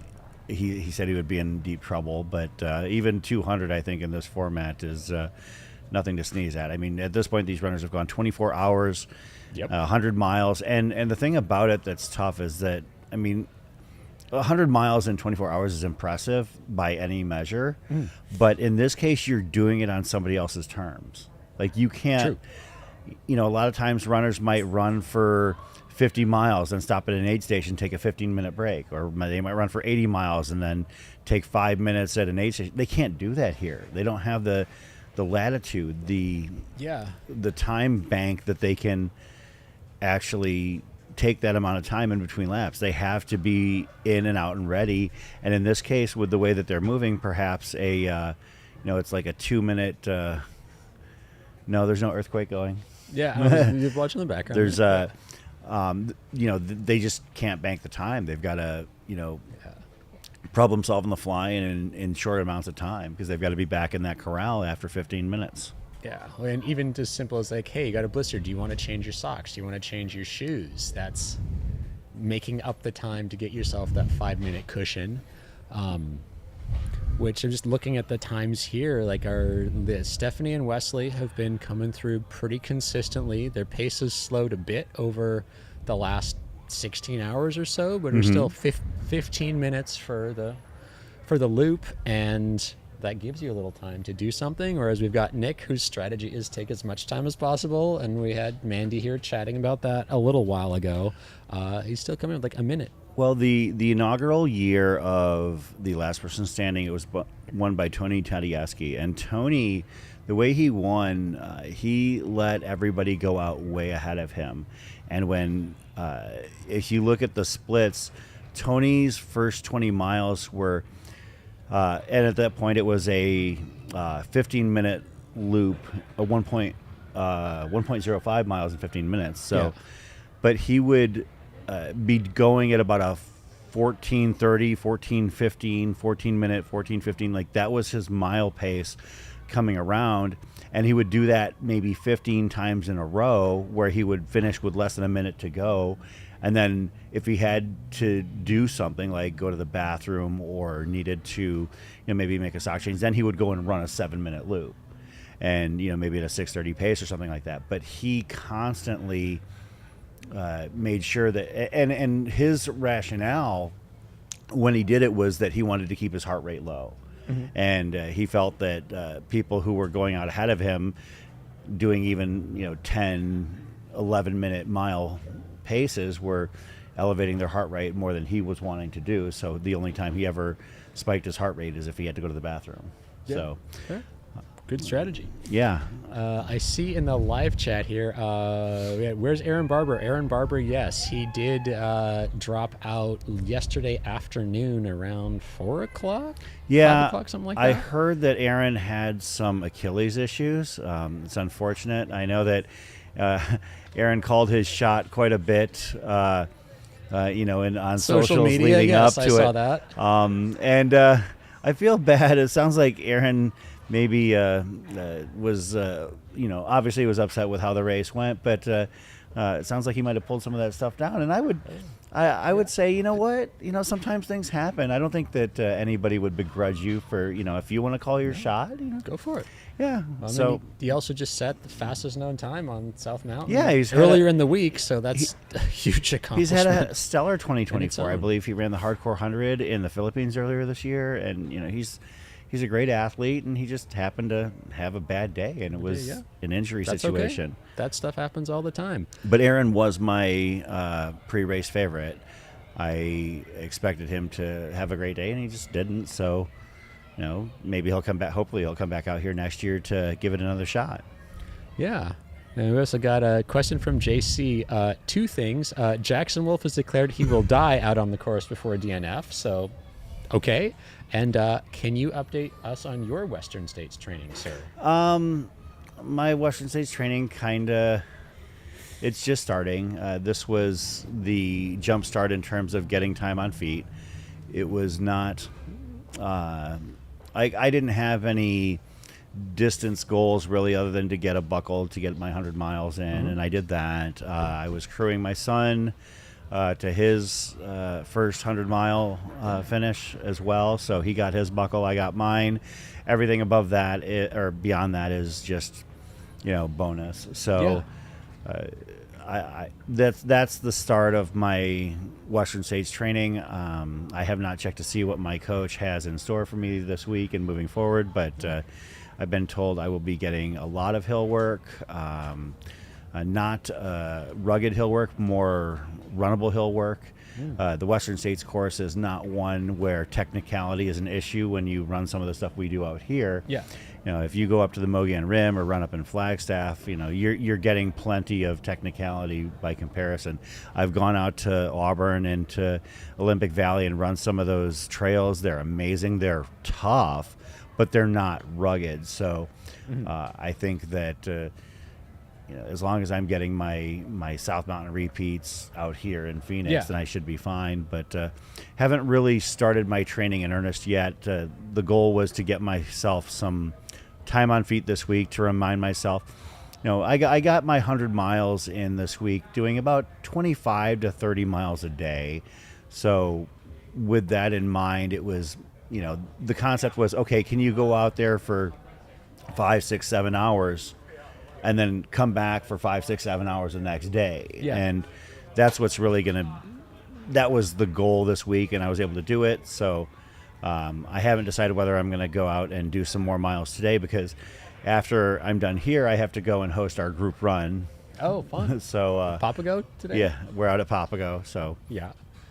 Nice. And is Braden, congratulations again to Braden. It was great to chat with him. Really, is he back on the course now? Oh, I have no idea. Last I saw, he was sitting in one of those the chairs that we can't Adirondack see. chairs and feeling comfortable.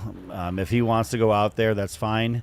I don't know if he knows it, but he's a lap behind me. Nice work, Tyler. So yeah. Okay. I'm not going to tell him. I'm not going to tell him either. Yeah. Okay. There goes our leaders are just coming by in the background too. All right, and they're doing so with about 6 minutes to go, 5 minutes to go. Yeah.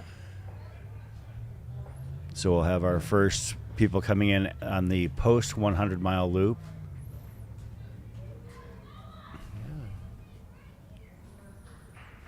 Yeah.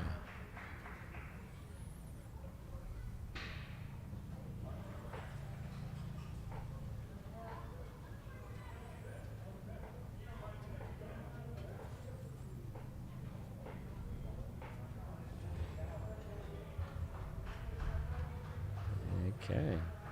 101.6. See how we started with 22 or 23 this year?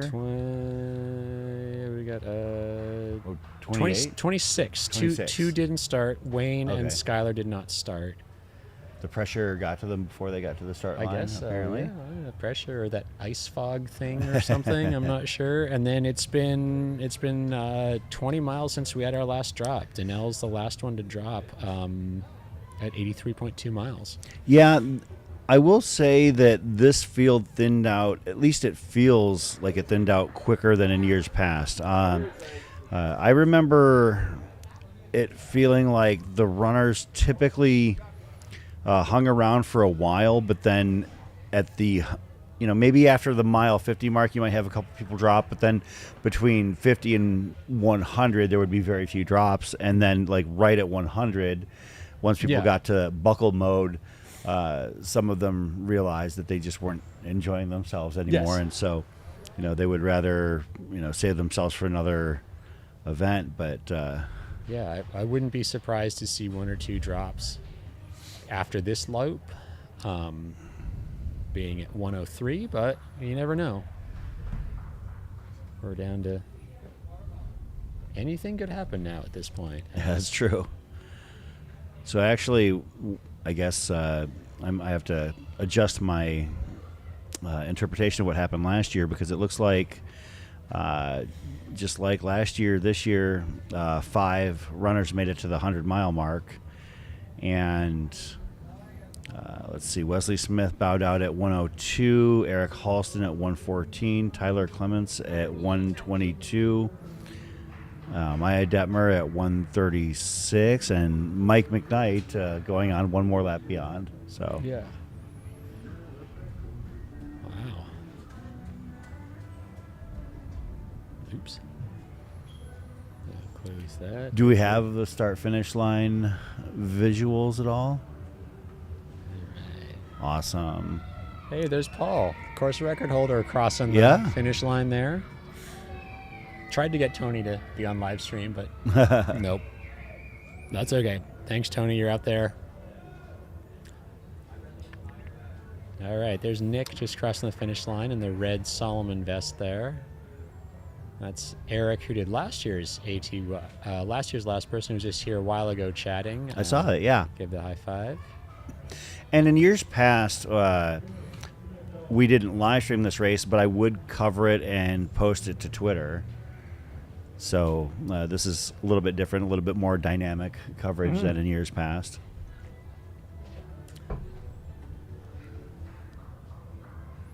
We just saw Jackson Wolf go by. He is coming in looking composed. Yeah, he doesn't look like he's going to die, so He's Probably stopping will to grab still a be bite going. to eat. yeah. I'm not sure if that's a bite to eat or maybe a smoothie or something like that, but he paused. I think that's a little bit of a flex right there. Yeah. The fact that he's stopping short of the finish line to grab something, and he didn't look hurried or anything at all. Now he's crossing with a minute to spare. Looks like it was watermelon that he grabbed. Yeah. Oh, and there's our race director in the background with a box of pizza. Keeping the timing tent occupied. What do And we fed. got? And fed, yeah. Stephanie's getting sunscreened up. It's nice that there's all the accessories for people that need it. They were looking over at the sunscreen table and Vaseline table, and sponsor Squirrel's Nut Butter table is just out off to my left. Yeah. Have you tried the Mount to Coast shoes? I have not. I've been preoccupied. I've been wanting to. I was going to see if I could finagle a comp pair, but I didn't get anybody's attention to do so. And I would feel guilty about trying them on right now because I still have the same socks and shoes I had on when I was running my 100-miler. Ah. So Yeah. I feel like that would be a little bit gnarly. They did look very pristine and white when I saw people Yeah, testing them on. and they look fantastic. I mean, they look great. So All right, we got 5 at the start line. everybody's heading out. And then back out. Mix of paces. And all right. Looks like Jackson is walking out very deliberately at the start, and he's coming in that way at the finish. So somewhere along the line, he's doing some hustling. Like, Yeah. Yeah, Eric was saying a little while ago that, who is it, Wesley and Stephanie have been running the lap. Tyler's strategy was to run until the RV corner and then slow down and walk the rest of it in. So that was the last time we had a full camera out there for the loop. That was what was happening. And you can see RV areas cleaning out as people wrap up their 72 and 48 and 28, 24-hour events and things. And that's Tyler's crew in the left of the main screen right now. His mom, and then his buddy Eric, and his fiancee Krista. Eric's fiance, Krista. Pardon me. Wow. Yeah. I'm gonna go grab some caffeine. Sure, I shall be absolutely. back. I'll try and keep the car on the road here. Thanks for those of you that are tuning in. It is a gorgeous day out here. When you're in the shade, it is chilly. When you're in the sun, it is nice and warm.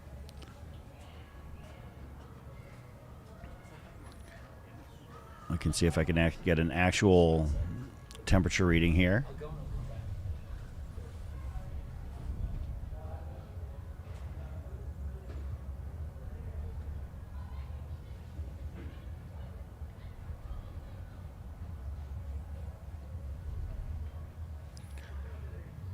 Here at the Peoria Sports Complex, I've got a reading of 64 degrees. That sounds about right. The weather all week here has been very cooperative. Clear skies, not a drop of rain. Sometimes across the years, it is the box of chocolates. You never know what you're going to get.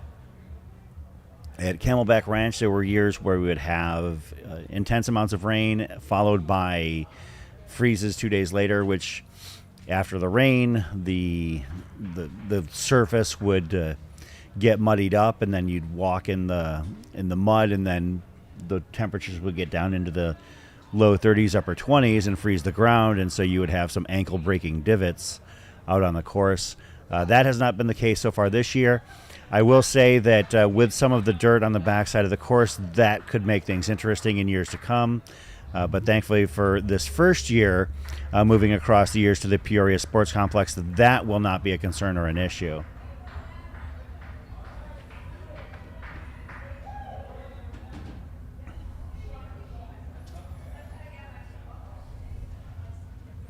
Shout out to all the volunteers here. I see one of our locals, Marcel Vanderstrom, refilling water jugs for the runners.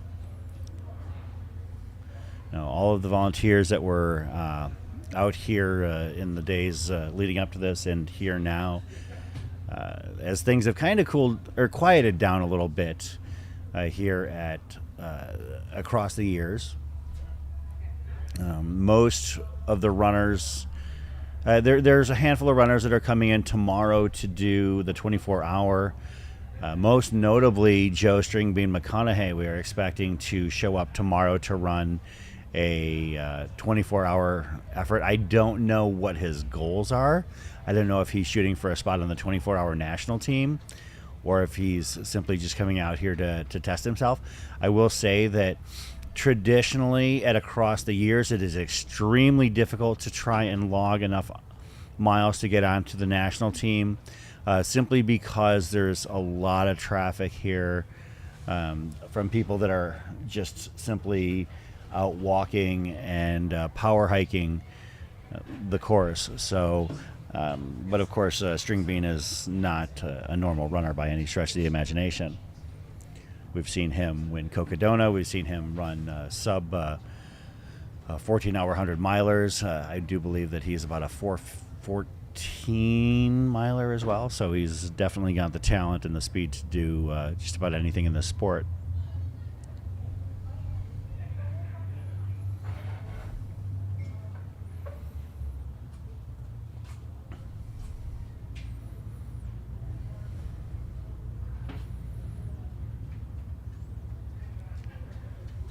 Of course, the vantage point that we have right here is looking back at the start-finish line as we are in the 99th, yes, actually in the 100th hour of the across the years 6-day competition. Some people running, most people walking at this point, especially those red bibs. If you see a red bib, then that means that the runner has been out here for the 6-day race and is probably not running very much at this point. There might be some people who are... Is this the timing tent? No, this is not the timing tent. The timing tent is right next to the start-finish line. Over here. Yeah. Diana's getting her 1,000th mile right now. So, a lot of the runners, each race obviously would be color coded for bibs. The 6-day bibs are red. The 3-day 72-hour bibs are yellow. The 48-hour bibs are a light blue. The 24-hour bibs are a purple. The 200 miles are a dark blue-green. 100 miles, I believe, a lighter blue-green. And the 12 hours are green. And the last person standing are gray. There is a black bib on course. That is the commemorative memorial bib for a friend of our trail running community, Rob Martin, who tragically passed away at the way too young age of 54 back in November. He would have been 55 this past 30th of December. And as they are known to do upon availability and if it makes sense, we have had memorial bibs for some runners who have become indelible members of our community. So that was one thing that was done this year, is the memorial bib for Rob Martin. I do believe that Rob's bib has made it past 100 miles with room to spare, and as a result, his family will receive an honorary belt buckle in reflection of the community bringing Rob's bib across the start-finish line to total over 100 miles.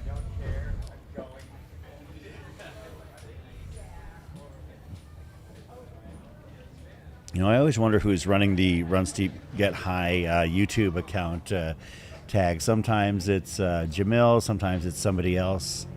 I'm always curious to see who's tuning in. But thank you to those of you who are tuning in. We know that there's not going to be a huge live viewership on an event such as this, but my belief and my understanding, having talked to runners over the years, is that with some of the fixed time events, they're appreciative of having these camera views so they can go back later and watch and show their friends and family just exactly what it is that they're doing when they say they're going out to run for a day or two, or for 100 miles or 200 miles, what have you. So that's one of the reasons why, despite maybe not having big viewership numbers, it's important to us to have the coverage.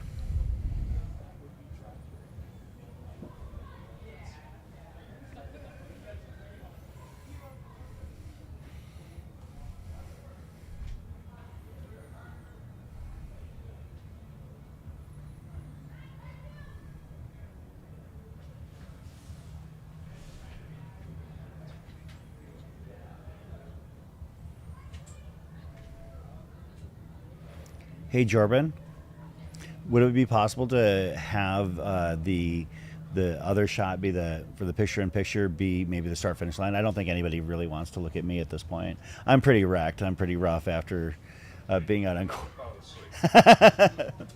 Yeah, I figure I'll come on, I'll introduce myself and take a peek on the camera. But once everybody knows my name and hears, okay, well that's who's on the call, I prefer that we show the course and the people out there that are still at it.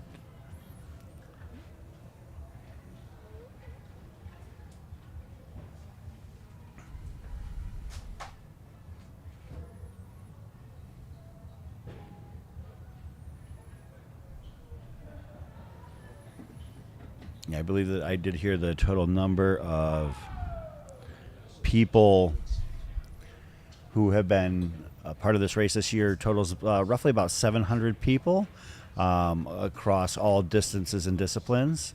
I know that we had, in addition to all of the distance races and the timed races, they also had the Centurion race where walkers were attempting to walk 100 miles in 24 hours. And we actually had judges on the course to verify that they were simply walking as opposed to running. So it's one of those interesting aspects of this race.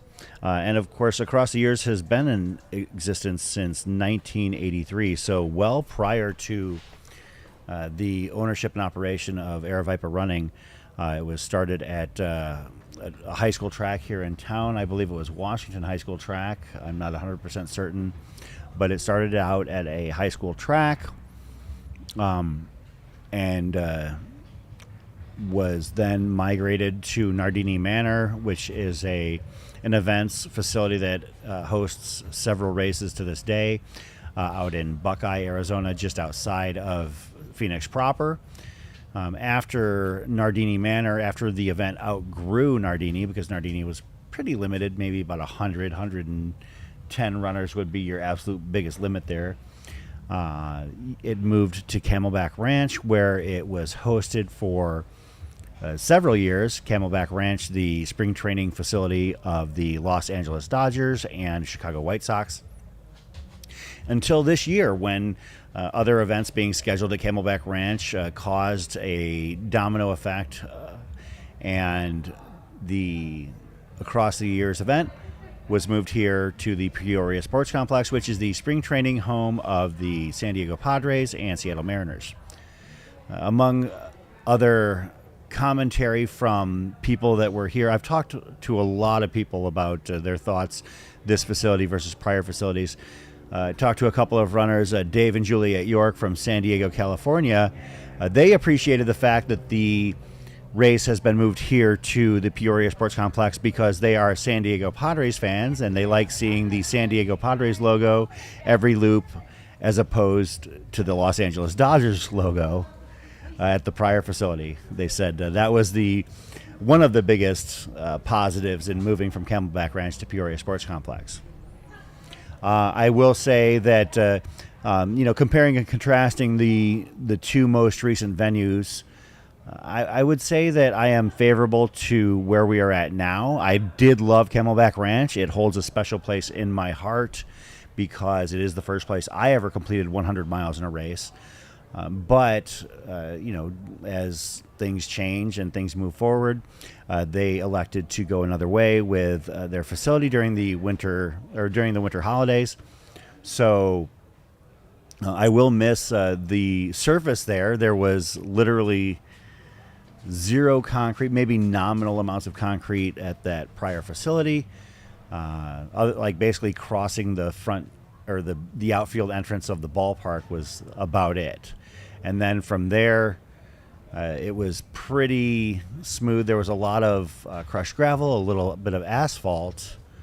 But now we are in a facility that has about, I would say, it feels like about a quarter to a third concrete, and the rest mostly dirt, a little bit of asphalt as you go through the parking lot. But it is a little bit rougher on you as the days wear on, but everything else about this facility feels much better, much cleaner.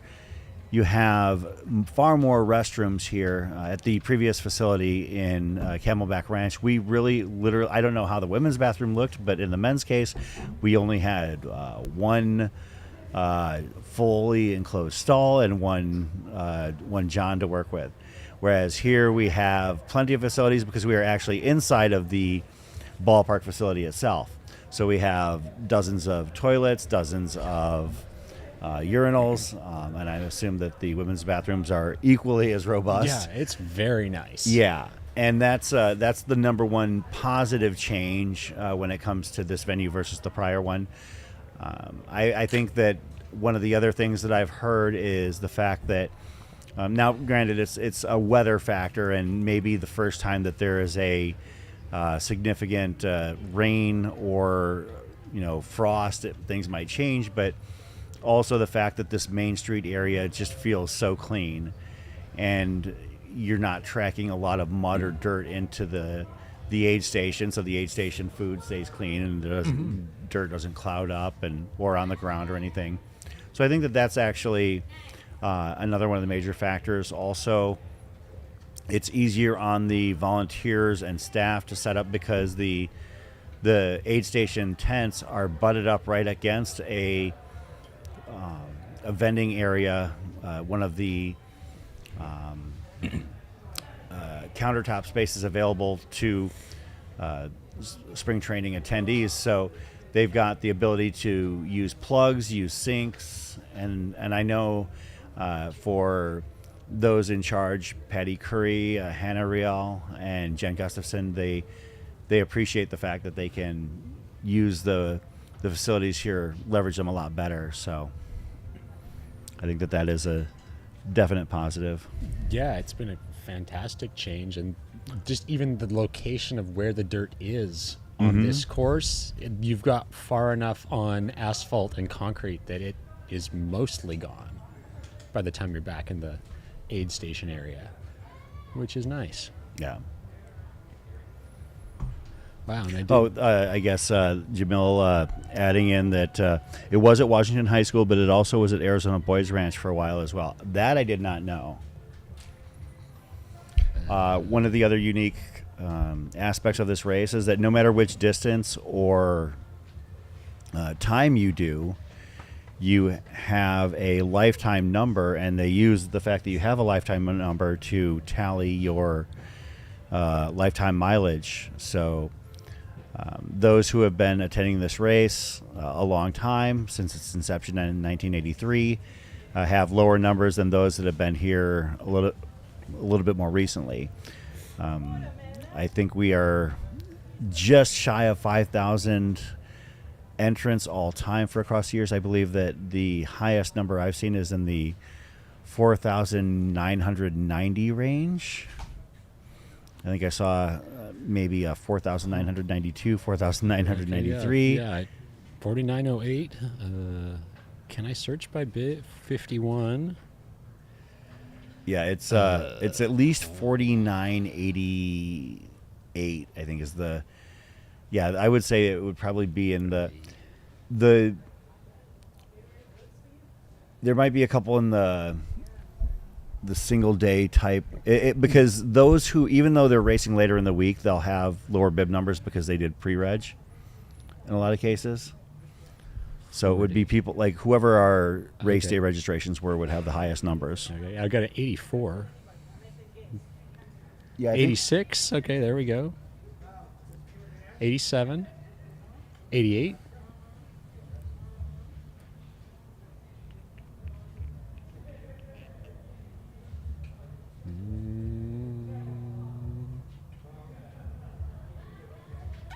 Looks like 88's the highest I've seen.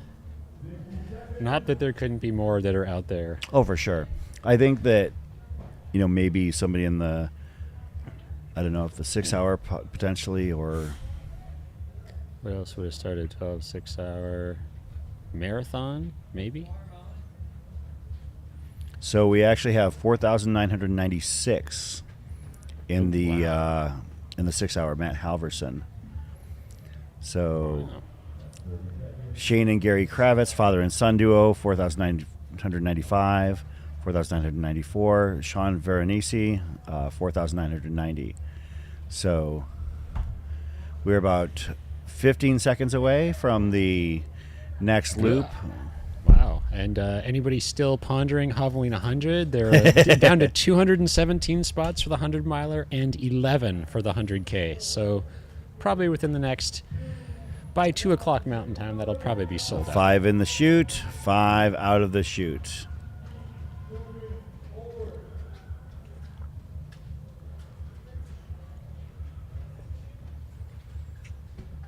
Are you going to run Javelina? No. You have Western States. Yeah, and I took my shot at Javelina. I made a very poor decision back in my younger days to drop at Javelina when I was not feeling like I had the day I wanted, and unfortunately, I don't know if I'll ever get that one back. I like to try and correct my DNFs. However, at Javelina, I dropped 1 year. I was moving very well at the 60K mark. I was about 15 hours in, and the wheels came off. And then from there, I dropped at mile 76 with 9 hours to go. Oh. And had I had a bit tougher of a stomach, I think I probably could have gotten it done. But Ooh, did we just get a drop? That was green shirt, not Tyler. Bleh, go back to the thing, Greg. Jackson just walked back into the tent. we'll have to keep an eye on that. We'll have to verify. No, and that's thanks for that. That's a tough one to come back from. Yeah, that far. Jordan, do we have eyes on that camera inside the tent? There we go. So there's Jackson. Yeah, there's Jackson.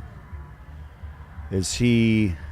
So he's out of the chute. So I don't know. I mean, he's technically still in the race, as far as I would know. No, did he drop? He's out. That's actually quite a surprise, Jackson Wolf.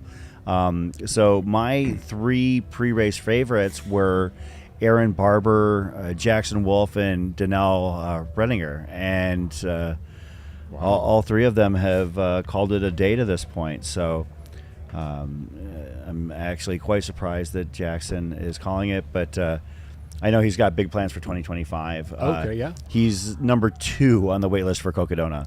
Oh. So that's as good as he'll being be in Cocodona, Cocodona. yeah. So I know he's super stoked about that.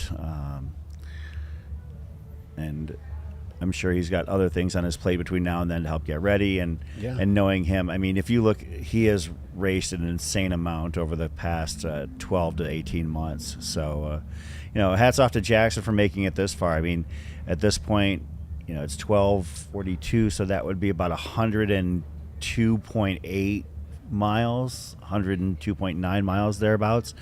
So that's super impressive. Oh, it's 104? 104, yeah. Yeah, 74 loops. 74 loops, that'd be... Okay, so Wow. I'll trust the computer over my my fried brain trying to do math. Yeah. Wow. He doesn't seem very broken up about it. No, maybe that was his goal. Hey, I'm going to go till that's good. And so, and then there were 4. 4, yeah. Anybody's thing now. Hats off to Jackson Wolf for a 5th place performance and the last person standing. Again, you get to 100 plus miles in this race where you've gone 24 hours. And again, 100 miles in 24 hours is extremely impressive, but a lot of people have done it and are capable of doing it. But to do so on somebody else's terms is pretty impressive. Can we get to the outside of the tent? Can maybe do the start finish line. Perfect. We'll see. Okay, there's Zoila Bellicalo on the right there, the local leader of Latinas Run. She was actually, I can't remember his name, but that was her coach. It was with her. We've got some other runners coming through. That's the guy who is lying with the beard. If his lips are moving, he's lying. He told me that yesterday when I was Nice. out walking with Nicole. Don't know his name, but... So this man coming through right here in the button-down shirt, that is Robert Andrulis. Robert is 4th all-time in ATY career mileage, and he is also a 10-time Hard Rock finisher. Holy. Yeah, he is affectionately known as Mongo locally. I've known him for years, and he has been a bit of a guide to me. You can see Lisa Kravitz right there. Lisa had a heartbreaking Western States last year, finishing at mile 90, just barely missing the cutoff at the very end of the race.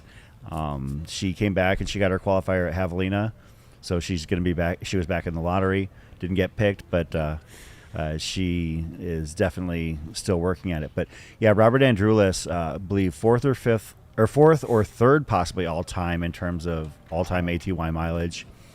And comes out every year. He has this pretty elaborate tent setup out here. The thing looks like it could withstand a monsoon. Oh, is that the one with the, the wood floor? Wood floor, yes. Yeah, it's like a half day to set up. And Yeah. Intense. Yeah. But well deserved. He knows Yeah. what he needs. Well, I mean, and Mongo Robert is a super fascinating guy. I mentioned he's finished Hard Rock 10 times. He's been the DFL 5 of those 10 times.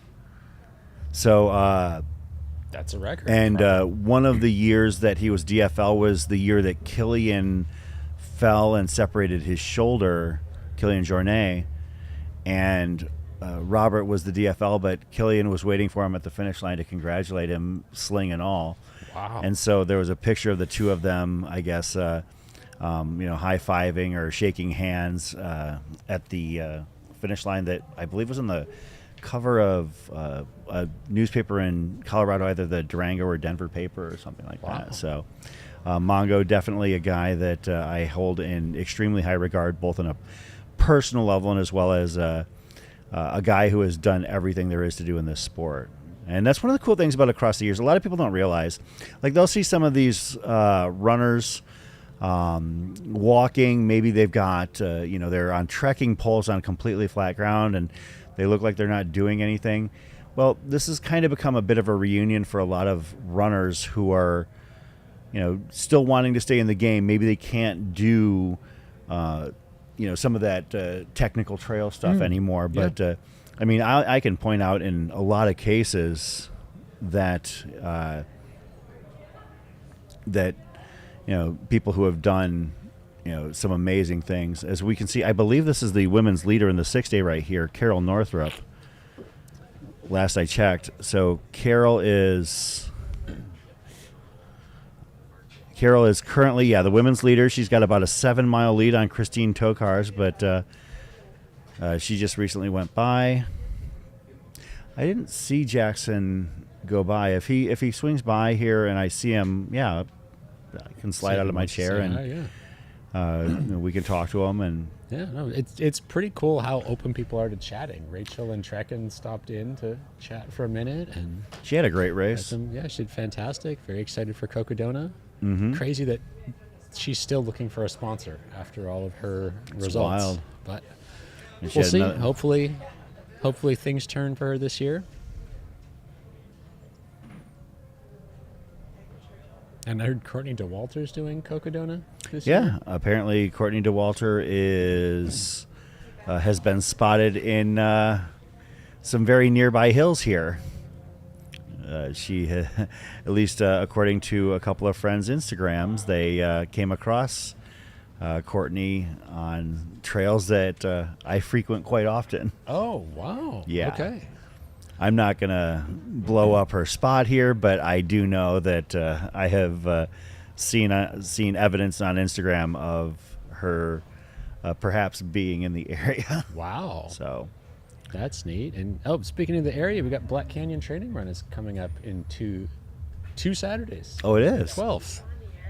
Hmm? What would you like to talk about, Amy Maurer? I would like to see if anybody could sell us a sweatshirt when the store is closed. If anybody is watching, we have in the Air Vipa staff, somebody would like to purchase something. We'll see if we can get you taken care of. Yep. Of course, that is Amy Maurer, former holder of the 6-day American record. Oh, wow. She actually, I believe, still has the women's course record for the 6-day ATY.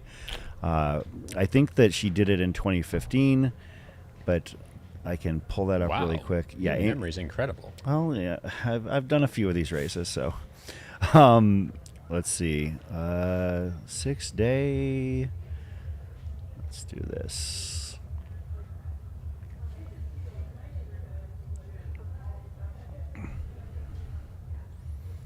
So yeah, I mean, I've been around this race in one form or another since I believe my first year out here was 2016.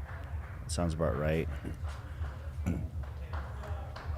Okay, I hear some clapping and stuff. If someone is going That for it looks here. like Hey, there's that would Joe be Del Conte. Go Shelby Joe. Farrell, I believe, finishing the marathon here potentially. Oh. About a 3:50. That would sound about right. Nice job, Shelby. Congratulations.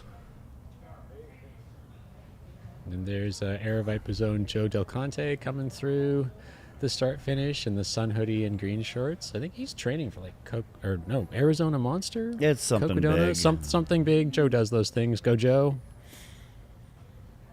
Actually, he was here at midnight cooking food. He was in the tent working, so getting Joe's a some good miles guy. after work. So, Amy Maurer, she does have the course record for the 6-day here at Across the Years. She did it at Camelback Ranch, but 453.516 miles. I do believe that that was an American standard at the time. I think it still holds as an age group record. There's James Willett right there in the orange shirt. James is leader of our local group runs. But yeah, Amy, actually she's standing there. You can see her now in the flannel. Amy Maurer is certifiable. She's got her stripes in this sport and in this community. So, and we see her quite a bit. I remember one year she came out here to do the 48-hour. She was having a bad day, so she left, and then she came back and decided to do the 100-mile like 2 days later. She flew home to, I believe, Seattle was where she lived, and decided that she wasn't done, so she flew back here and came back and did the 100-mile and won it. Wow. Yeah. Now Amy's legit. She's, I believe that she's still even even to this day in her mid-50s, a sub 20-hour javelina finisher, I think. Jeez, So, that's incredible. yeah, she's Wow. fantastic. Of course, our most recent news update that we've got is that it sounds like Jackson Wolf, one of Jackson my Wolf is pre-race gone. potential favorites, has called it a day in the last person standing. So we are down to 4 persons Down to standing, 4.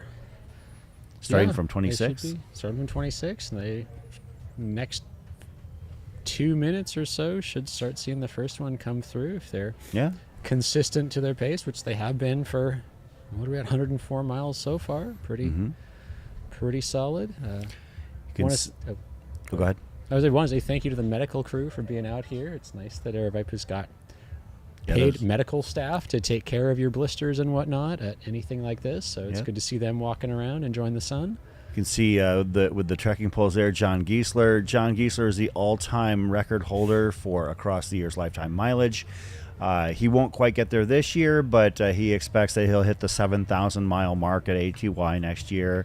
I do believe that John has 25 or more Vermont 100 finishes.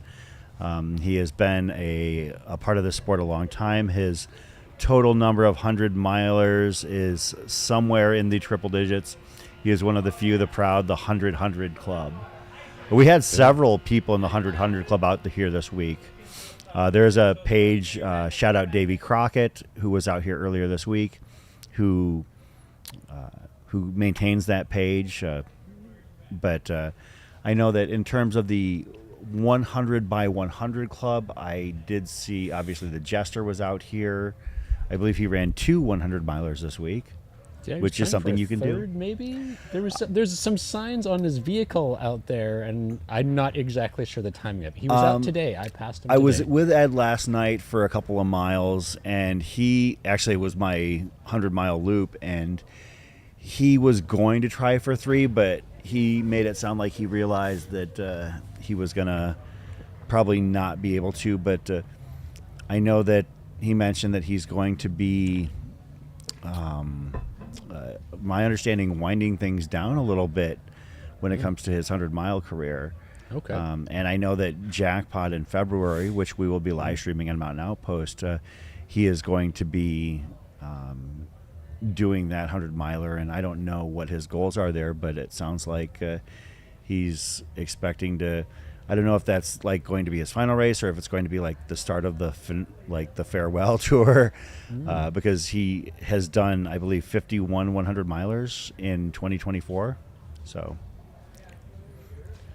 yeah, that's impressive. And we had, just for the note, last person standing, 3 of our competitors are back in the oh yeah, aid tent. We're just waiting for Nick, which is pretty common now. Yeah, Tyler and Wesley came in pretty close together, and then Stephanie was a little bit behind for this loop, but everybody's got 4.5 minutes left to do their thing and rest up a little bit. Another 100 accomplished by Davy Crockett, the curator of the page, who he was out here. I want to say I saw him on the 29th. I shared a loop with him there. Davey also the curator of the Ultra Running History page and has a podcast dedicated to ultra running history. Another 100 individual. So we had Giesler, we had the Jester, we had Davey. We also had Susan Donnelly. Susan Donnelly has, I believe, 145 or more 100-mile finishes. She's also the number one. She's the career leader in Haviland 100 finishes with 15. She comes out every year. She has family in the valley, and she makes a vacation of it, I guess, to come out here and across the year. She does the 24-hour out here, and she usually gets to about 70, 75 miles, but she does so in a very chill fashion. Like when I saw her after she did her 24 hours, she was all smiles and totally not stressed at all. So I will check to see the 100 by 100 list to see if we had any other people on that list out here this year. Okay. Yeah, I'm just counting down less than 3 minutes now for the loop to start. This will be the 76th loop. The three have finished it so far at 105.8. And it'll be 25 hours that they're been out there now. So lots of things could happen. We got volunteers there, Marcel checking the water and everything. And there goes Nick just jogging by us in the red mountain outpost tent. So he's going to cross with about 2 minutes, a little bit faster than he's been doing recently.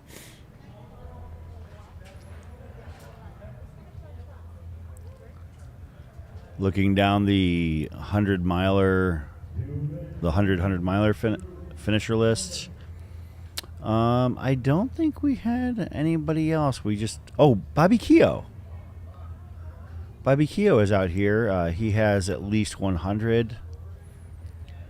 This is per ultrarunningshistory.com. You can check that out yourself. So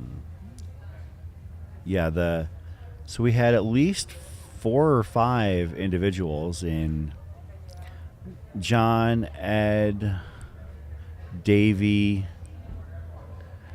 Bobby Keogh, Susan Donnelly. And there are a lot of people who are out here year after year, but perhaps don't show up, on occasion. Like I recognize a lot of names on this list that I'm looking at. Catra Corbett is out here a lot of years. She's not out here this year, though. I think Pam Reed has been out here from time to time. She's not here either. But, it's a combination of longevity and skill to be able to finish 100 plus 100 milers. Yeah, that is a huge testament to consistency, durability, mental fortitude, call it. All right, we got a 30-second warning here for all of our last person.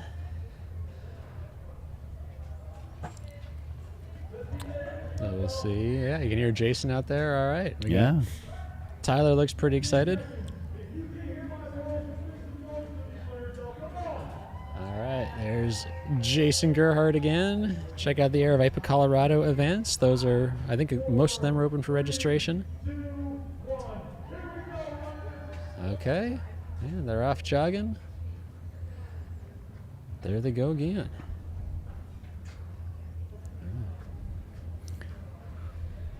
Fun little local related footnote. One of the people in the 100s is not here today. Hans Dieter Weishar. Hans, so he had an incident at Javelina a few years ago, some years ago, that has kind of become the I saw Wilt Chamberlain score 100 of the ultra running community. Hans was disqualified at Javelina 100 one year I believe it was in 2006 or maybe 2005, prior to Aravaipa taking it over, that he was disqualified for refusing to pick up a banana peel and throw it in the garbage. Wow. He was in Javelina headquarters, and Yep. the story is, and you know, the people who were there, you know, have told me, you know, and I knew that they were there at the race, but yeah, apparently there was a bit of a, you know, the race director said, pick that up, and he refused, and so Wow. I believe it was Jerry Kay, a legendary Javelina 100 creator and founder, who told him, well, if you're not going to pick that up, I'm going to disqualify you. And Wow. but yeah, that's another. There's a lot of interesting lore and history in this sport, and some of it is fun, and others are kind of like that. Yeah, yeah. There's stuff happens all the time. Yeah.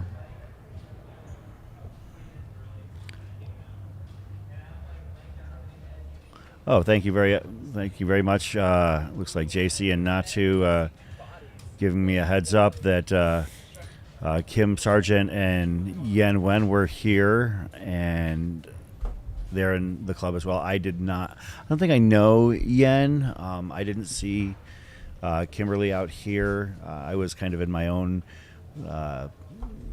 fog-filled days for Yeah. You did a the lot. first 72 hours. All I saw is like the only people I saw were the ones with bibs on the back who passed me by. So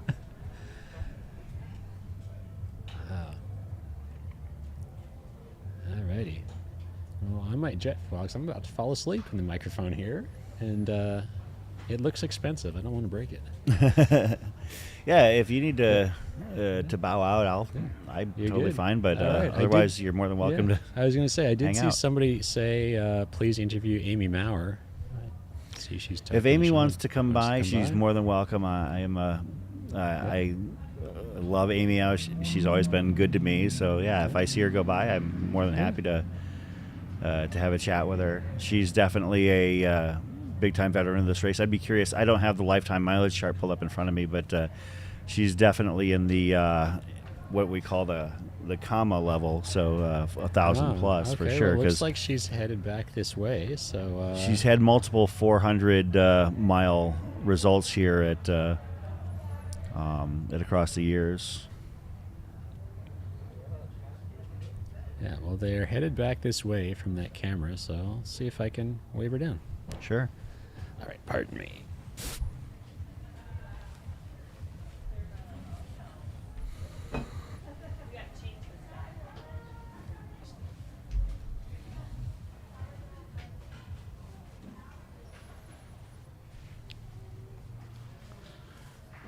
I need to make sure I find the right lifetime mileage charts for across the years because it's been updated a couple times in a couple different places. So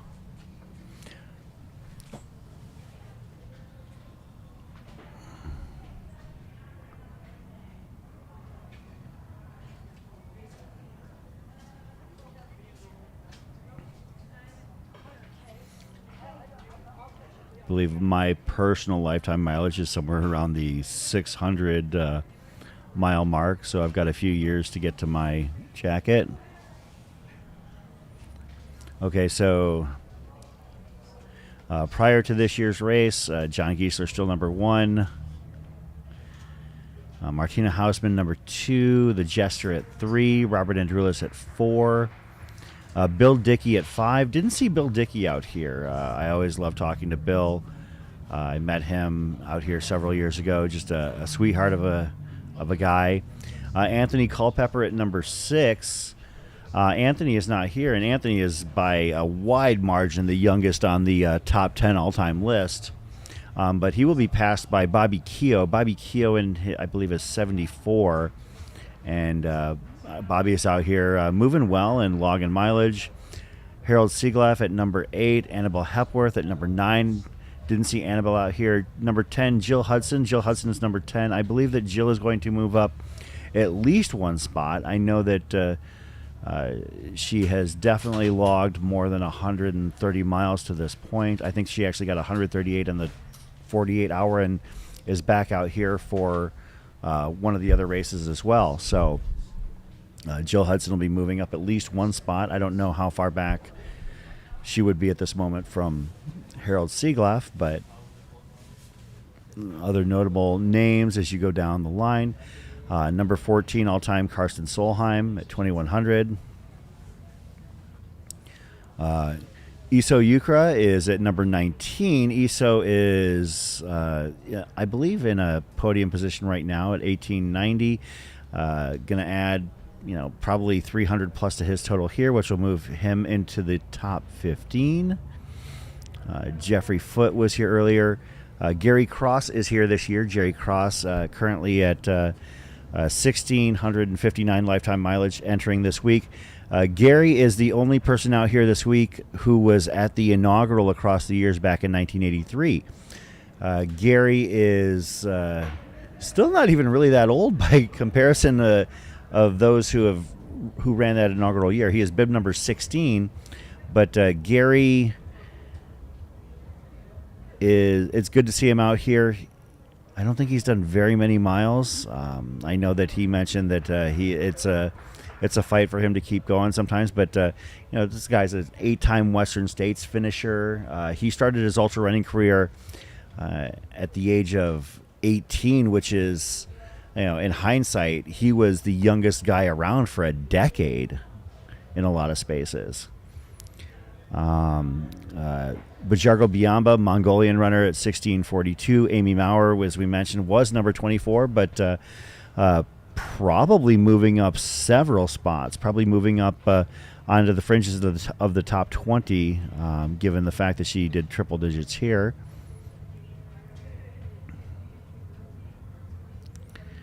Davy Crockett at number 26. Mark Sanderson, this year's current men's leader, at number 30, adding several hundred miles to his total. Will probably jump into the top 25, maybe around to 22 to even potentially 20 if he keeps moving. The late Chris Furman at number 31. The late Ela Brandy at number 33. I saw Rich McKnight. He's number 37 out here. Bob Clapthor as well, number 39, was out here. Tom Poland, I know, added a couple hundred miles to his lifetime total. Will go from number 46 to somewhere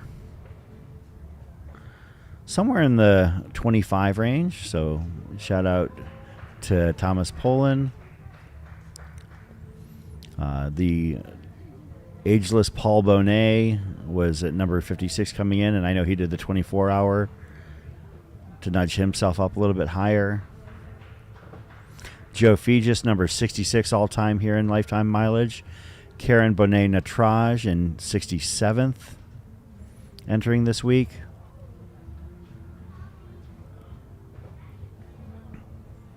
Legendary timer Mike Melton, number 80. James Bonet, a longtime runner and coach, at number 81.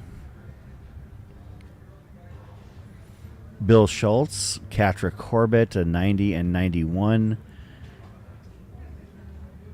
So they're entering this week. There were 97 runners that had hit 1,000 miles. Looking at the numbers just below, I think that these names that I call off will have entered that 1,000 mile club. Chavez Hills or Chavez Breslin previously definitely got to 1,000 miles. I believe Diana Keogh is going to get there if she's not already. They were both above 900. I know that Chavez did the 100 mile or the 24-hour. I think she did the 100 mile. Let's see. Diana Keogh, I believe Diana Keogh is doing the 6-day, and she was moving, so as long as she's kept moving, she should get there. Terry Wurzbacher, 74 years young. Terry should be moving up into the 1,000 mile club, of course, getting that jacket. I know that Deneen Huntley definitely did. Sidebar on this, if you pass 873 miles at across the years, you have passed Yanis Kouros, which is something that not many people can say over the course of their lifetime, that they passed Yanis Kouros in some semblance of race. I think that's probably going to be it. So there'll be a handful of people added to the 1,000 Mile Club. Doesn't look like anybody in the 800-ish range would have bumped up that far.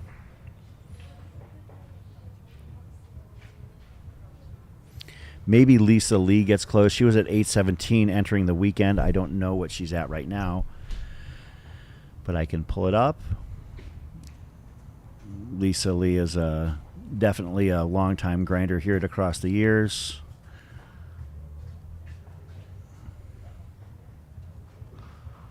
So Lisa Lee is at 140 miles. So if Lisa gets 43 more miles, she'll get to that 1,000-mile mark here. And Lisa has a day and a half, more than a day and a half to get there. So I think Lisa Lee actually will enter the 1,000-mile club. That's fantastic. So yeah, Lisa Lee should get in there. Diana Keogh is, if she was at 98.6 before, or she's at 98.6 now. Okay, so she just hit it. So congrats to Diana Keogh, who momentarily, or moments ago rather, just hit the 1,000-mile mark here.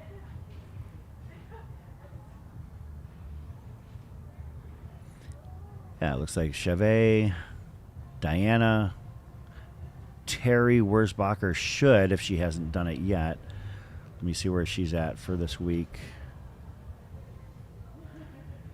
Oh, yeah, Terry just hit it either last night or early today. Deneen and potentially Lisa. So we could add 5 new members to the 1,000-mile club here at Across the Years. Iso Yukra has definitely passed the 2,000-mile mark here lifetime.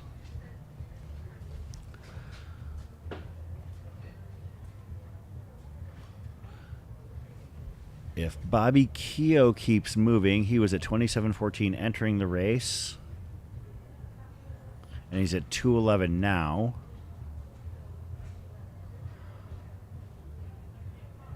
$27.14 plus 2:11, so he's at 29:40. Yeah, Bobby Keogh should be entering the 3,000-mile club all-time at ATY. The Jester, if I don't know how many the Jester's hard to tally because he runs multiple races over the course of a year, so over the course of an ATY. So I believe he has done 200 miles here. So I think that Ed, unless he is going to do a third race out here, is going to be just short of the 4,000-mile jacket. And as we mentioned, the Grand Poobah himself, John Giesler, entered this race with 62:28. He got over 200 miles in the first 3 days, has slowed down significantly, but still has 260 miles to his credit here at ATY this year. So he'll hit the 6,500-mile mark here momentarily and continue on his march to 7,000 and beyond.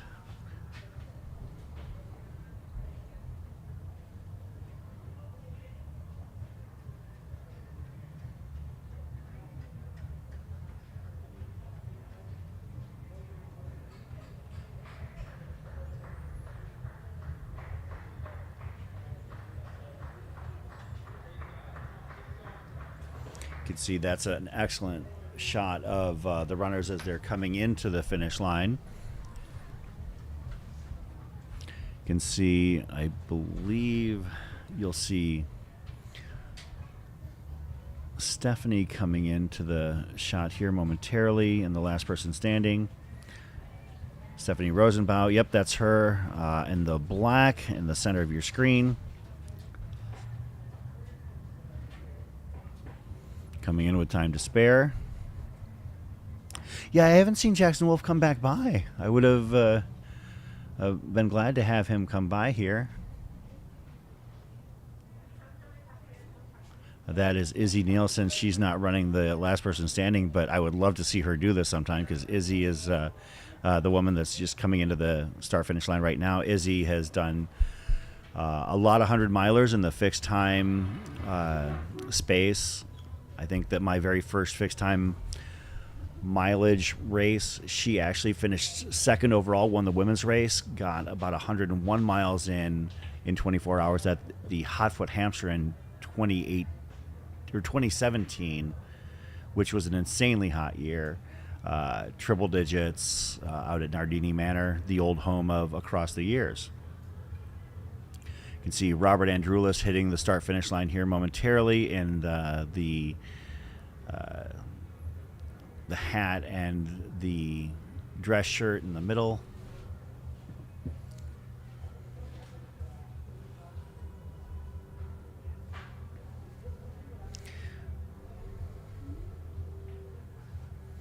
Thanks to those of you that have us on in a browser window in the corner as you're watching what hopefully is going to be a turned around ASU Texas game. I am trying my best not to become distracted by it, mainly because it would be kind of upsetting right now.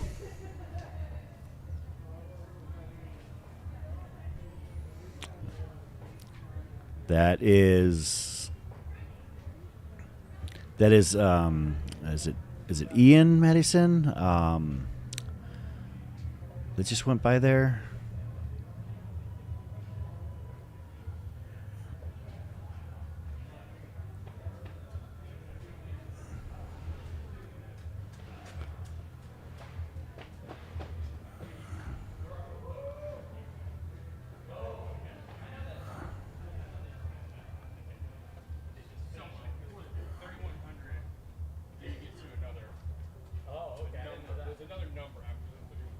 Yeah, that was Ian Madison. Ian, we watched him right there in the screen. We saw him actually as part of a group of 5 men competing for the US ATF 80 to 85 100-mile championship a couple years at Jackpot. It was actually pretty captivating. There were 5 men in that section. We just saw Nicholas come in as well, so we've still got 4.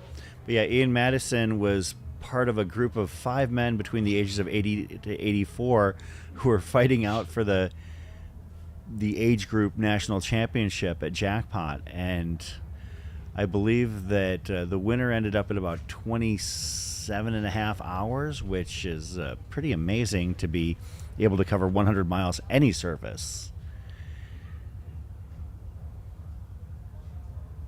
at that age, or any age, to be honest. I mean, let's be honest. Let's not sell short the concept of finishing 100 miles, period.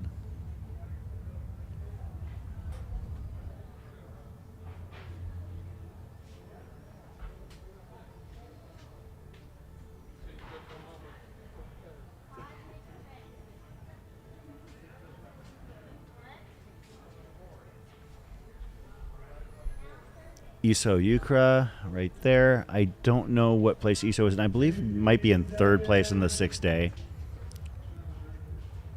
They've got a minute left before they start the next loop of the last person standing.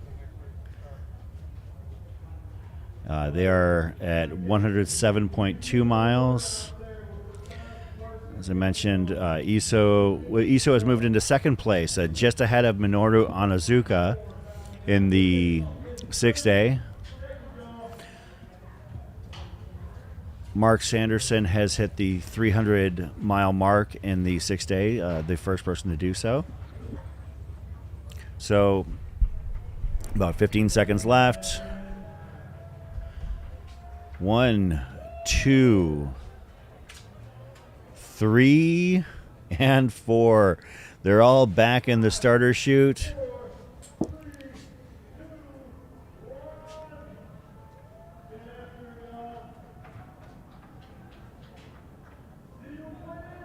Nobody has turned around yet. See, all-time record holder Paul Nelson was there hanging out, taking a photo. Of course, Paul knows this format very well, having won it one year, and I believe with the assist in another. I'd have to double-check my notes there, but Paul is doing something a little bit less stringent this week, doing the 72-hour race and it looks like he's just having fun out here. That's what Across the Years is all about. You've got all sorts of distances to cover. You've got the 6 hour leading up to the 6-day. In years past, there has been a 10-day. There's not one this year. I don't know if it'll make its return. I know that the concept of the first 10-day at Across the Years was an across the decades thing. So maybe in another 5 years, we'll have to talk to Jamil about having another 10-day race out here. And the cool thing about the 10-day race is because there are so few of them that happen, it's entirely possible you might set yourself an age group record because there's such a limited amount of them. Like, they don't even go off every year for the most part.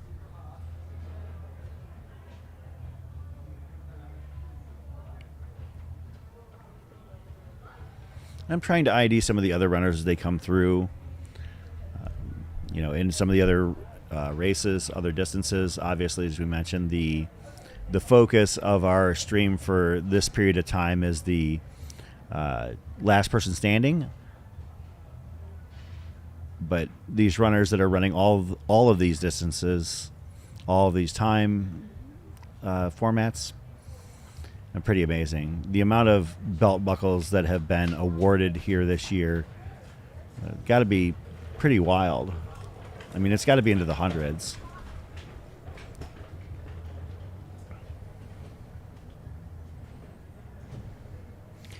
Yeah, Jackpot was definitely a fun race to cover. We'll actually be out there covering it again in 2025. I have already booked my travel to cover the U.S. ATF 100-mile championships at Jackpot, so I'm looking forward to that. That's always February is a big month for us on the live stream call. We have Black Canyon 100K and 50K, and then we've also got Jackpot in Henderson, Nevada as well. So those are back-to-back weekends. A whole lot going on.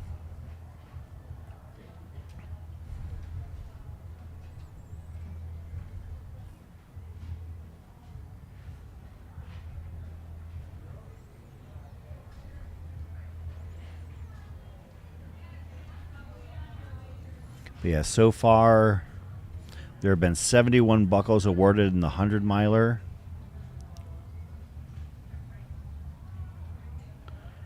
Nine in the 200-miler.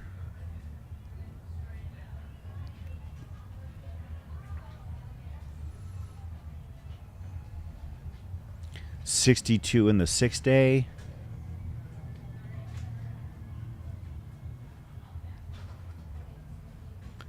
$30 in the 72-hour.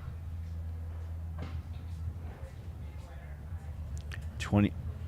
Nope. 34 in the 48-hour.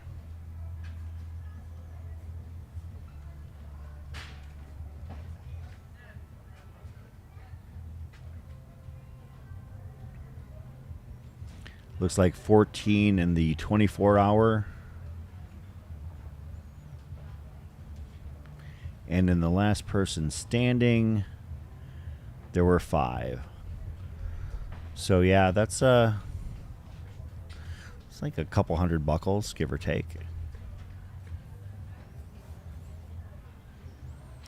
Again, shout out to our volunteers. I can see Marcel on the left-hand side checking to make sure that the last person standing runners have food and beverages handy for fueling so they don't have to go back to the aid station itself.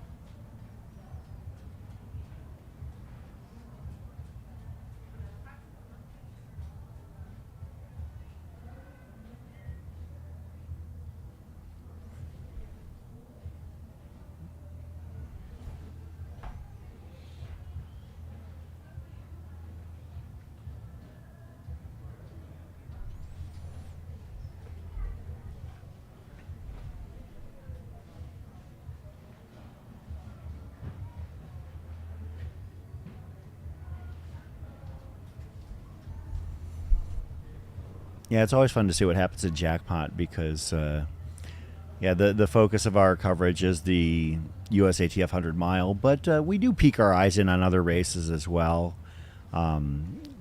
We generally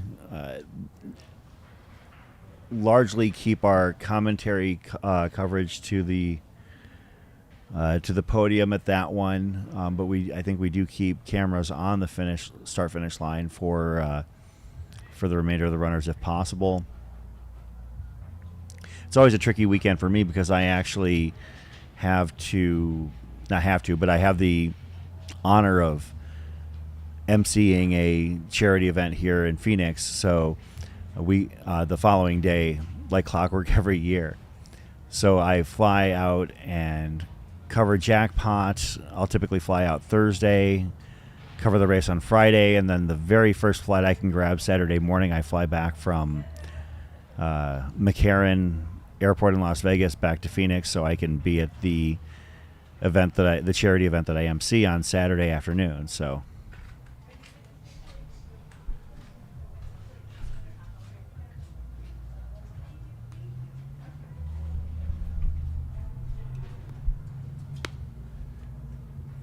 we're about 7 minutes into the loop here for the last person standing. They are on loop 77, which means when they're done, they'll be at about 108.6 miles, give or take.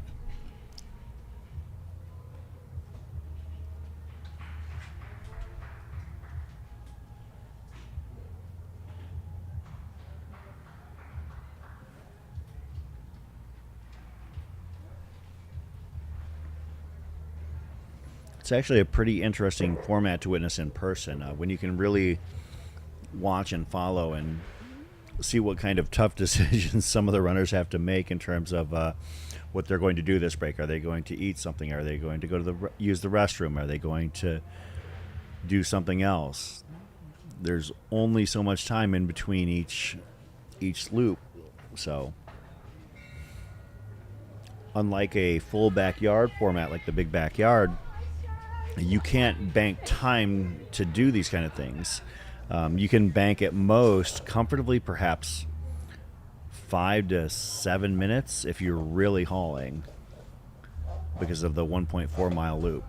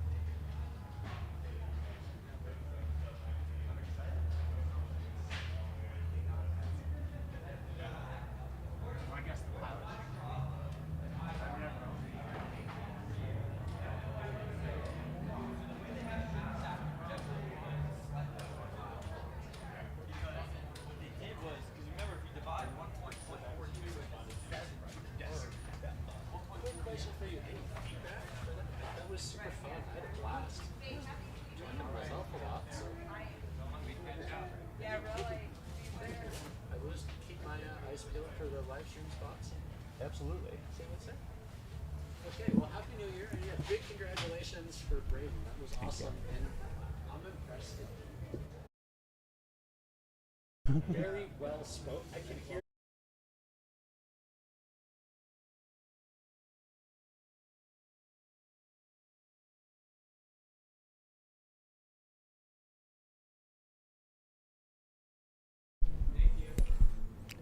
can see things kind of warming up. Puffies and sleeves and pants have given way to t-shirts and shorts, or in some cases going shirtless out here right now.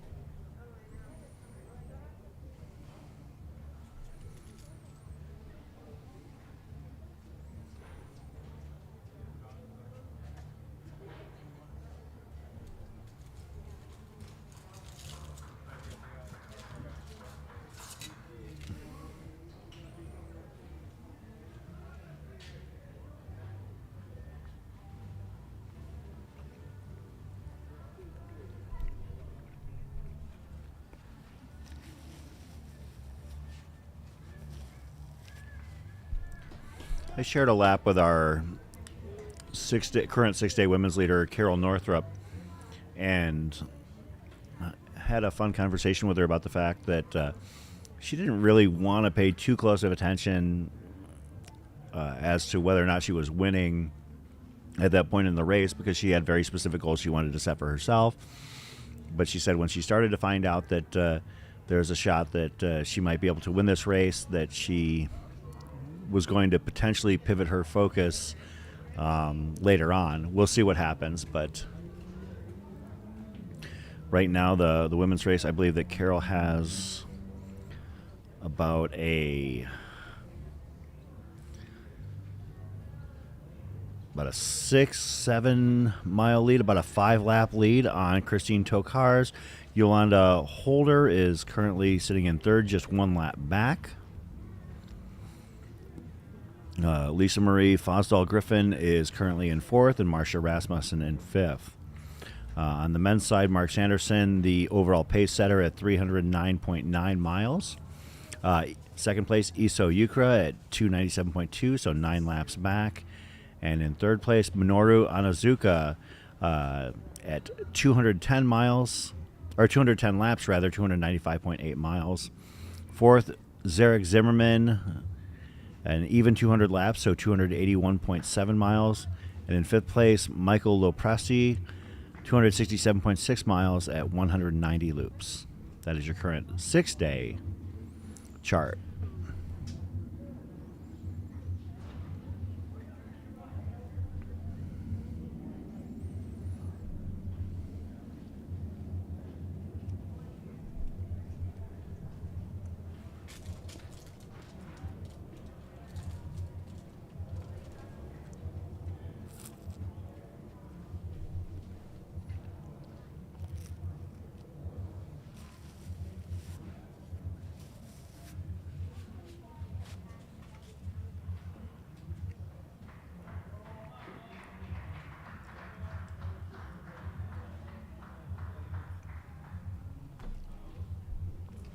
We're probably about 2 minutes out from seeing our first last person standing runners coming in from their latest loop.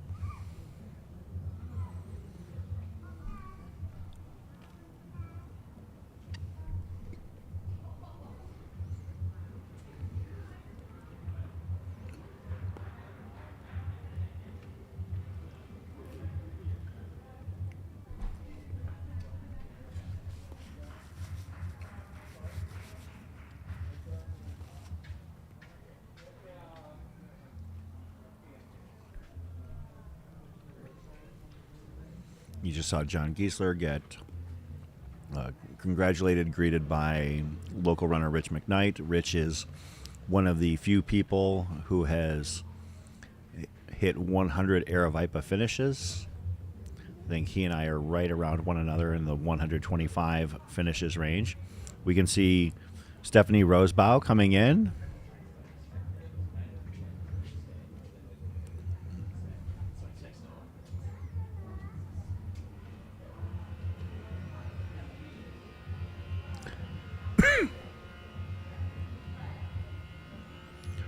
Boom, boom, boom. It looks like we have our first 3 individuals. We had Tyler come in with Stephanie. Then there's Wesley. And Nicholas Mullen still has about 4.5 minutes to get back to the start-finish line. But Nicholas has definitely been taking his time, more so than the other 3.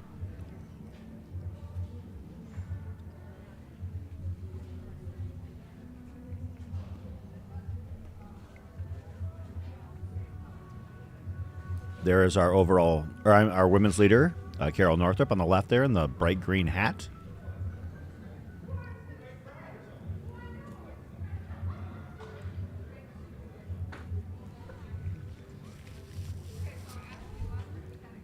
Shout out to the aid station. The current lunch meal is tomato soup and grilled cheese sandwiches, and I can tell you right now it is hitting the spot.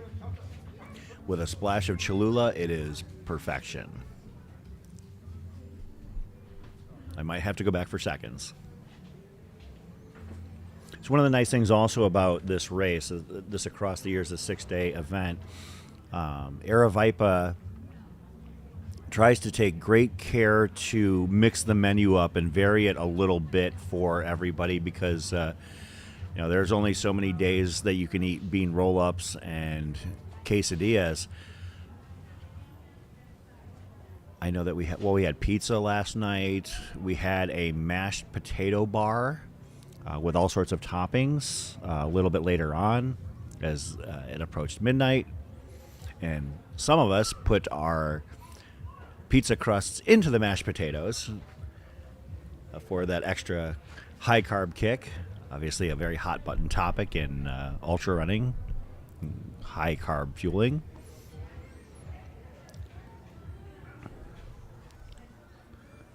Looks like that is James Willett right there, coming in for another loop of the marathon.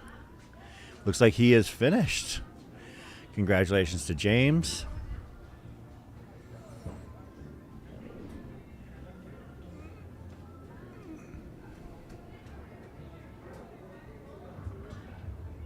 Oh no, Jackson Wolf in the chat. He died on the inside when the start finish line played Taylor Swift. Oh no, I hope that wasn't what caused things to go sideways for you, Jackson. Hey, you know what? Hats off for a hell of an effort as we see Nicholas Mullen coming in with about 2 minutes to go. Yeah, Jackson, great job out here. Way to, push as far as you did.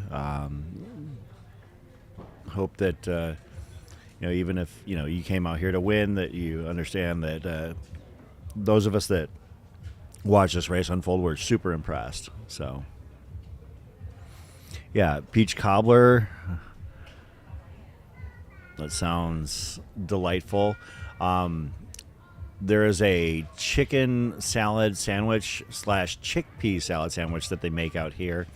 That is a vegan option, the chickpea salad sandwich. I'm actually not vegan, but I really do enjoy the chickpea salad sandwiches that the Aravaipa aid stations provide at a lot of their fixed time events. But yeah, I mean, like some days they'll alternate between days. Like they might do breakfast burritos one day, the next day they'll do an oatmeal bar. The next day they'll go back to the breakfast burritos. They want to mix things up a little bit. Some nights they'll have burgers for dinner. Other nights they'll have, or some lunches they'll have hot dogs. You'll typically have some semblance of options. I know we did pasta for the first night for dinner, and you could do it with meatballs or what have you. But that was enjoyable for the first night to have a nice pasta dinner in the middle of my race.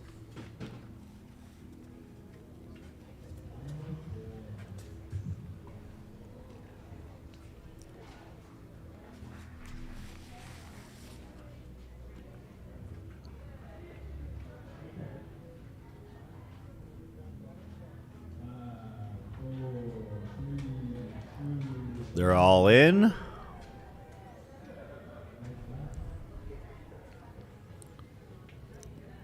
Just the fortitude that they all have. Do we have that far side shot, Jordan? Can we pull that up real quick as they approach?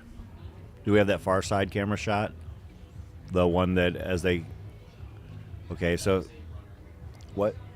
Oh, that was a volunteer camp. Okay, thank you. Sorry. Of course, that is the shipyard right there. Seen a lot of kids out there playing here this week. That is the start finish line area, and yeah, this is the other vantage point.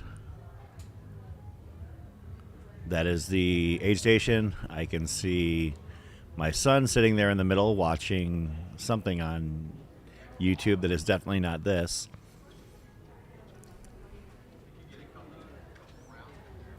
Yeah, things are a lot more hopping right before and right after the 20-minute marks. So we're currently at 4 runners. We have Tyler Clements, we have Stephanie Rosebow, Wesley Smith, and Nicholas Mullen.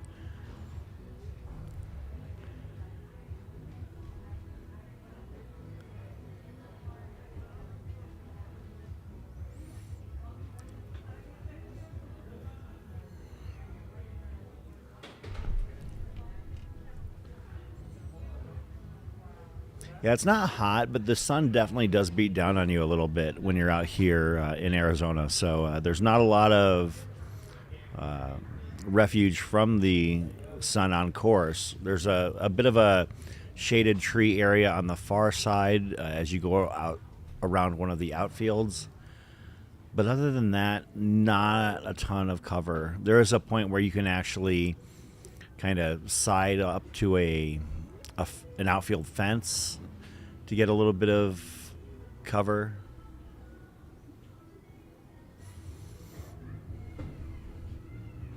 Somebody's flying.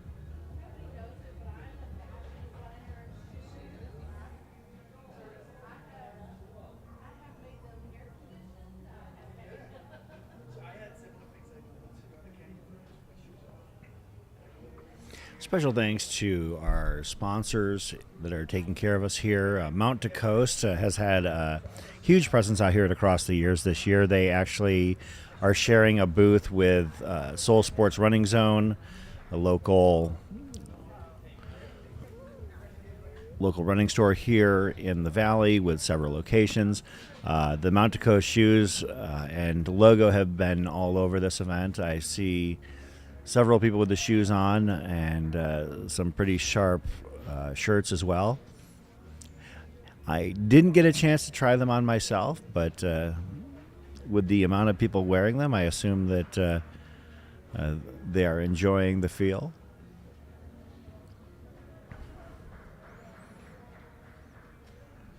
Thanks to Gnarly Sports Nutrition, Squirrel's Nut Butter, and for those of you who have not yet registered for Javelin 100, I would strongly suggest you do so now. Of course, Javelin 100 is the signature race for Aeroviper Running.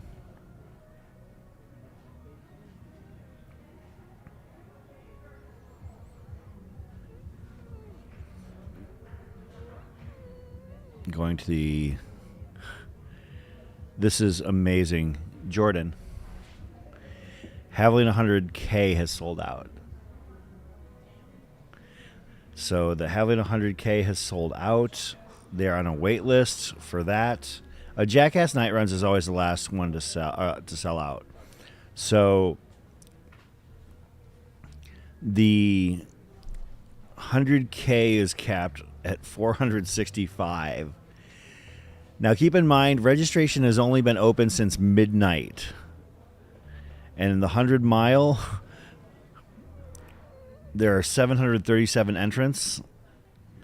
And there are a total of, let me see how many spots are still available for. There are exactly 200 spots remaining for the 100 mile at Javelina. And it's not even dinner time on December 1st, or January 1st, rather. Even as recently as, I would say, 5-6 years ago, you were able to get onto the wait list reliably, even in August and September, and still have a strong chance to get into the race, into the Javelina 100. Nowadays, I tell people, if you're not on the wait list by March, you're definitely playing with fire.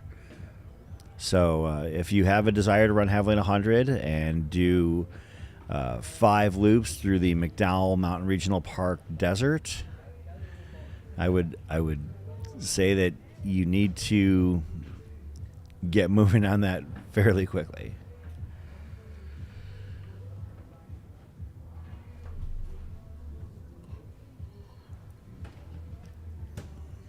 Yeah, I don't know if Jackson is on site right now anymore. I have not seen him. I saw him peek into the chat, but I haven't seen him in person out here since the last time I saw him do a loop. I didn't even see him leave. Although it's hard to tell, like the way that we're set up right now, we have a very tunneled view of the water station set up and the beverage station, water, Gatorade, Gnarly, straight across from us. Thanks also, to the Peoria Sports Complex and the city of Peoria for hosting us here in the West Valley of the Sun. Phoenix, Arizona is the major metropolitan area. This is my first time at the Peoria Sports Complex, which is kind of embarrassing as a baseball fan. I should have probably hit all the spring training stadiums by now, as I have now been in the desert 20 years, and I'm a huge baseball fan. But I do live in the East Valley, so it is a bit of a... It does take more effort for me to get over here, but this is a great facility. And I think the thing that impressed me the most that I didn't know about this area was the fact that there's a lot of dining options. My son and I could very easily have walked over to several restaurants had we felt like walking after we were done with our 100 milers, but we opted to drive. For those that just heard that loud bang, I broke our table. Happy New Year to Jem in the chat. Of course, you celebrated New Year a little bit ahead of us over on the other side of the world.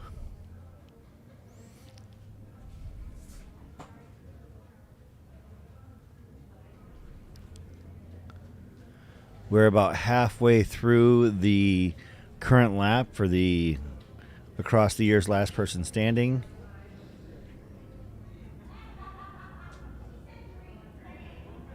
And this is lap 78. There are 4. There is 1 woman, 3 men. You have Stephanie Rosebow, Tyler Clements, Wesley Smith, and Nicholas Mullen. And the way that things have shaken out for the last few laps is that Tyler, Stephanie, and Wesley come in fairly close to one another. And then Nicholas comes in maybe 2 to 3 minutes behind them, but still with time to spare. And when they all head out, it is pretty much the same thing. Nicholas does let the other 3 go out, and he hangs back a little bit, but they're getting it done, and they're all approaching the 110 mile mark. So whatever works for them should obviously keep doing it.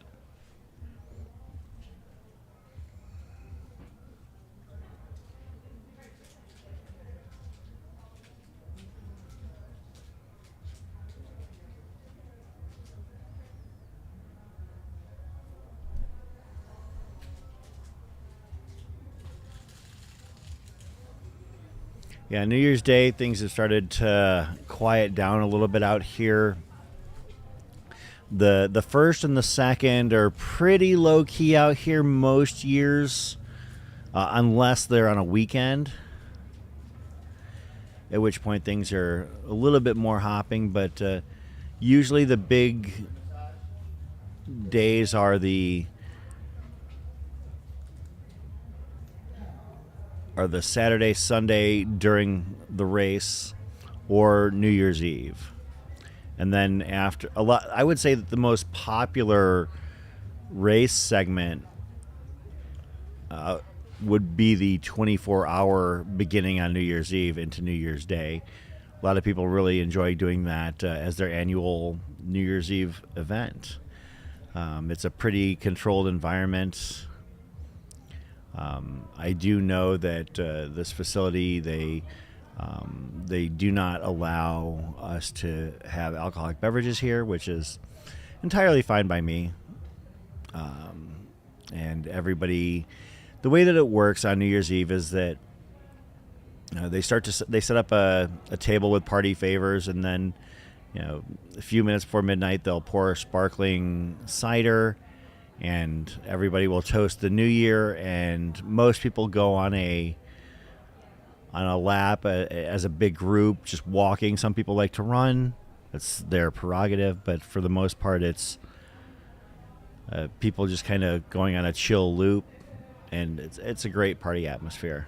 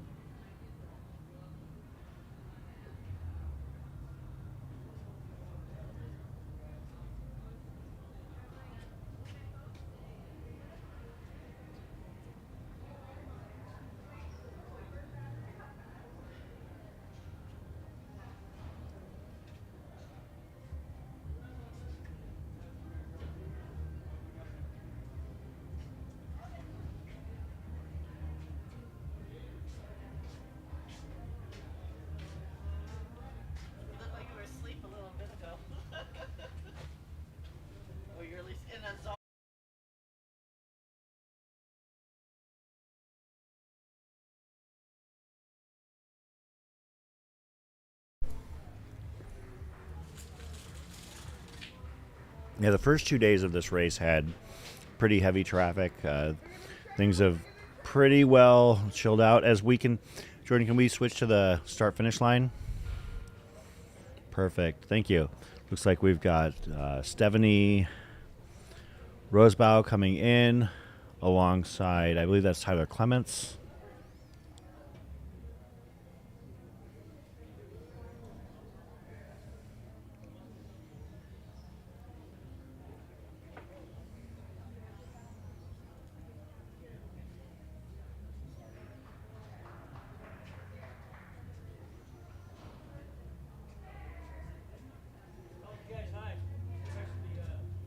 I'll try that.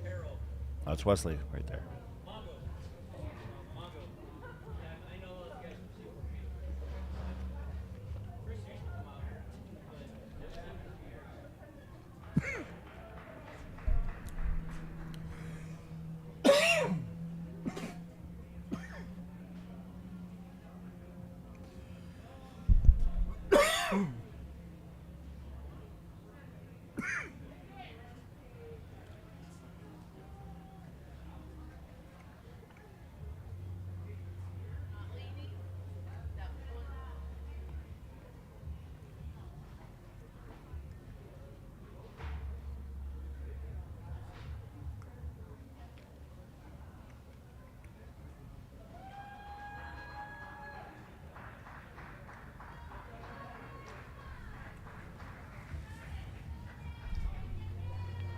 We're still waiting on Nicholas Mullen.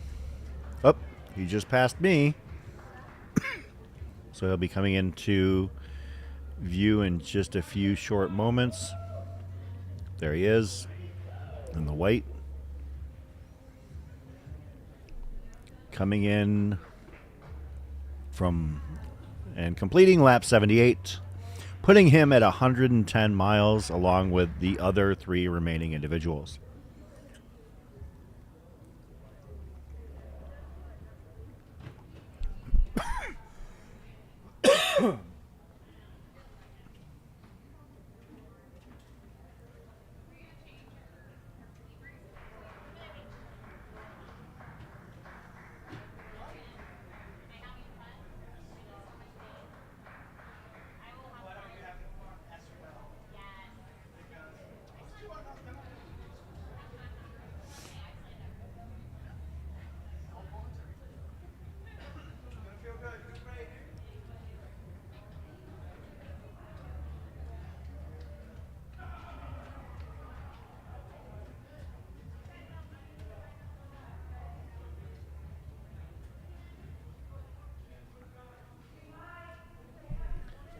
So Wesley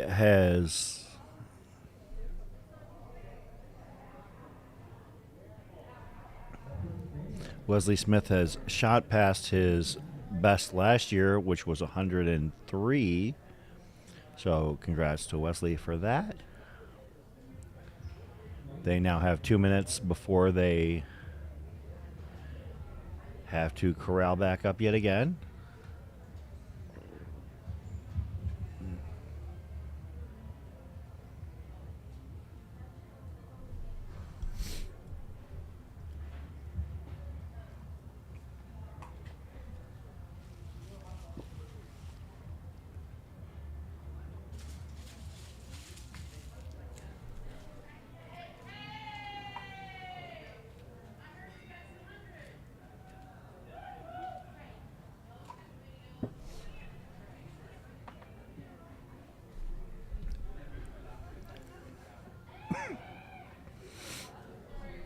They're at 60 seconds. I will say I would never want to be the announcer on site for this race, where seconds matter so much. If you miss giving somebody a time or a countdown, the consequences would have an effect on the entire race. So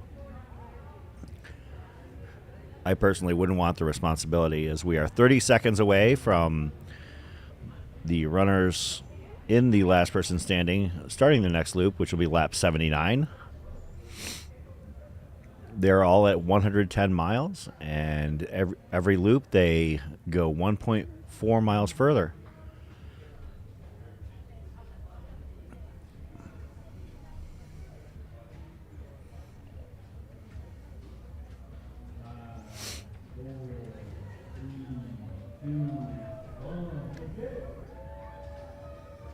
One, two, three, and 4.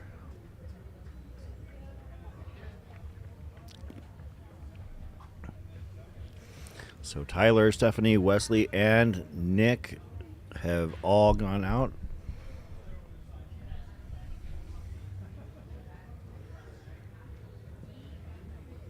In the meantime, you can see we've got other runners that are competing in different distances,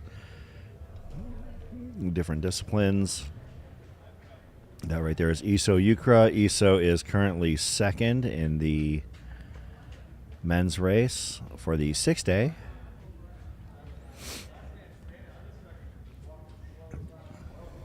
Currently 9 laps back of Mark Sanderson, and has now extended to roughly 2 laps ahead of Minoru Onizuka.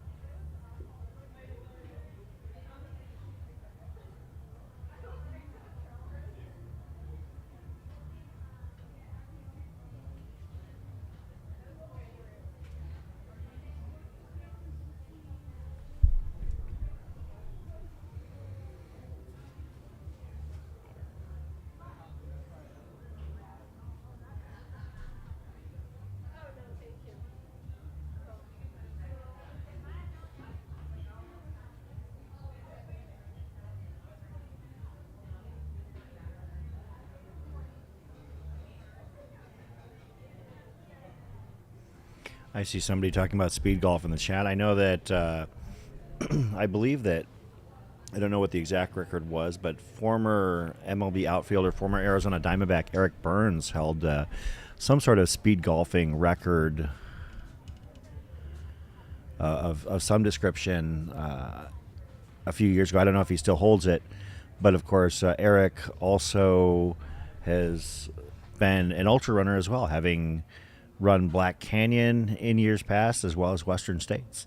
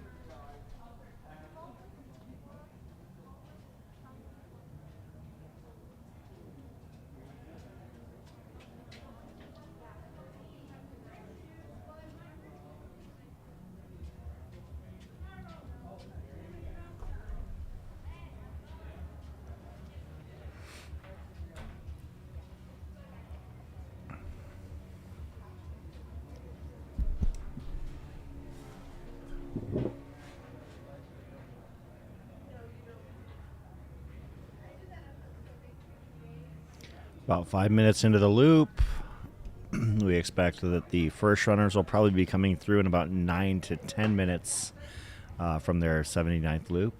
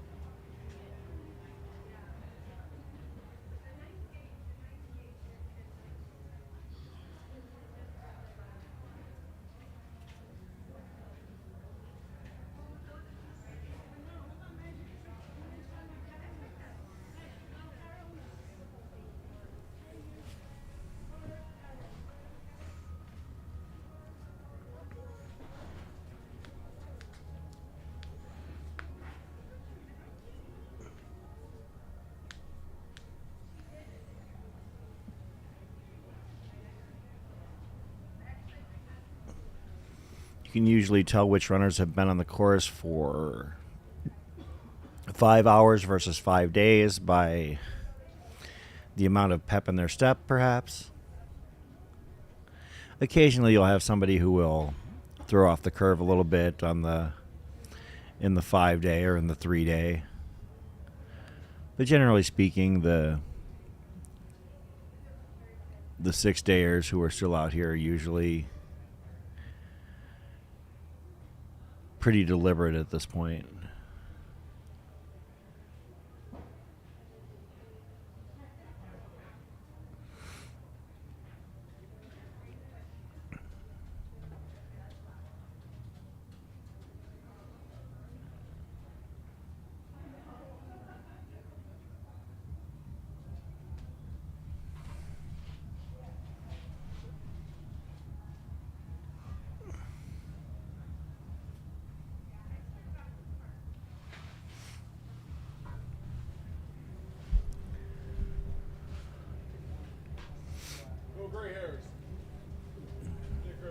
Yep. Congrats to local runner James Willett for finishing his marathon today. Will do. Thank you. He just walked by me with his finisher award for the marathon. It's the nice thing about Across the Years also, in addition to the various fixed time classifications between 6 hour and 6 day, there are also distance races. We had a marathon every day available for runners if they were so inclined. We had the 100 mile, we had the 200 mile, and we also had the inaugural Mount to Coast 100K race. And that race went pretty quick. We did have 3 runners heading out to the front. Nick Curry, Ben Blankenship, and Sierra DeGroff. And in the end, Nick and Ben both had to drop due to one reason or another. And Sierra DeGroff was your overall winner, a member of the Air Viper Racing team. Also getting ready to run Western States herself. Sierra ended up winning the 100K, and then I believe that the entire field finished the 100K within 15 hours, or 15 hours and change. So pretty stout field for the entirety of 100K to finish in under 15 and a half hours.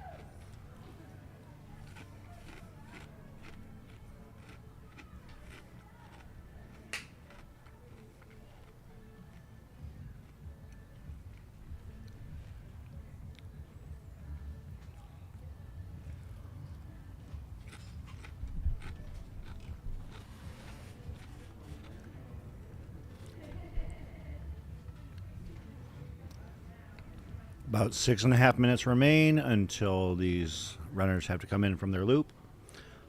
4 remain as of right now.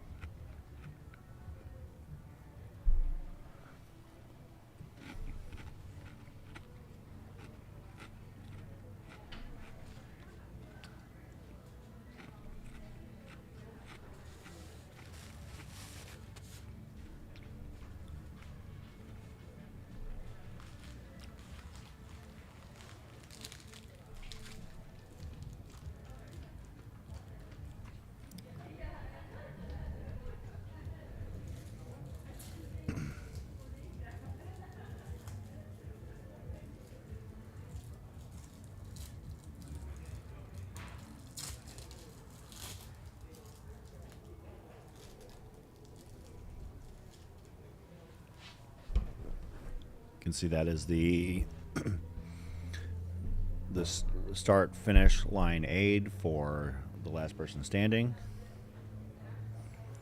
Initially, when the last person standing event starts, it's usually committed entirely to them. However, once people start to drop and more room starts to be made, they get more people in there.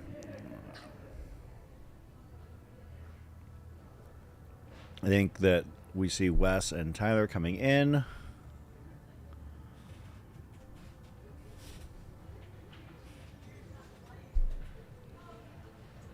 There's Wes.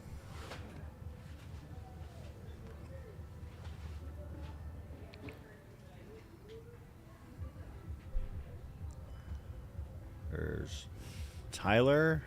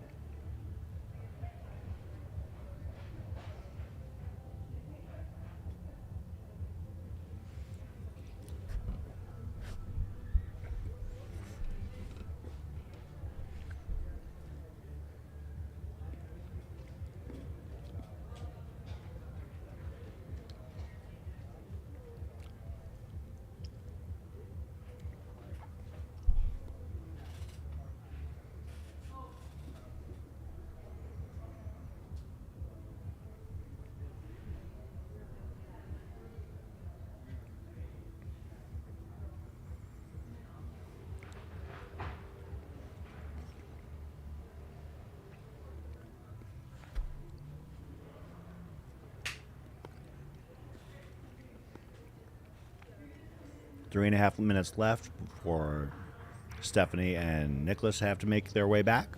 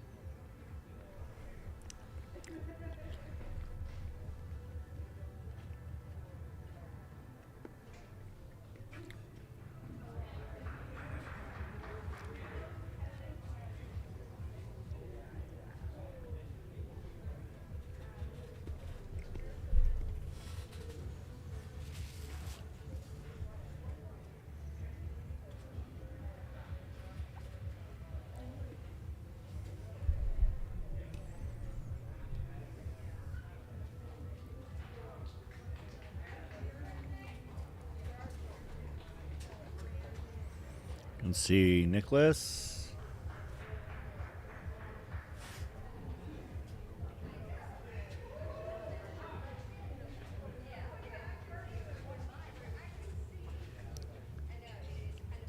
Have not yet seen Stephanie, I don't think.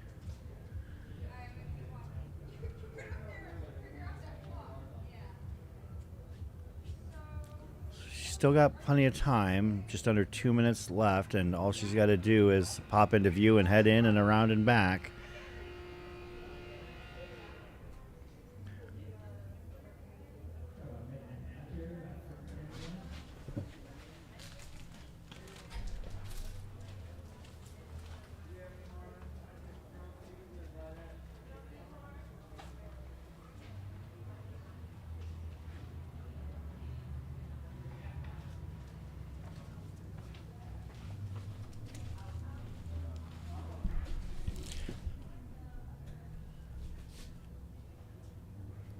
Okay, so Stephanie is back. I must have missed her. And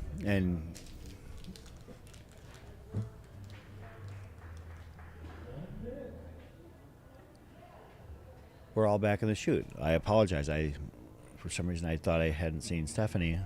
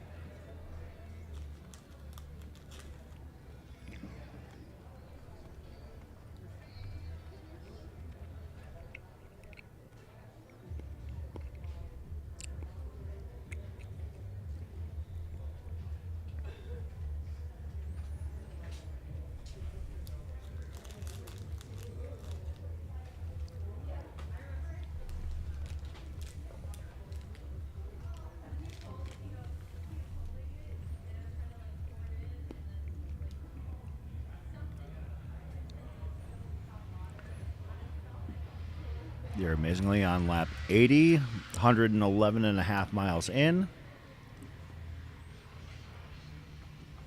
Still sitting on 4 competitors and the last person standing.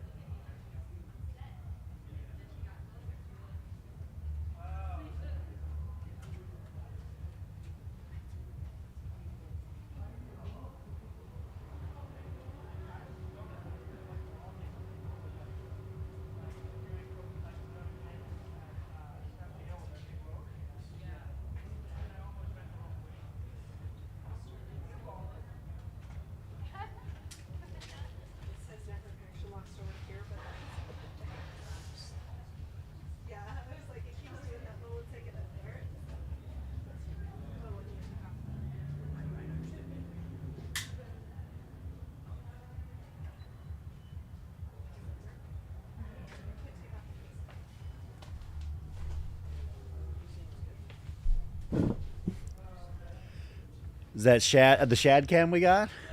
Nice. Thanks, Shad, for following along with Tyler.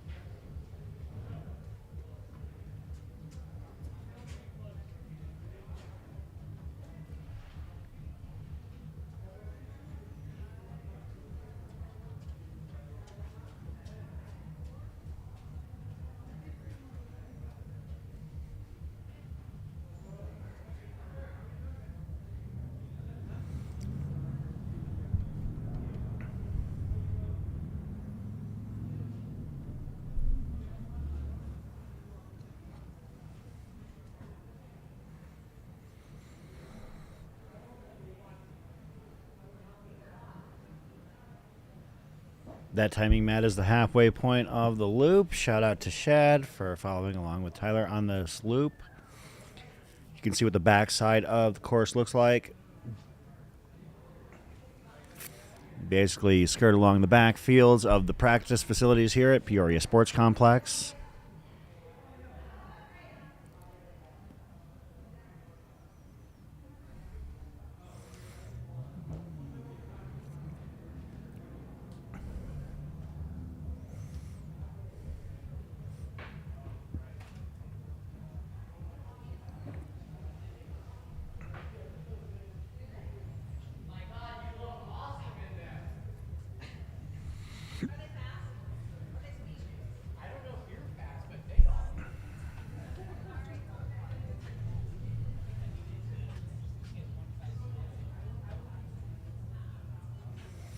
For those unfamiliar with our live streams, the current filmer, Shad, has been known to log 80-plus miles during a race weekend to cover runners as they head to the finish line in races all over the West Coast and into the mountains.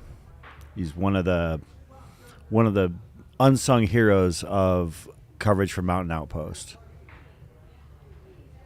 Also a pretty stout runner in his own right.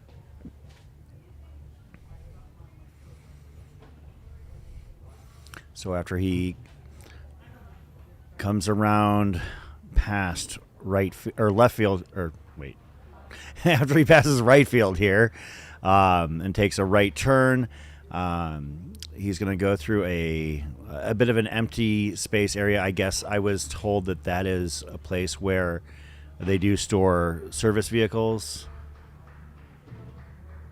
I wonder what he's picking up. I might have to ask Shad about that when he comes by.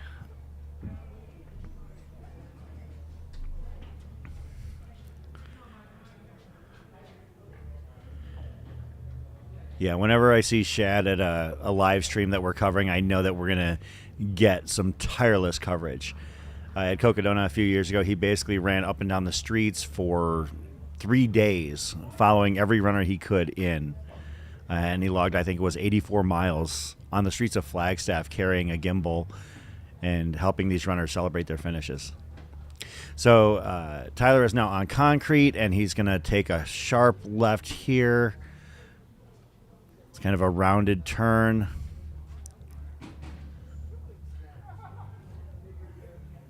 And then it'll dogleg back to the right, going through the...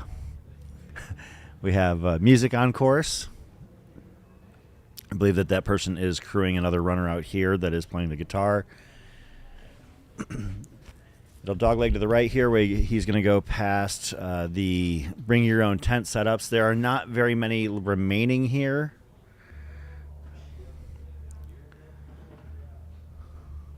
Saving his feet, running on the gravel side, which is legal. I think all of the multi-day people are doing that at this point. I know I was. And it's going to take a left turn into an area where runners were able to set up tables.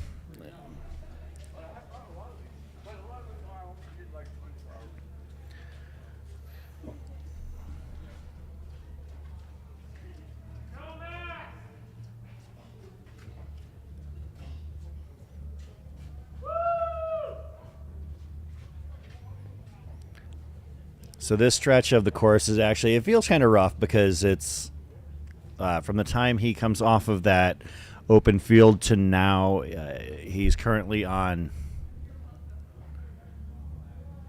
concrete. And then up here, there's actually a little bit of a reprieve where he'll have some asphalt, which if you've never run 100+ miles in this kind of format, you can definitely tell the difference between concrete and asphalt underfoot. The asphalt just feels better.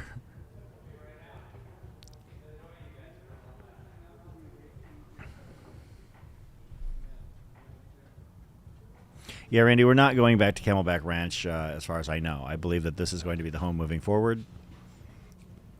And this is actually a new feature I really like. Of course, we had an RV row at the previous Across the Year setup, but this one here with the RVs on both sides is actually really pretty festive earlier in the week. As I mentioned, with it being day 5, things have kind of gotten a little bit more muted. A lot of people have left their spaces, but you know, the first couple days, it's pretty bouncy down this little stretch right here as you approach the ballpark itself.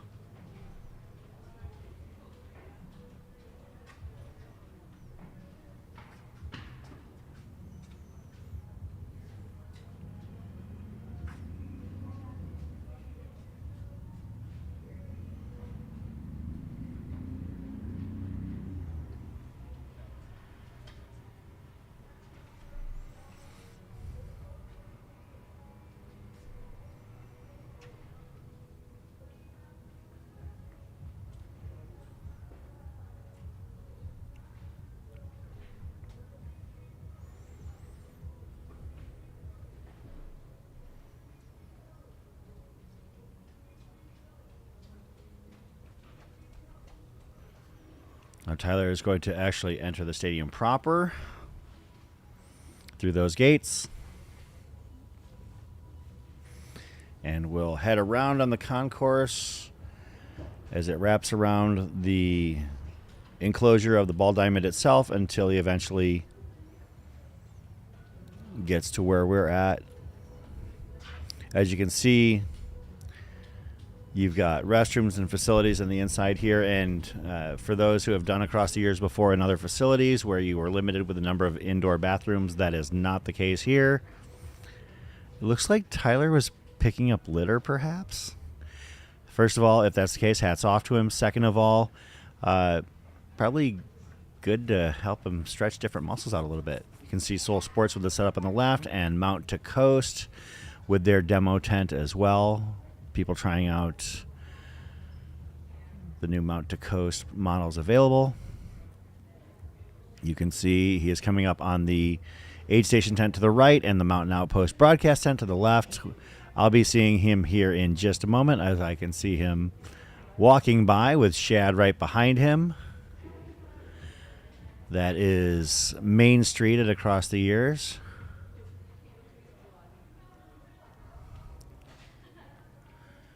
So I just saw Wesley going by.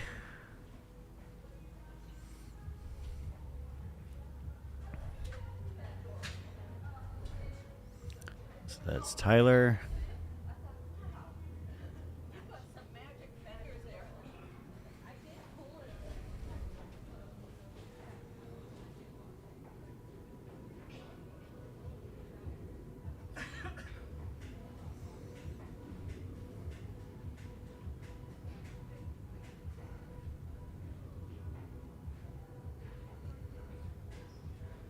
Looks like he's got some reminders as to why he's doing that to keep him inspired.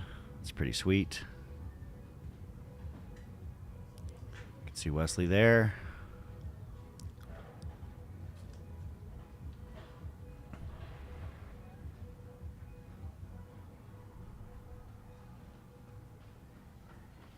I just saw Stephanie go by. So she'll be coming into your camera view in the lower right-hand corner here very quickly.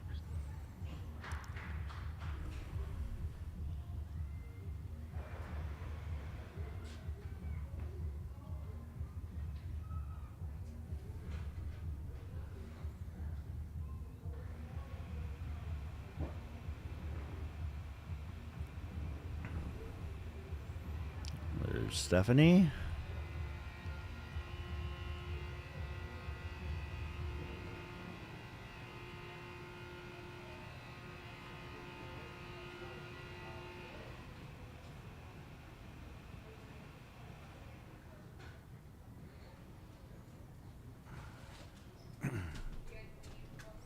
And I just saw Nicholas go by as well.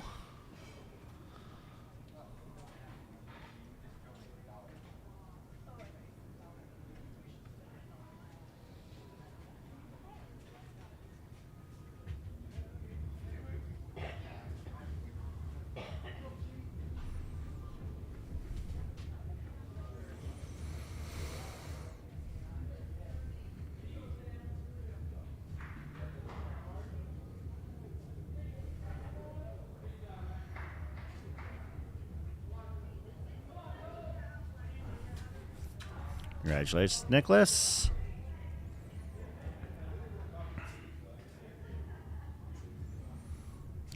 So there are still 4.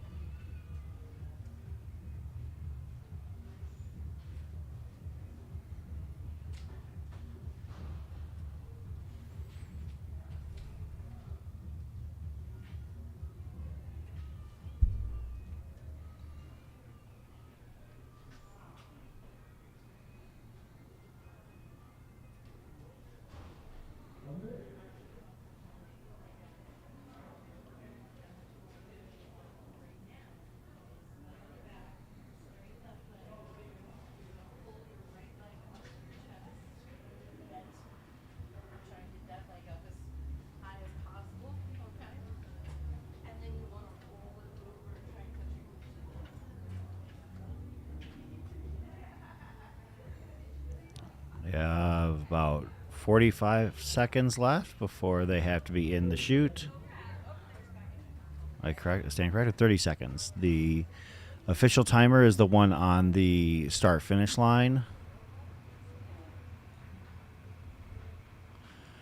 Hey, Jordan, are we able to line those those timers up, or actually, probably not?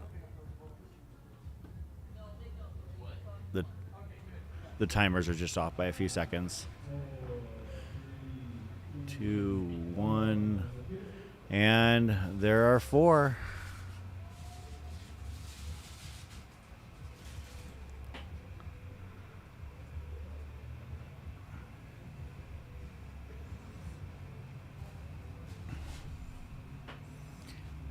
See Tyler out to the lead. Wesley coming out second.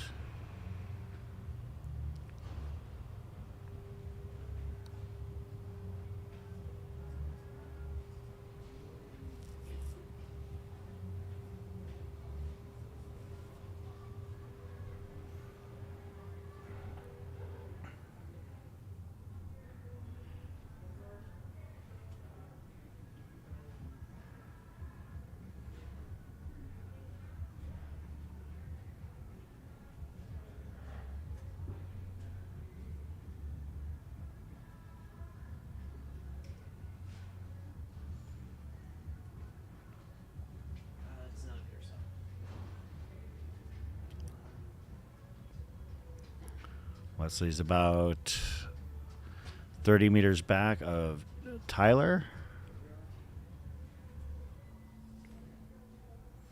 Thanks again to the Shad Cam for keeping us with eyes on these final 4.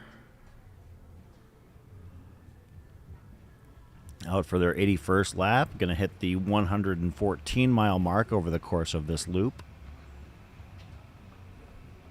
Of course, these runners have 20 minutes to cover the 1.4-mile loop, and they do it in perpetuity.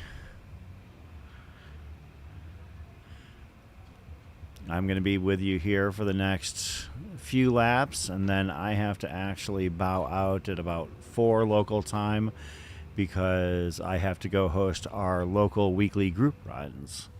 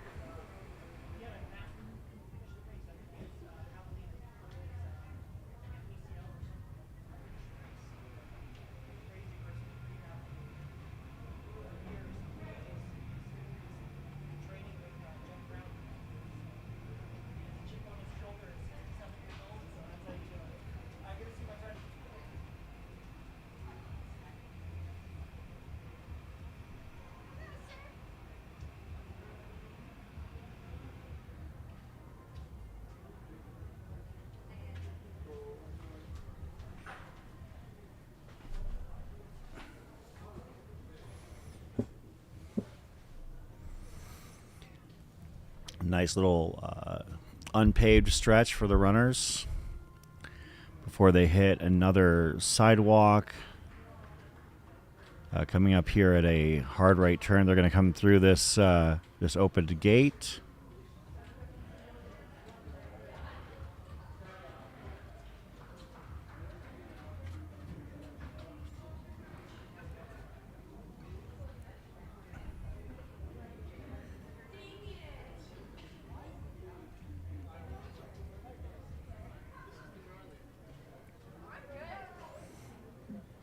Take a hard right, then a hard left.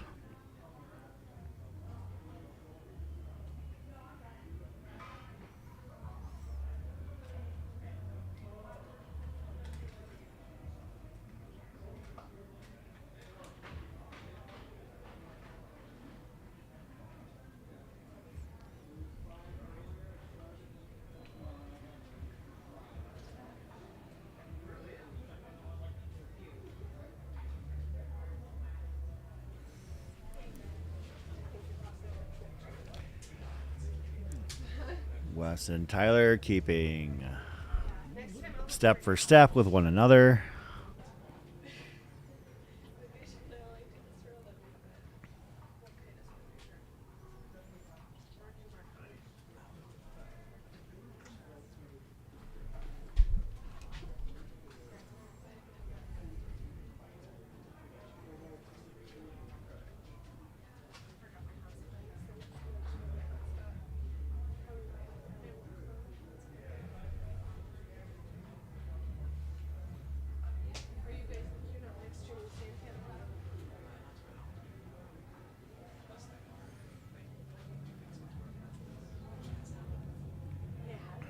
Coming around that first practice diamond.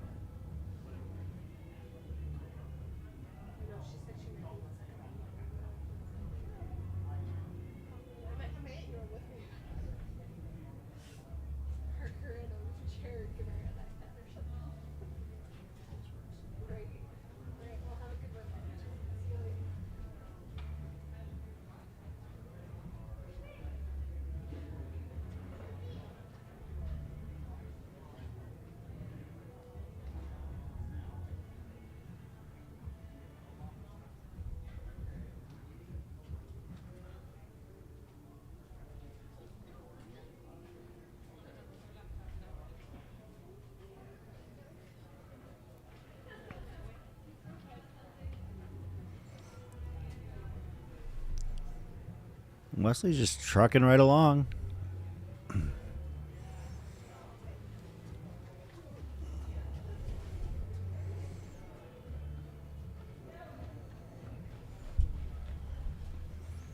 The person filming is the Shad Cam. Shad Burkholz has been a part of our live streams for several years now, and I'm always, as I mentioned, always thrilled when Shad is here because I know that he is going to stop just short of sacrificing himself, as he will come out and do dozens upon dozens of miles. He will run multiple ultras over the course of race coverage simply to get these follow cam shots. So he's a great runner and an even better person. So also, when I had some travel questions, Shad was able to share his experiences and helped me have a better experience when I went on my trip last month. So shout out to Shad.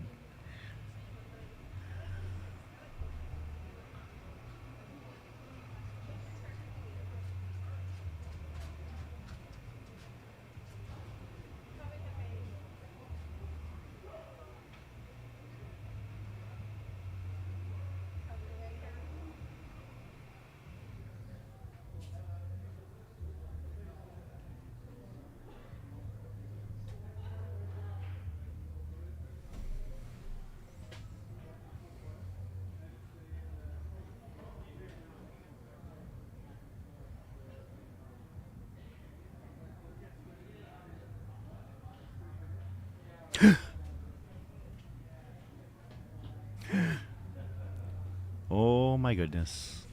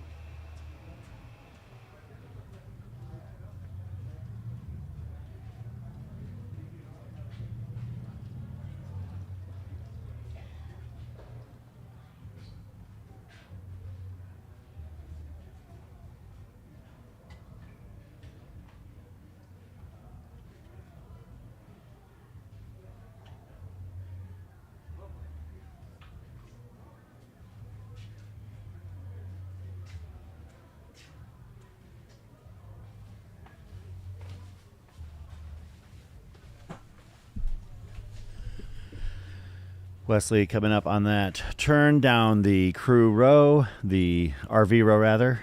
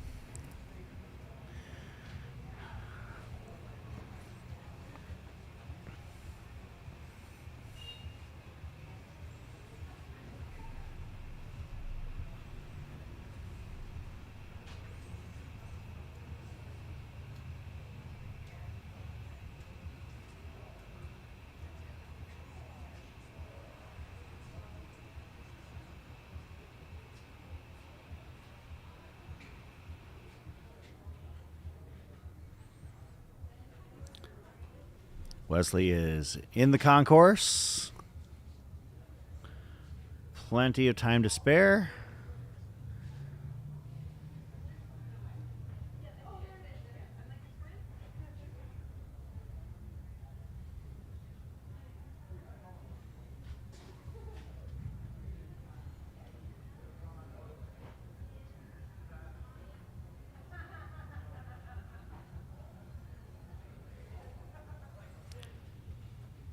Wesley is passing our tent here and passing the aid station tent.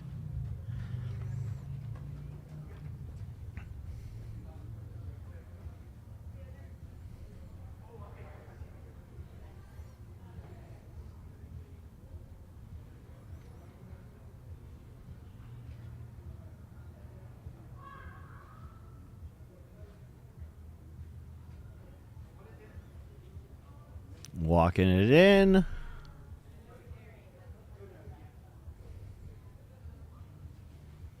is your lucky day. You're the first one to be offered a fruit smoothie. But he's the first one to get one. Fruit smoothie. My fruit smoothies are better. Go on, go on. You bet. You look orange. You can trust me better. Hopefully it's a good one.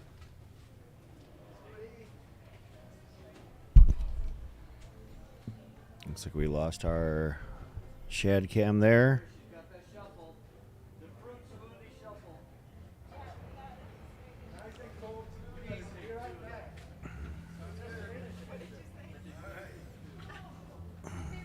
Yes, absolutely. Smoothies! Yay! There's Tyler.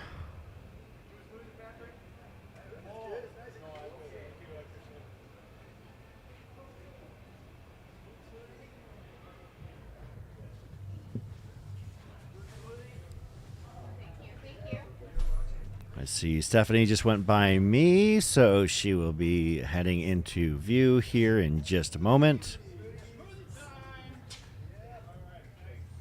She's walking it in there.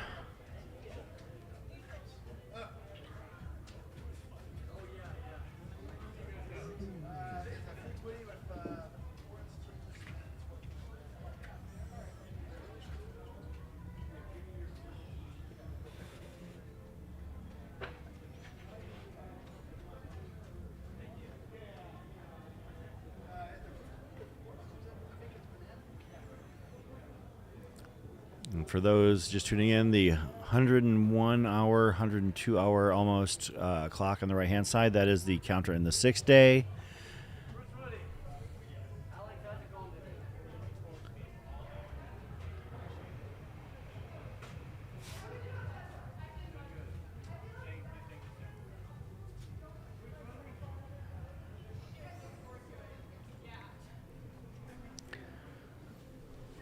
The runners and the last person standing have been going for just under 27 hours. 3 of them are in: Wesley Smith, Tyler Clements, Stephanie Rosebow.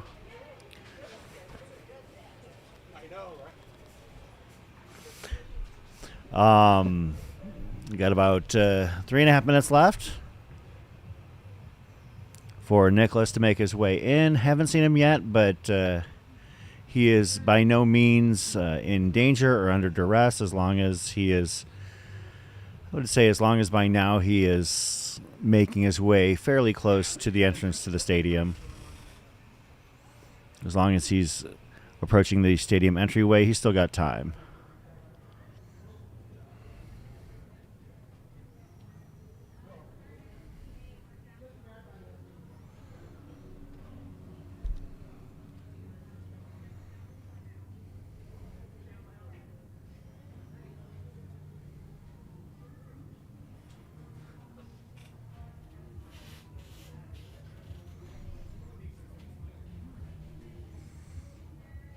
Could see Tyler and Wes on the left. That is Stephanie over there on the far right with her crew.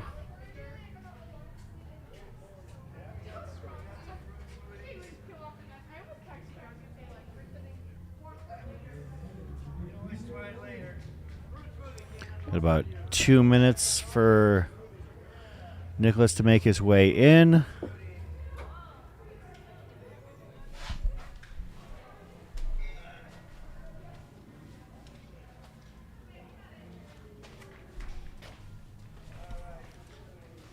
And I see him making his way in. He's picked up a bit of a shuffle. He's coming in with 90 seconds to spare. There he is. And all 4 remaining are eligible to continue.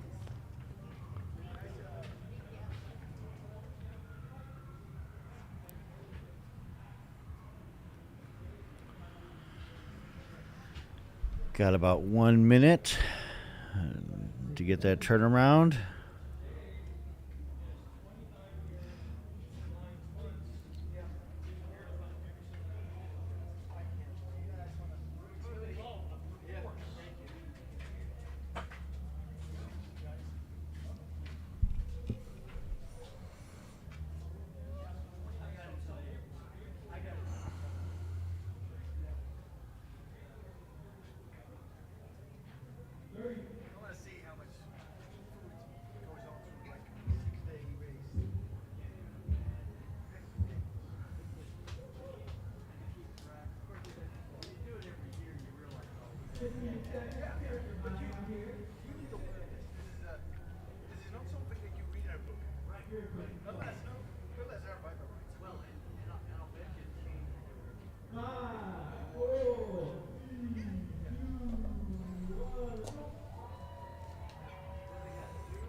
Before heading out,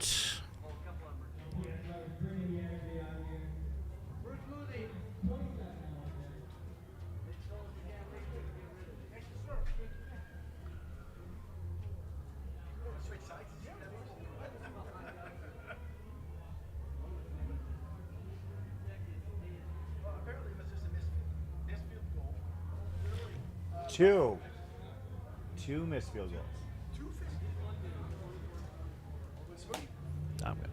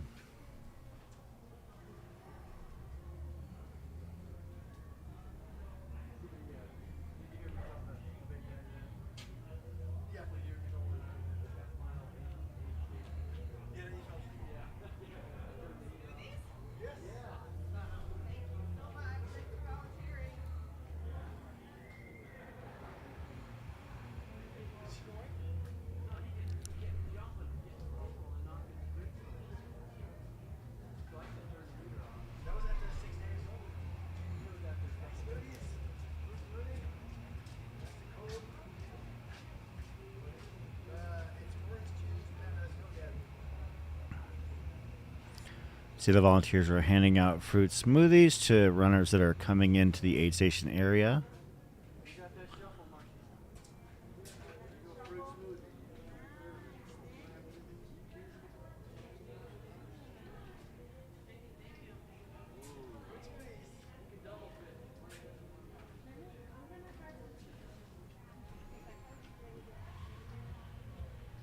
Well, if you think of anything, text me.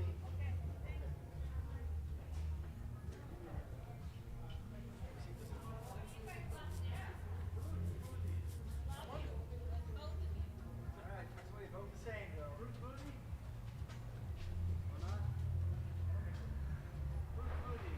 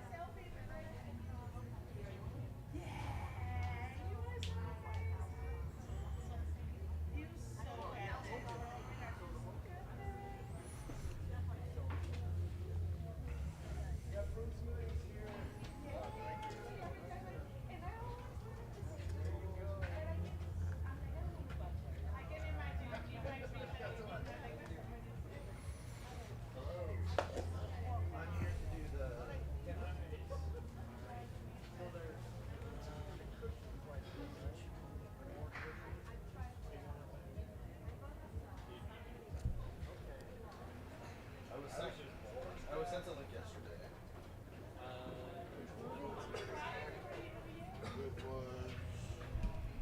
It was Studio Ninja. Looks like a runner's coming in for their own personal finish and getting filmed right there.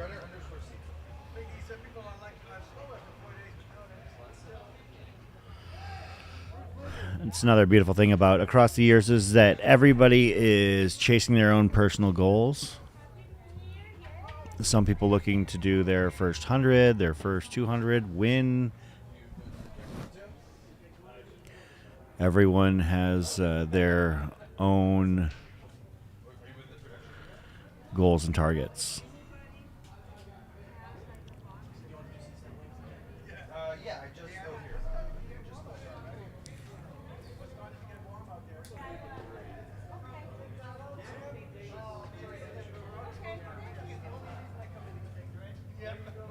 One of them ran out of battery yesterday. I have a pack that I can charge it with if it needs it, but you charge it. Okay, you have like 7 of these. Okay, how does this come off? That is Michelle, the Waddell running lady. She has a pretty big following on Instagram, like 25,000, 30,000 followers. Coming up into view here as well in the white.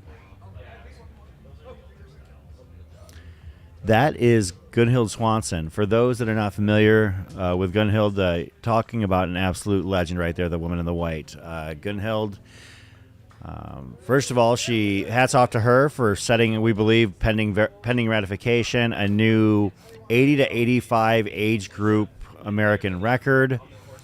I believe that her time in the 100-mile split was around 41 hours, which actually is a 6-hour improvement on the women's 80 to 81 to 85. Where is it? 80 to 84. Sorry, 80 to 84 100-mile record. And also Gunhild, famously known for her epic Western States finish in 2015, in which she became the oldest finisher in Western States history, and did so in spectacular fashion, finishing with just 6 seconds left to go. Her finish time at her last Western States was 29 minutes 54 seconds. So the ultimate DFL finisher in Western States history, Gunhild Swanson. And famously, that year, the winner, Rob Krar, came out to Robie Point at mile 98.9 and ran her in sandals to show her support. So, show her some support. So, Gunhild Swanson, somebody who has definitely left her mark in this sport and continues to do so in setting American age group standards. That is a shot inside the aid station. You can see runners have some, I believe that is grilled cheese and tomato soup. You can see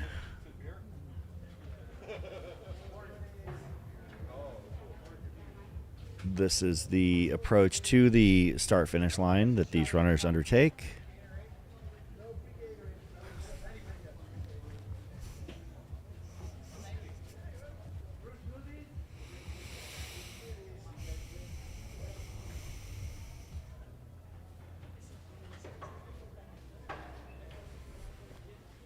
Looks like, there we go.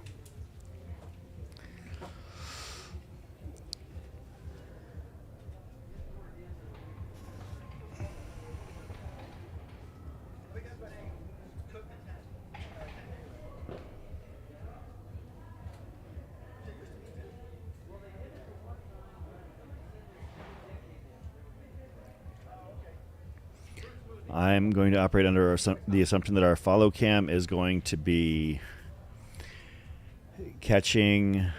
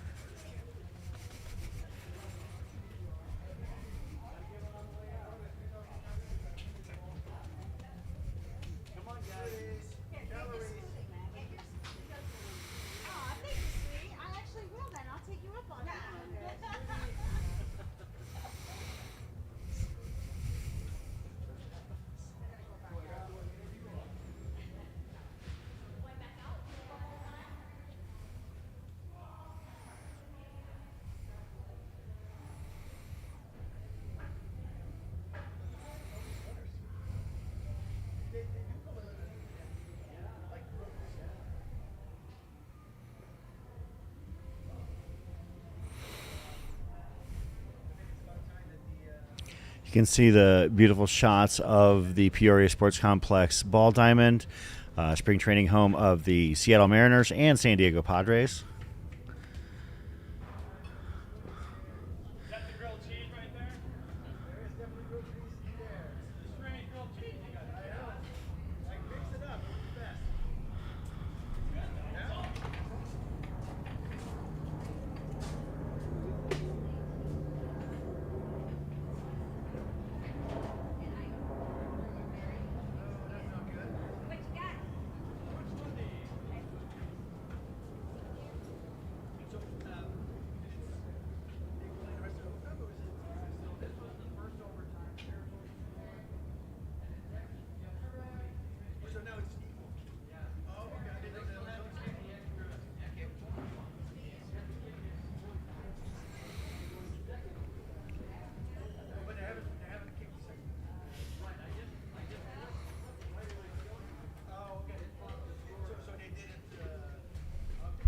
Thanks to those of you tuning in to the Across the Years Last Person Standing, the most exciting sporting event going on right now.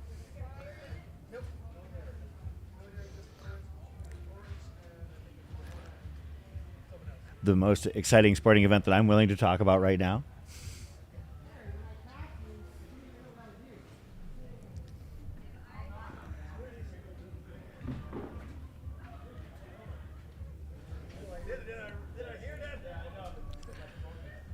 We're about halfway through this time period.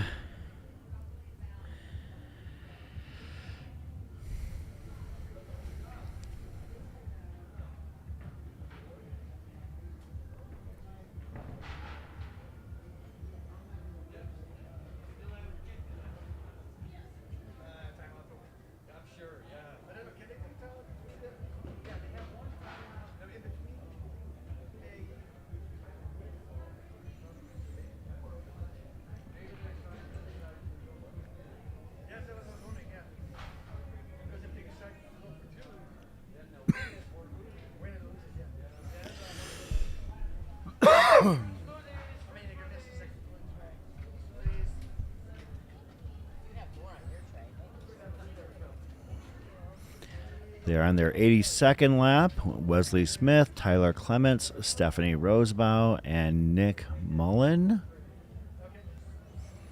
8 minutes remaining in this period.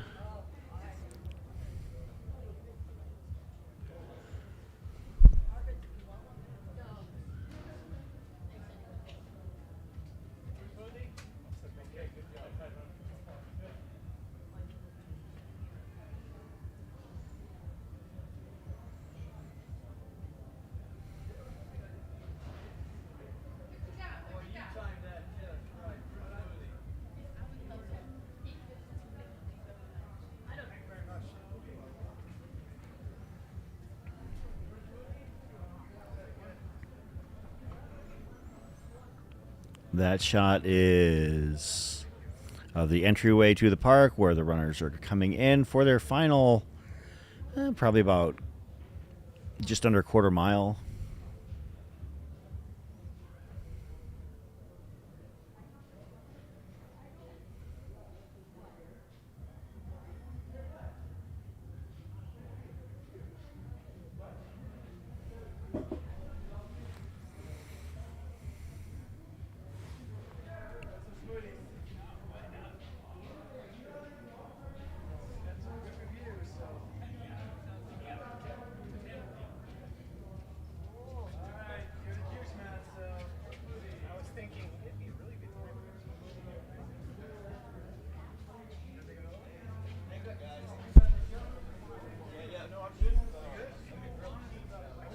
Looks like that's Tyler right there.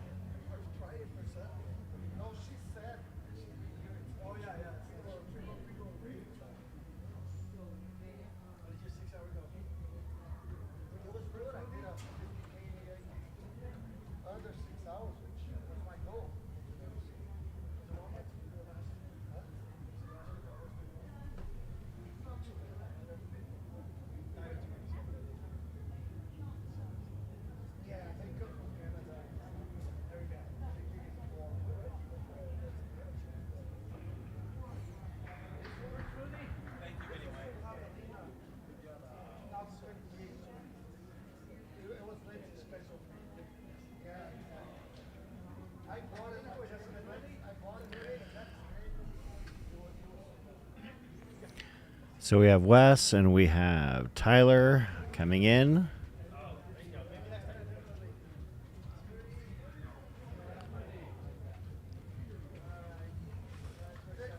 Stephanie in fairly quick behind them. About 4 minutes, 30 seconds left for these runners.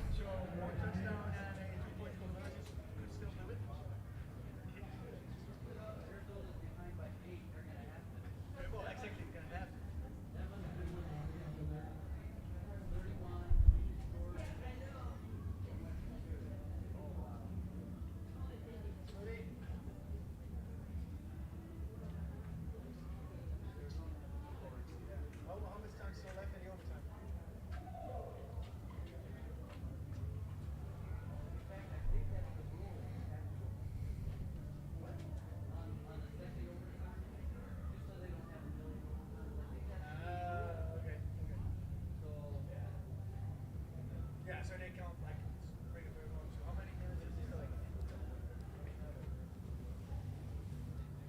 I think it says 12 seconds. So I don't know. It doesn't look pretty good. I need my meeting time. Fruit smoothie? What was it? Fruit smoothie. Yes. Fruit smoothie. Yeah, that was easy. Thank you.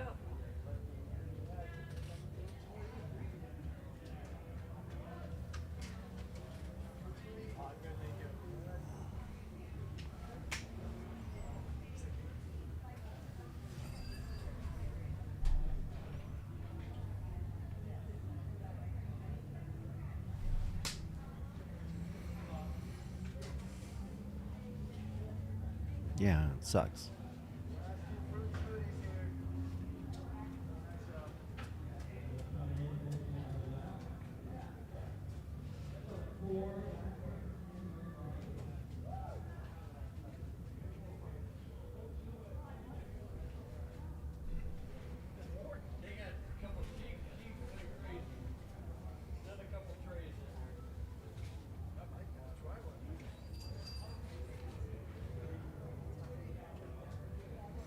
All right, we are all in. Nicholas making it in with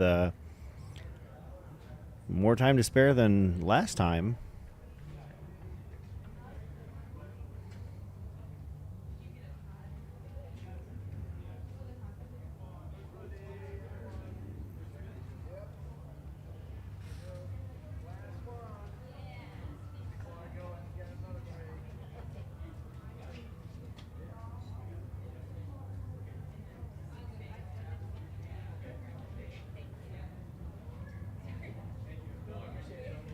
If it's like I didn't know what to ask, and I was like,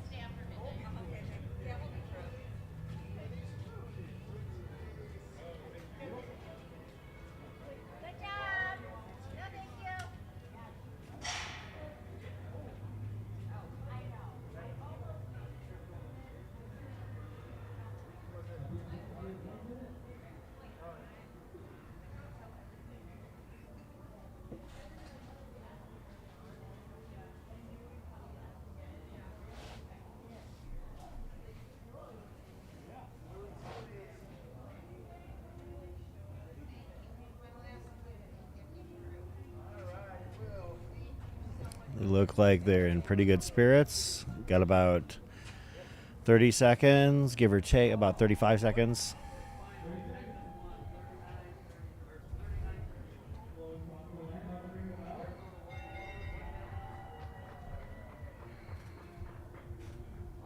they made it still a very interesting game for the neutral spectator.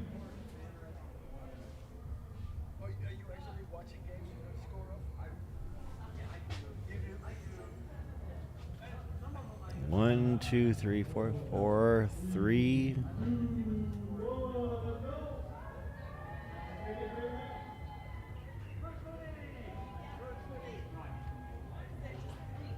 Yeah, that's what it looks like, right?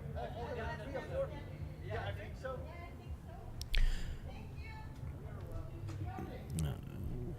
We've got Tyler, Wes, Stephanie, and Nicholas is a little bit further back, but that is your 1, 2, 3 final 4 of the last person standing here across the years.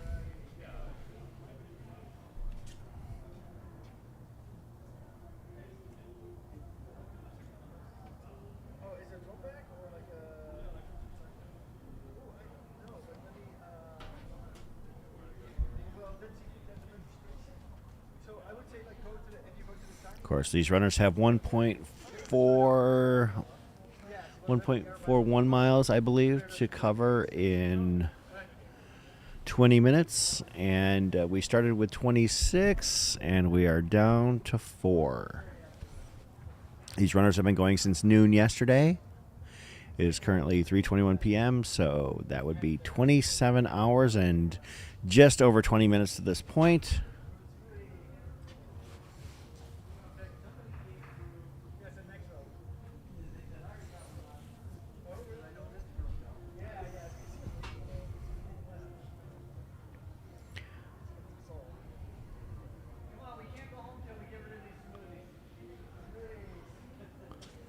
The mileage covered to these runners, or by these runners to this point, is 115.7 miles. They've done 82 loops. They're on loop number 83.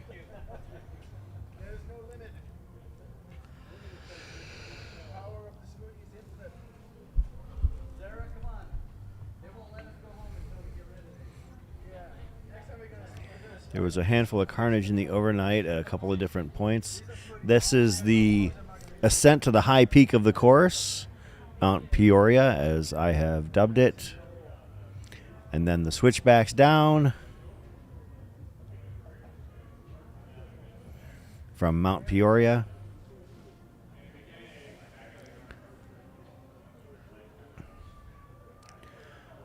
Another concrete stretch before it pivots to asphalt. They pass the showers if they're so inclined. Do a quick bath. It is actually the visiting team locker room showers, I found out.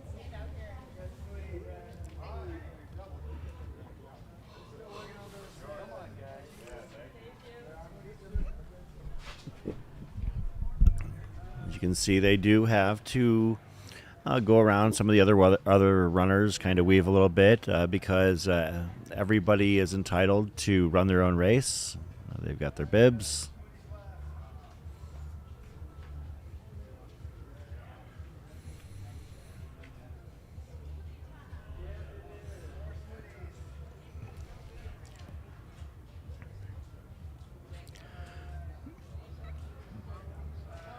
I know some runners have opted to run on the dirt on this side here.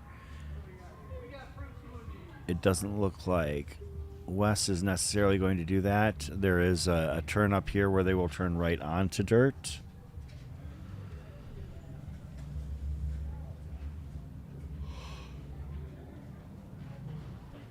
Tyler and Stephanie opting to stay on the asphalt as well.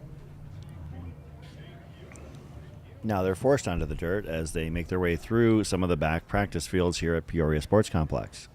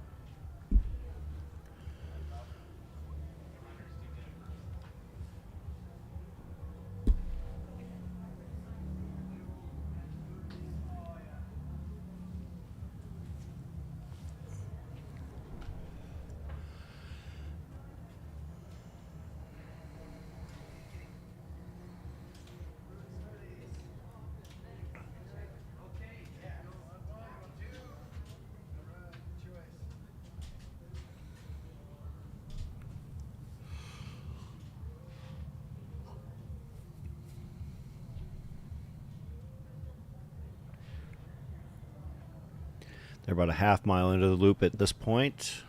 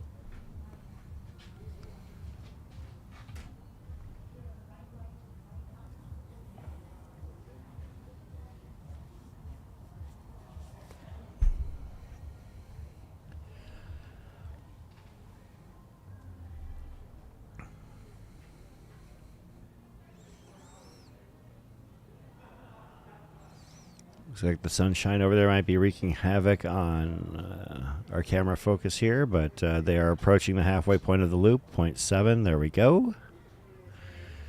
That timing mat signifies the halfway point.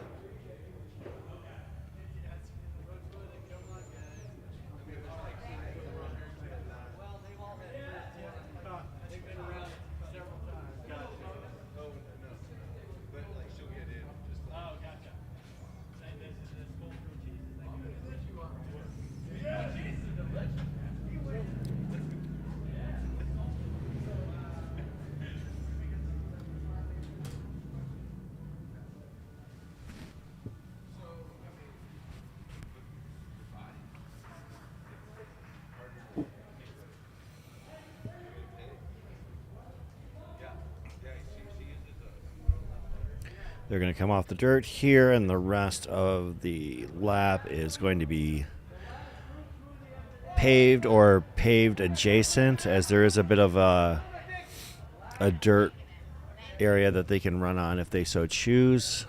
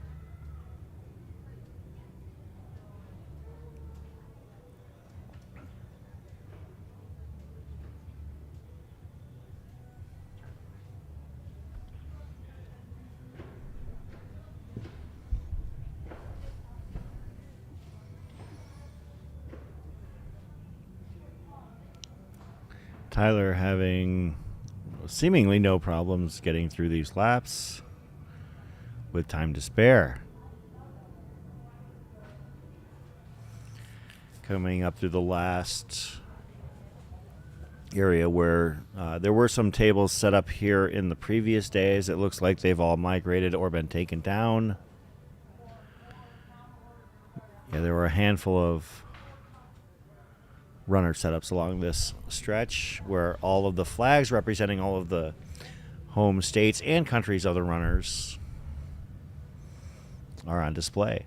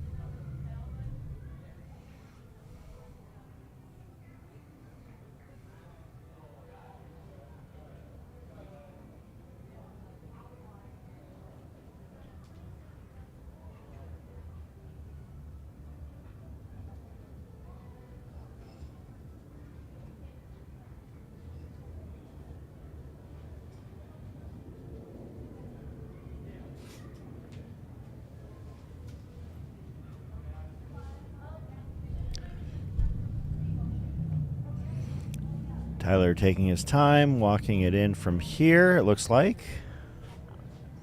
He's got 7 minutes to go, roughly a quarter of a mile, so he's doing just fine.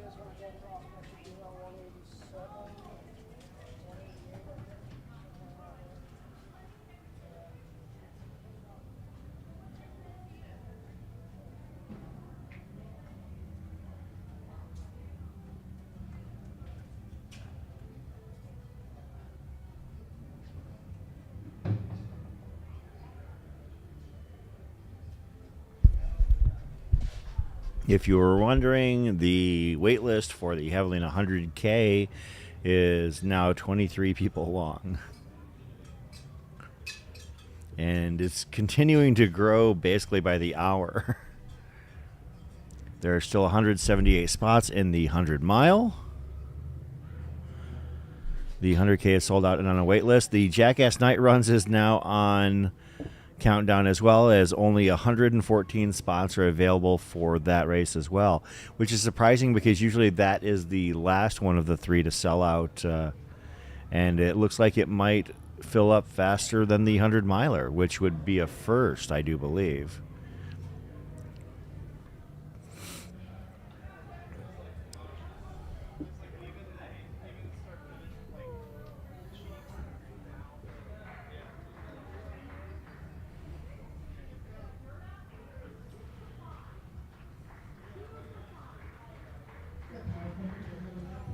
Looks like Tyler's about to get past here.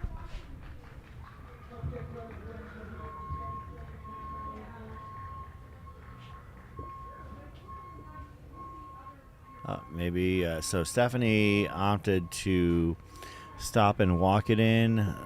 So your order that loop is Tyler, Stephanie, Wes coming in, and we are awaiting Nicholas, who I would say for the last, I don't know, Jordan, what would you say about the last 30 loops or so has been the final person to come in? But he's got a plan. He's sticking to it. He is. I don't think he's hurting himself, so.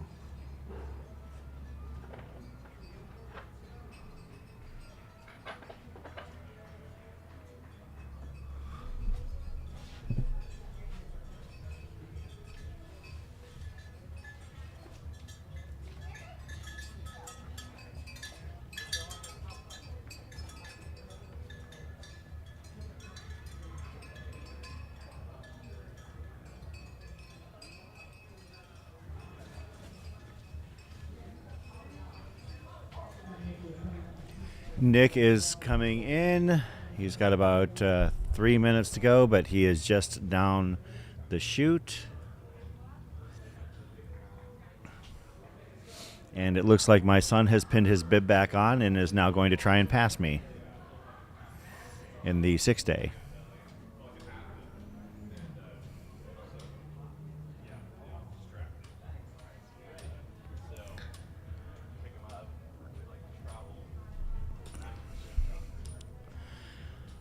These people are nothing if not persistent.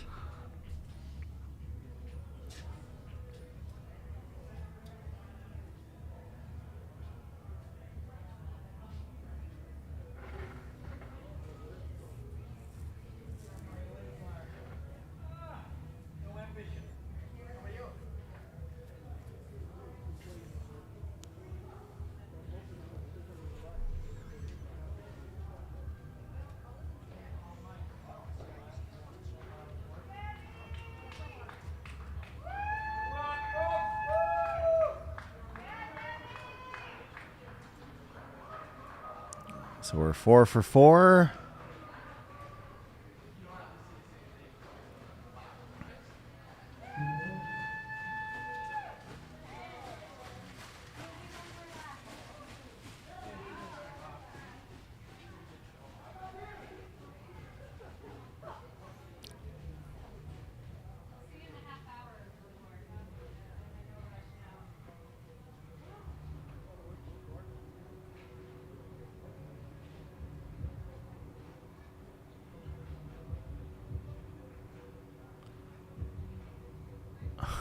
What did?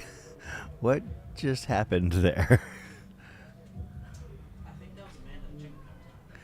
It was what? I think that was Amanda in the chicken costume. No, I'm talking about the man carrying the child upside down across the front of the screen. I did not see that. Oh, I did. He was bouncing his child upside, holding him by his calves, like upside down. Things are getting a little bit wild here at the last person standing. Shout out to Maya Detmer in the chat. Maya was the assist last year, I believe, in the last person standing to Mike McKnight. So if there's anybody that knows this format and the pain that it entails, it would be Maya Detmer. We saw her out here. First of all, she was part of the broadcast team on earlier in the LPS event, but also had been a participant in the past as well. Down to 10 seconds. Wonder if there's a little bit of peacocking going there. Tyler looking like he's ready to dance. 1, 2, 3, 4. Oh, and Stephanie has brought out a long sleeve top. Have to pay attention to these details as we cover this race. They are all 4 out, and I did see our follow cam coming behind them.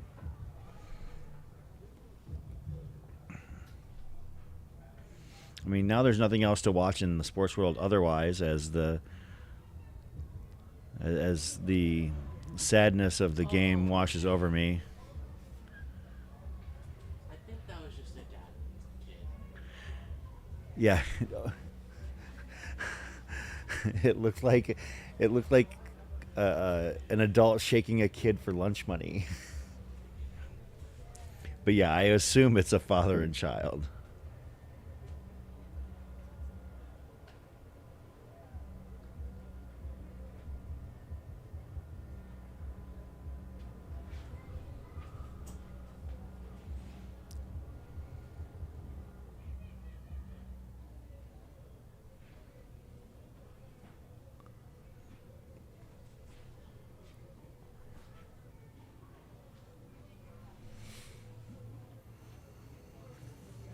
Can see people milling about the start-finish line. It's a pretty casual environment here at Last Person Standing and across the years in general. I mean, occasionally there are times where some runners are going for big numbers and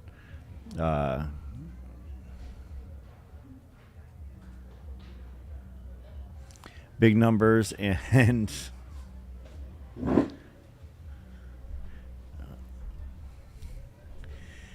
like I remember we've had a few people, run some sub 1600 milers. And before my time, I mean, we had the Giannis Kouros, Joe Fegis showdown for the 6 day, where both men topped 500 miles in 6 days. But for the most part, it's a pretty chill environment for these events.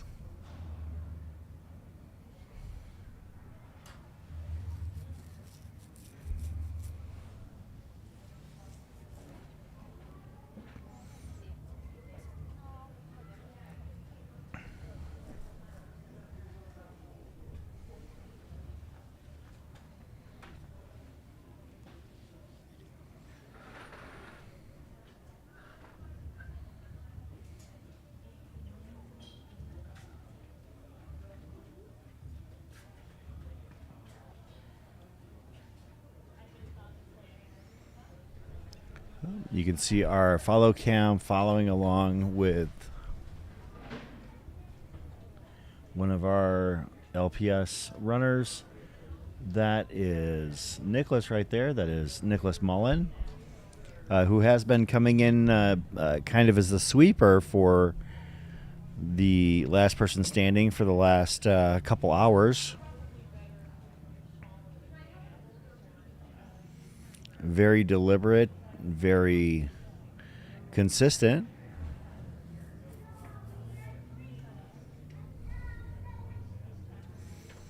Jordan, do we have somebody to relieve me after this loop? I don't know if because I have to go.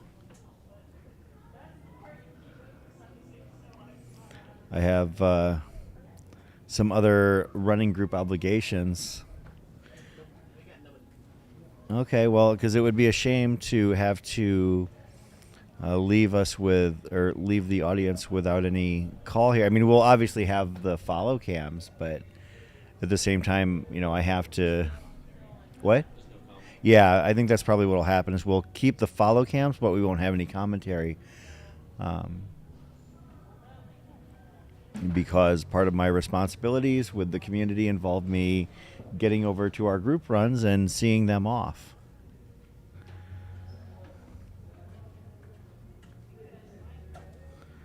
As Nick has made the turn onto the dirt.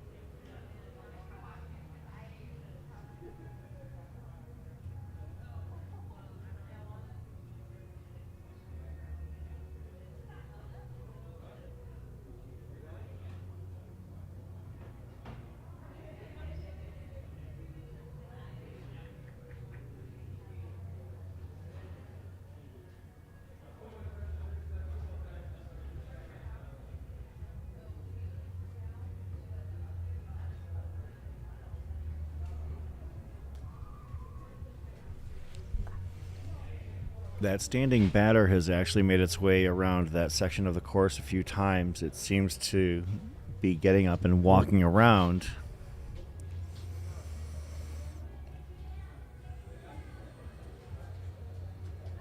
Nick looking just fine, just under control. Not moving too fast, but he's moving fast enough for sure.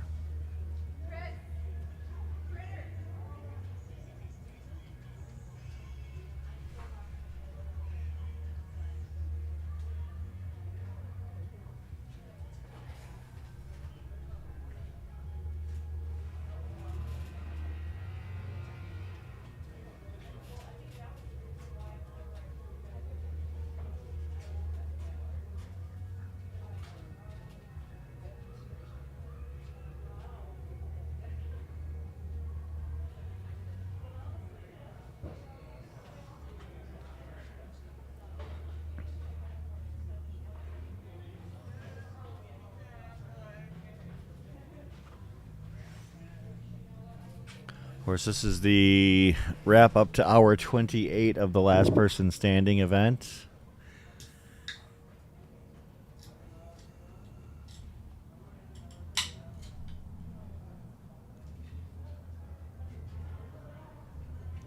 These runners are hitting. They'll be at mile 118 upon completion of this loop, 118.5 to be more precise. As Nick Mullen is approaching the halfway point timing mat.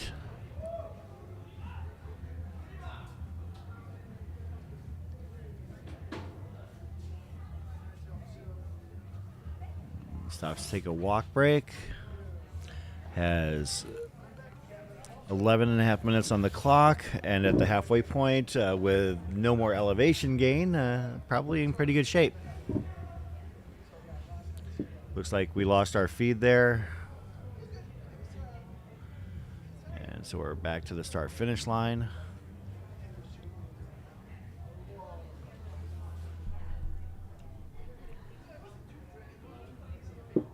There we go. We have reestablished a connection on course. Of course, Nick is walking basically directly into the sun, which is apparently wreaking havoc on the focus for the cam. I mean, we'll do what we can.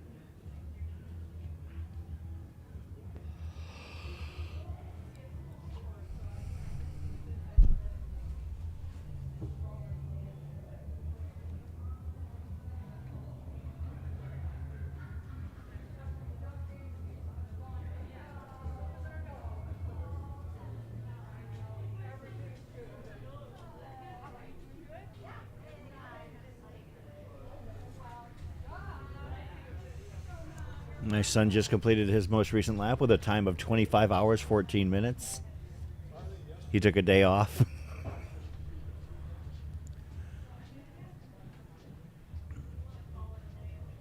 Meanwhile, actually, he took about as much time off as these runners have been going in the last person standing event. Nick Mullen making his way across that empty lot on the far side. That is a utility lot for the city of Peoria. We're able to use it because there's not a bunch of trucks in there right now. And then re-entering the facility proper on the back diamonds at the Peoria Sports Complex.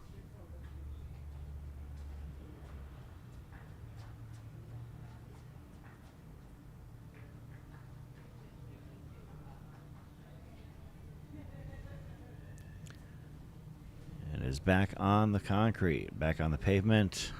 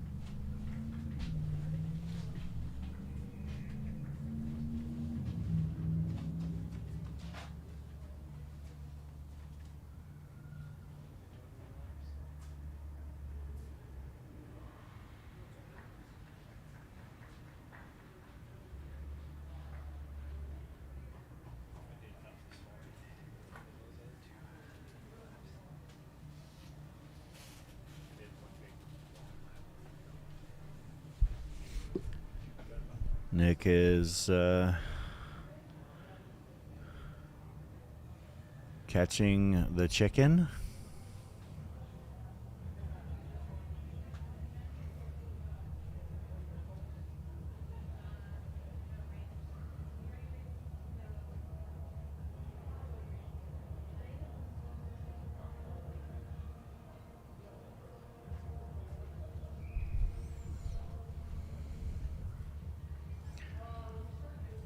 I took a peek outside the studio tent to see if we have eyes on our first finishers for this loop and the last person standing. We did not as of yet, but I would assume they're coming up pretty quick because they've all been fairly snug together. I see String Bean McConaughey has made his way to the facility. That's that. Yeah, that was him right there.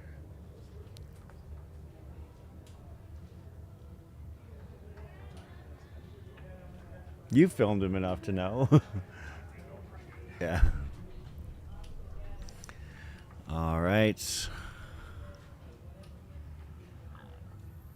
Looks like Nick might be favoring his right leg there, or just adjusting something in his pocket. At this point, it could be anything.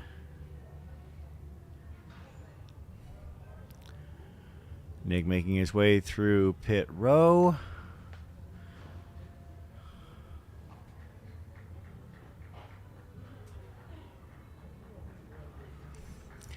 As you can see, okay, you can just see a handful of RVs. It looks like it's about 50% full at this point. Tyler has crossed in front of us. You'll see him in the lower inset shot on the lower right, the picture-in-picture.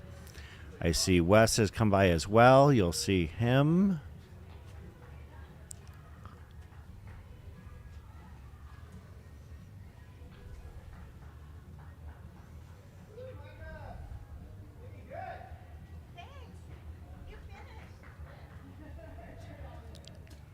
That's Tyler coming across now.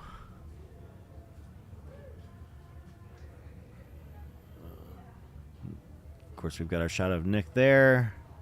You see Wes has crossed the start-finish line.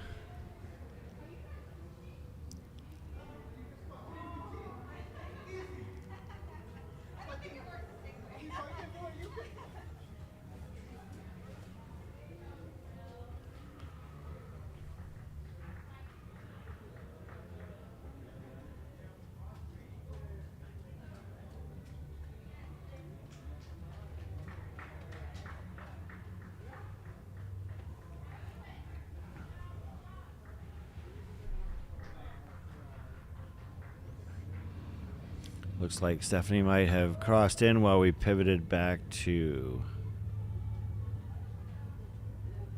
Nicholas, possibly.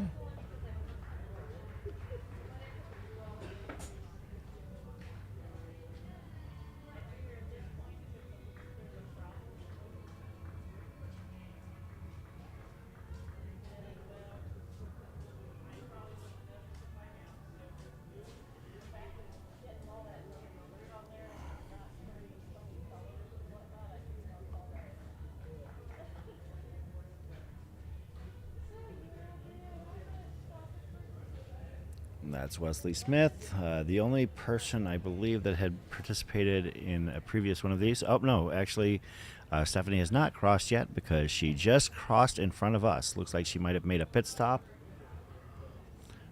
But she has plenty of time to walk the 100 or so meters remaining to the start-finish line. She is coming in now. You can see her in that white top.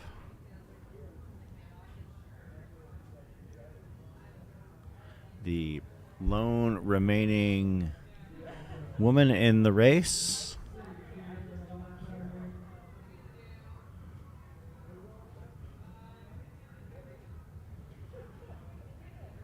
Across the finish line, heading in. And they've got 2 minutes before they head out on their next loop.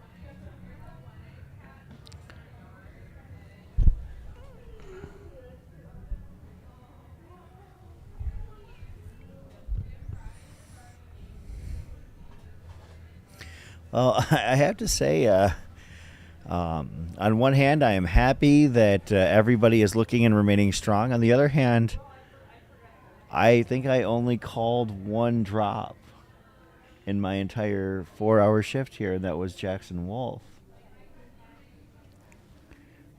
typically at the 100-mile mark, you see a little bit more carnage. Sometimes people get to that point and they say, you know what, that's perfectly okay. So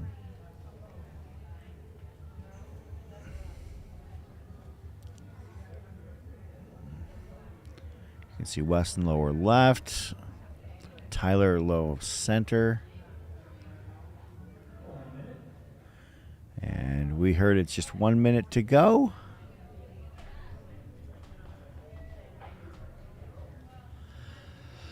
And then the runners will head into that chute right there.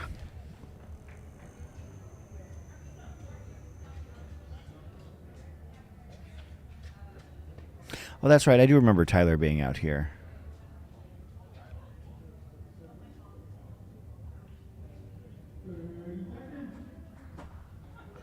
So there's a Tyler Clements, which is the one in the race, and then there's also a Tyler Clemens who has been known to come out here on occasion. Tyler and Chris Clemens, both accomplished trail runners that make their way out to ATY sometimes.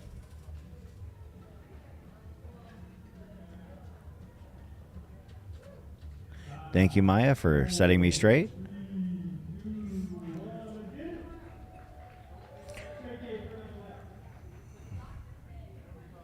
Of course, as we mentioned, Maya knows the pain of this event.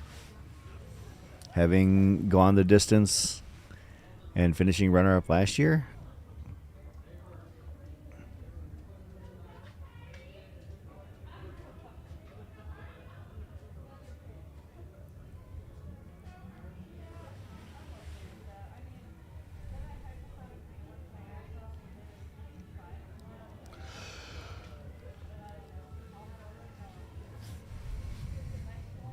Looks like we're getting a little bit of